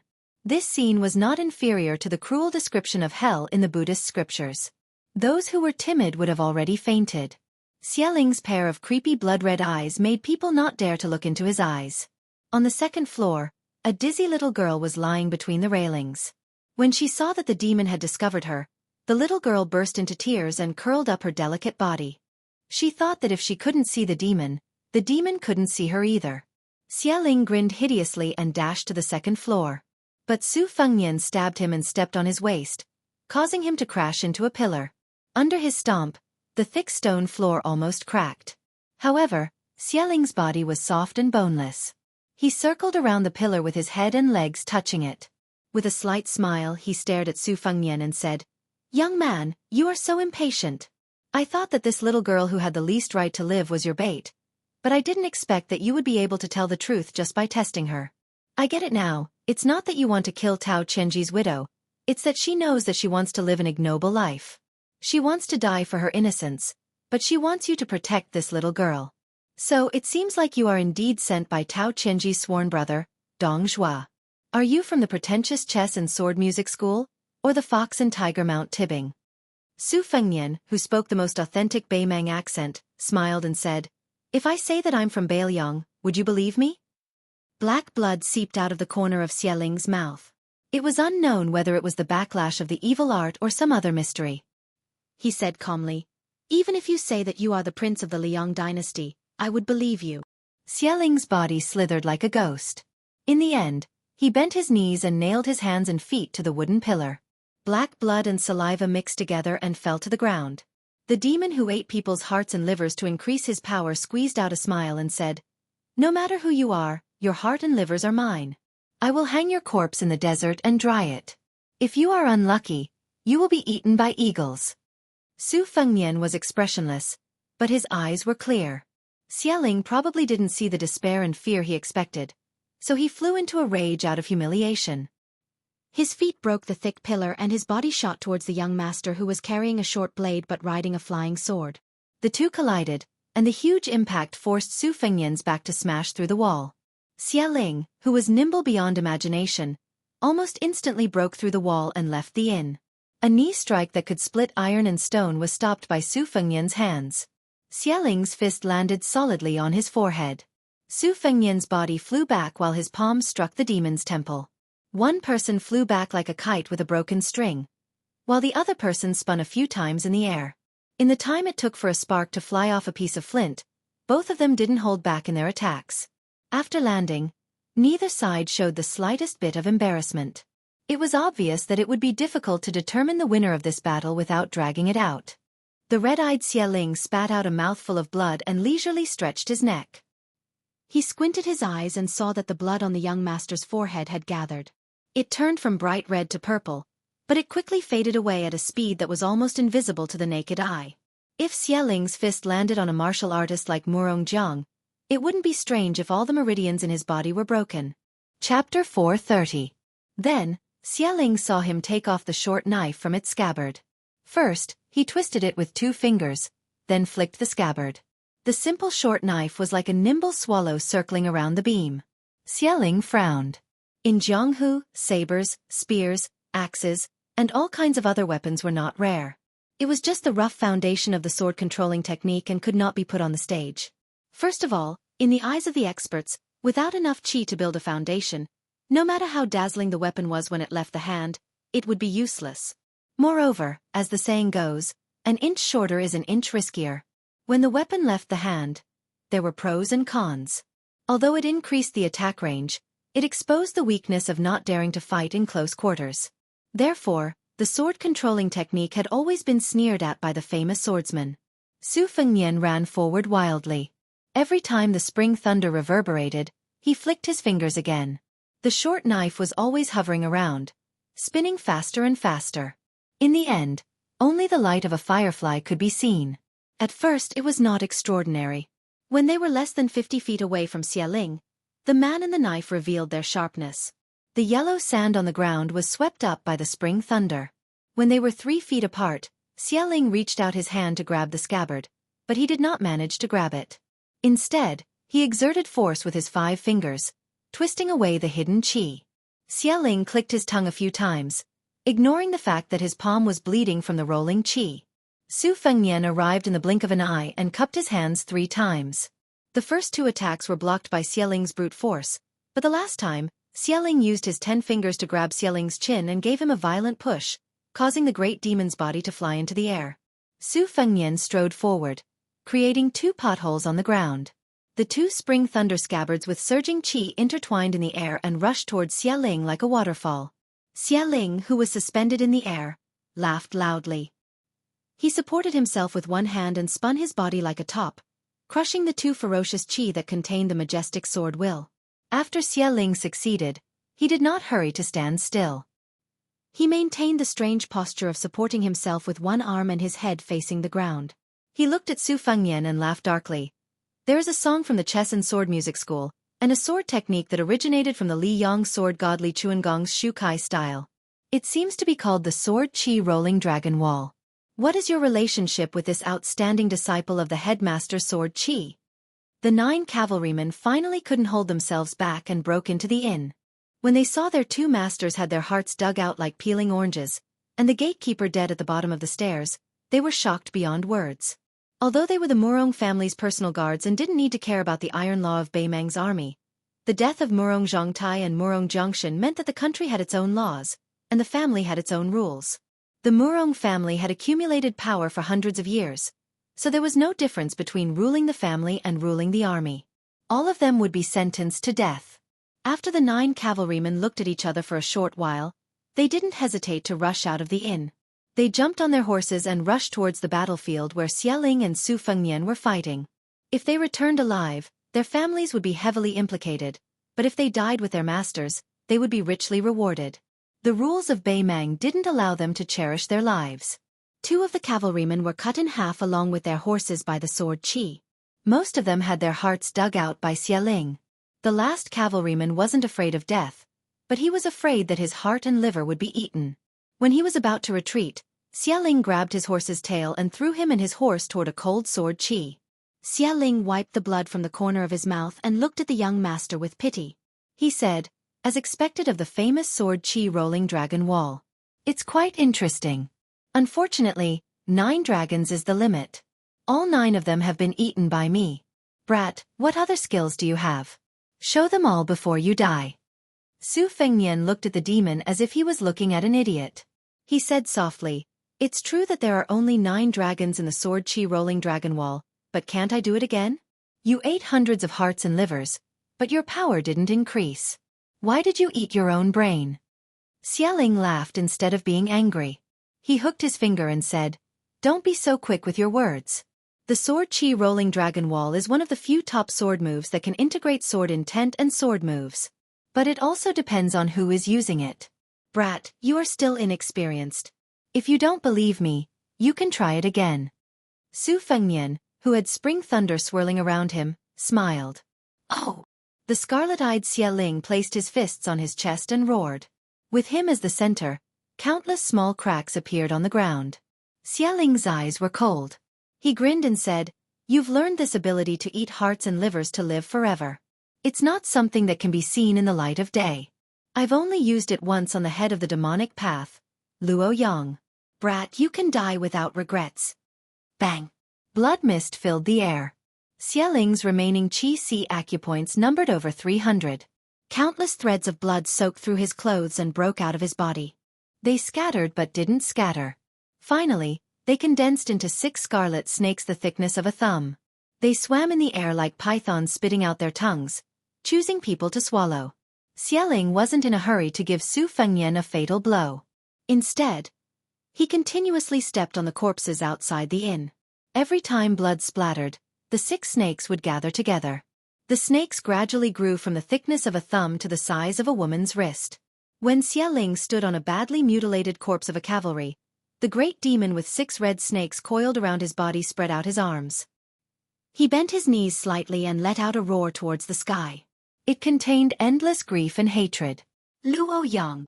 In Xie Ling's life, in order to reach the peak of the martial path, he didn't hesitate to walk on this narrow path that everyone despised.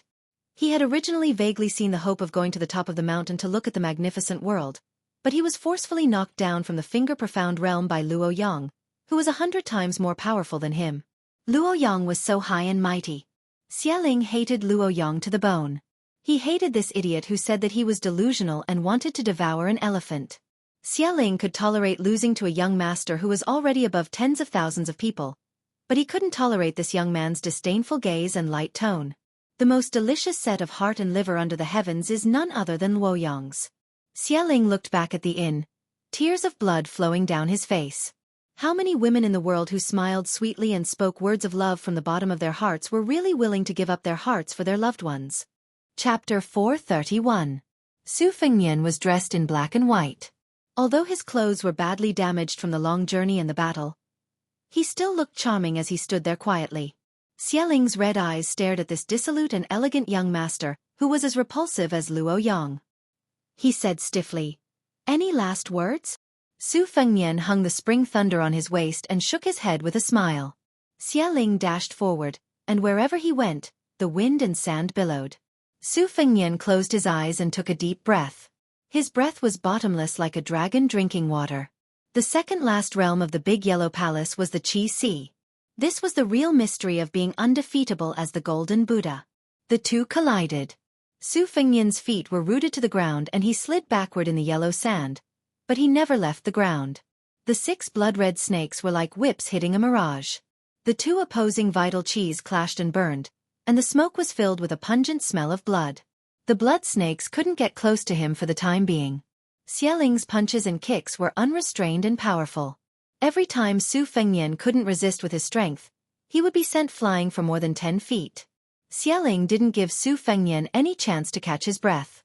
Before Su Fengnian could steady himself, his punches and kicks whizzed past. The outside of the inn was filled with devastation. In the sandstorm, Xie Ling's face was distorted like an ancient beast that had just been released from its cage. His eyes were bleeding, and his face gave people the illusion that he had lost his mind. He seemed to have gone mad and treated this young man who was close to him as his old enemy, Luo Yang. He roared, "Outside Xuanda City, more than 1,000 people have died in your hands. Participants, bystanders, innocent people, as long as you can see, they were all killed by you. What a bloody river." I took advantage of the situation to break through the Vajra realm and achieve the mysterious finger realm, reaching the 8 snakes devouring elephants. How old are you? How many people have you eaten? How can you defeat me? Because of you, my realm fell to the bottom of the Vajra Valley. My act of eating people's hearts and livers was seen by the world, and I almost became a rat on the street. How can I be ranked as one of the top 10 devils with you? If I'm not first, what's the use of being second? Luo Yang, Do you know how much your heart and liver can help me increase my cultivation? I've been thinking about eating you day and night. Not just your heart, but your entire body. Only then can I vent the hatred in my heart. The two of them finally opened up some distance between them. Xialing stood still like a demon god, and the 6 red snakes slithered around him. Su Fengnian knelt on one knee. His face was as pale as paper. Due to the chaotic flow of qi, the skin on his face turned into rootless duckweed. Before it could fall, it turned into powder. Xialing's scarlet eyes glistened as he said in a hoarse voice, "You really aren't Luo Yang. You're too weak." Su Fengnian looked up and smiled. He slowly stood up. Tired. He folded his arms around his abdomen and spat out a mouthful of turbid qi, sword qi, and death qi. Then he ascended Kunlun. His face was rosy, and a red date mark appeared on his forehead. If that was the case, Xialing would only regard it as a momentary recovery of consciousness. 3 times he traveled the sea. In such a dangerous situation, he was hammered again and again, opening the extreme spring of the remaining 6 acupoints. Su Fengnian, who revealed his true face, waved his sleeves. His elegant demeanor was peerless, like an immortal who had entered the mortal world. Xialing frowned. He made a stifled sound from his throat. It was like a blunt knife grinding a stone, but also like a mouse gnawing on a corpse. It was extremely unpleasant to hear. Su Fengnian said calmly, "I've heard of the demonic cult serpent swallowing an elephant. The Tide Listening Pavilion has a copy of half of it. It said that if you eat the heart and liver often, you can achieve immortality. However, you've cultivated for many years. You should know that the repercussions are endless. Do you really believe that the guy who gave you this tattered secret manual had good intentions? Are you sure you weren't cheated by the peddlers selling dog skin plasters by the roadside?" Xialing was extremely angry. The 6 blood-red snakes with unparalleled evil aura bared their fangs and brandished their claws. Su Fengnian asked, "Aren't you curious why I don't take out my saber? Do you think that I'm as F***king crazy as you?" Su Fengnian took out his spring thunder saber and threw it high into the air. Xialing was shocked. Su Fengnian was exactly the same as Xialing's previous rampage. He used the momentum he accumulated to reach the peak to kill Xialing, as if he wanted to destroy both jade and common stone. After reaching the Vajra realm, Xialing, who had almost never fought with someone of the same realm, was extremely cautious. His cultivation was profound. In terms of killing methods and strategies, it was actually far less frightening than his eating of the heart and liver. However, this brat was born ferocious. He was only a fledgling in the Vajra realm. Xialing didn't believe that he would die here. The imposing young man with the saber suddenly retreated. He didn't care about the stagnation and injury caused by the reverse flow of qi.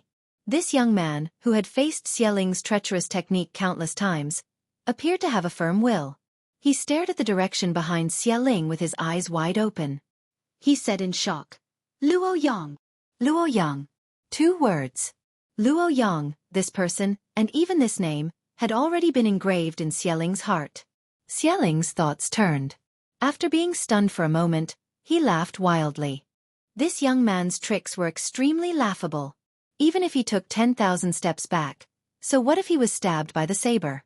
Looking up, Xialing saw the saber user holding the scabbard with both hands and thrusting it down. If Demon Xie had the leisure to take a look around, he would have realized that this stab had created an unusual and terrifying scene. The yellow wind within a radius of a few hundred feet seemed to have stopped in an instant. Much of the flying dust stopped in the air. The stillness and movement caused a sudden disturbance between heaven and earth. Following an invisible arc, all the qi flowing on the ground flowed backward like a boat going against the current and gathered at the tip of the scabbard of the spring thunder saber. Everything happened in an instant. But in an instant, life and death had already happened. Other than Xuanda City, Xialing, who felt a calamity for the first time in his life, raised his fists above his head and roared. Other than his voice, blood also gushed out. It was hard to say if it was a saber or a sword. The scabbard of the spring thunder saber stabbed down. Through the 6 coiling blood snakes, through the vigorous astral wind, through his fists, and through the top of Demon Xialing's head. The earth-shaking storm exploded and spread to the Duck-Head Green Inn. The entire inn, which was sturdy enough to block the storm, shook incessantly. Su Fengnian used the unsheathed spring thunder to nail the great demon's head to the ground. He spat out a mouthful of blood and hurriedly took out a jade-green flying sword bamboo horse from his sleeve. He sat down cross-legged and nurtured the sword.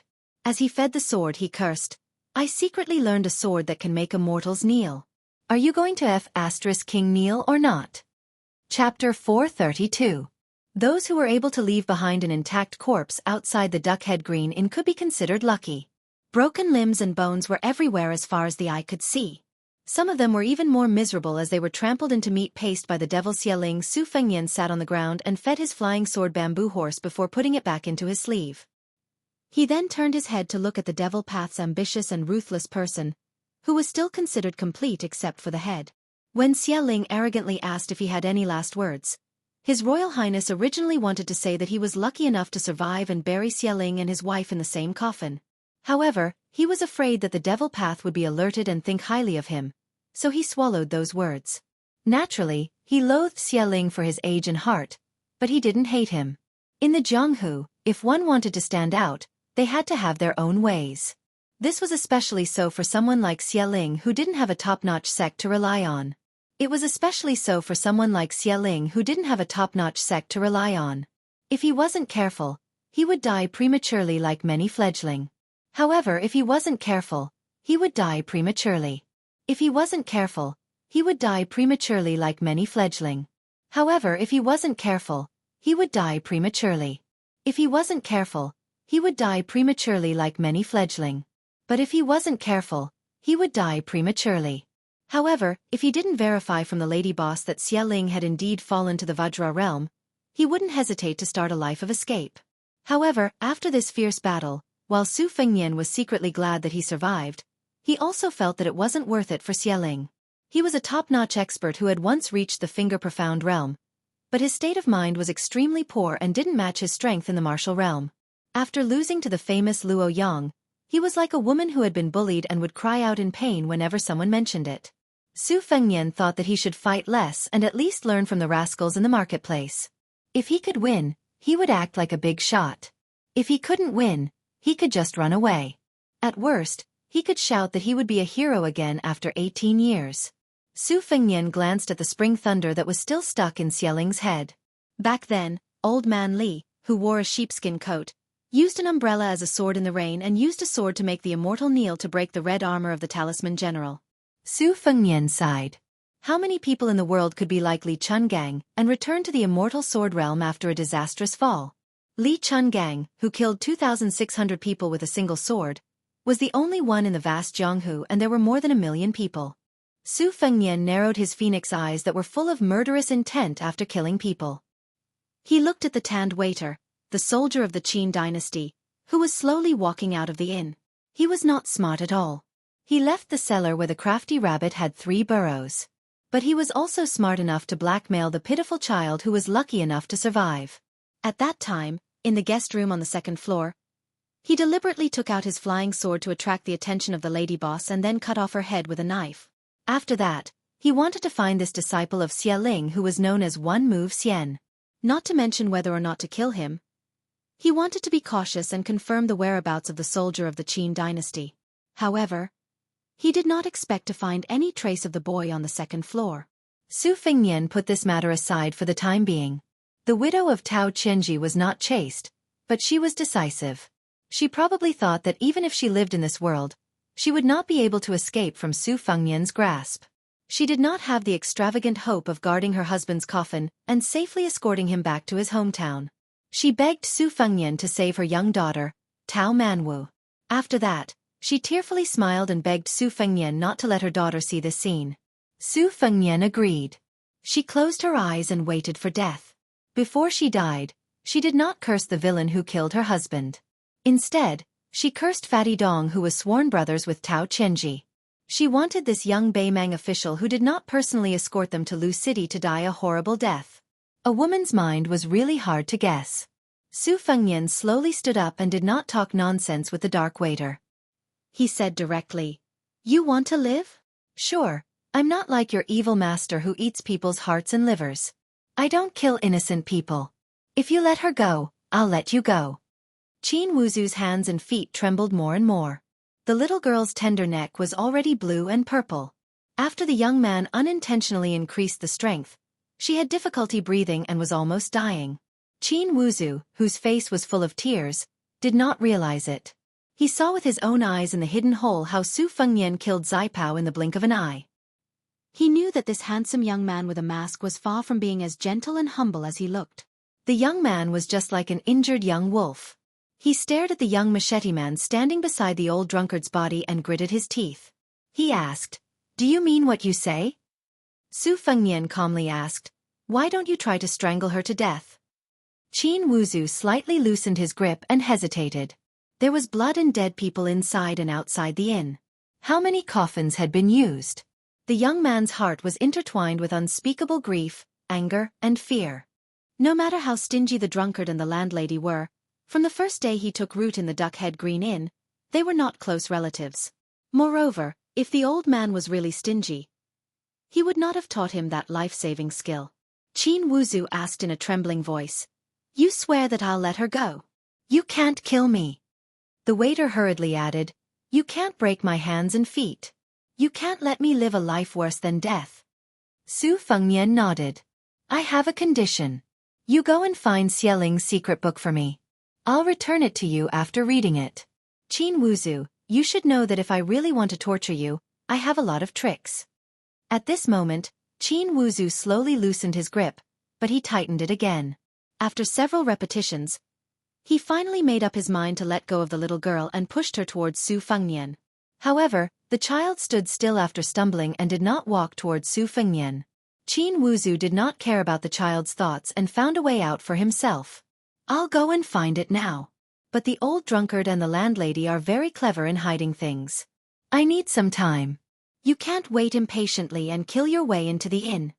Su Fengnian waved his hand and Qin Wuzu ran into the inn. Su Fengnian went to the little girl called Tao Manwu. Seeing her, she was so scared that she fell to the ground and did not dare to cry out.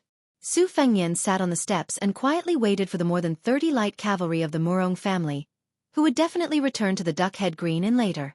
In the end, he did not pull out the spring thunder. This kind of subtle benefit that only heaven knew, earth knew, he knew, and Li Chungang knew.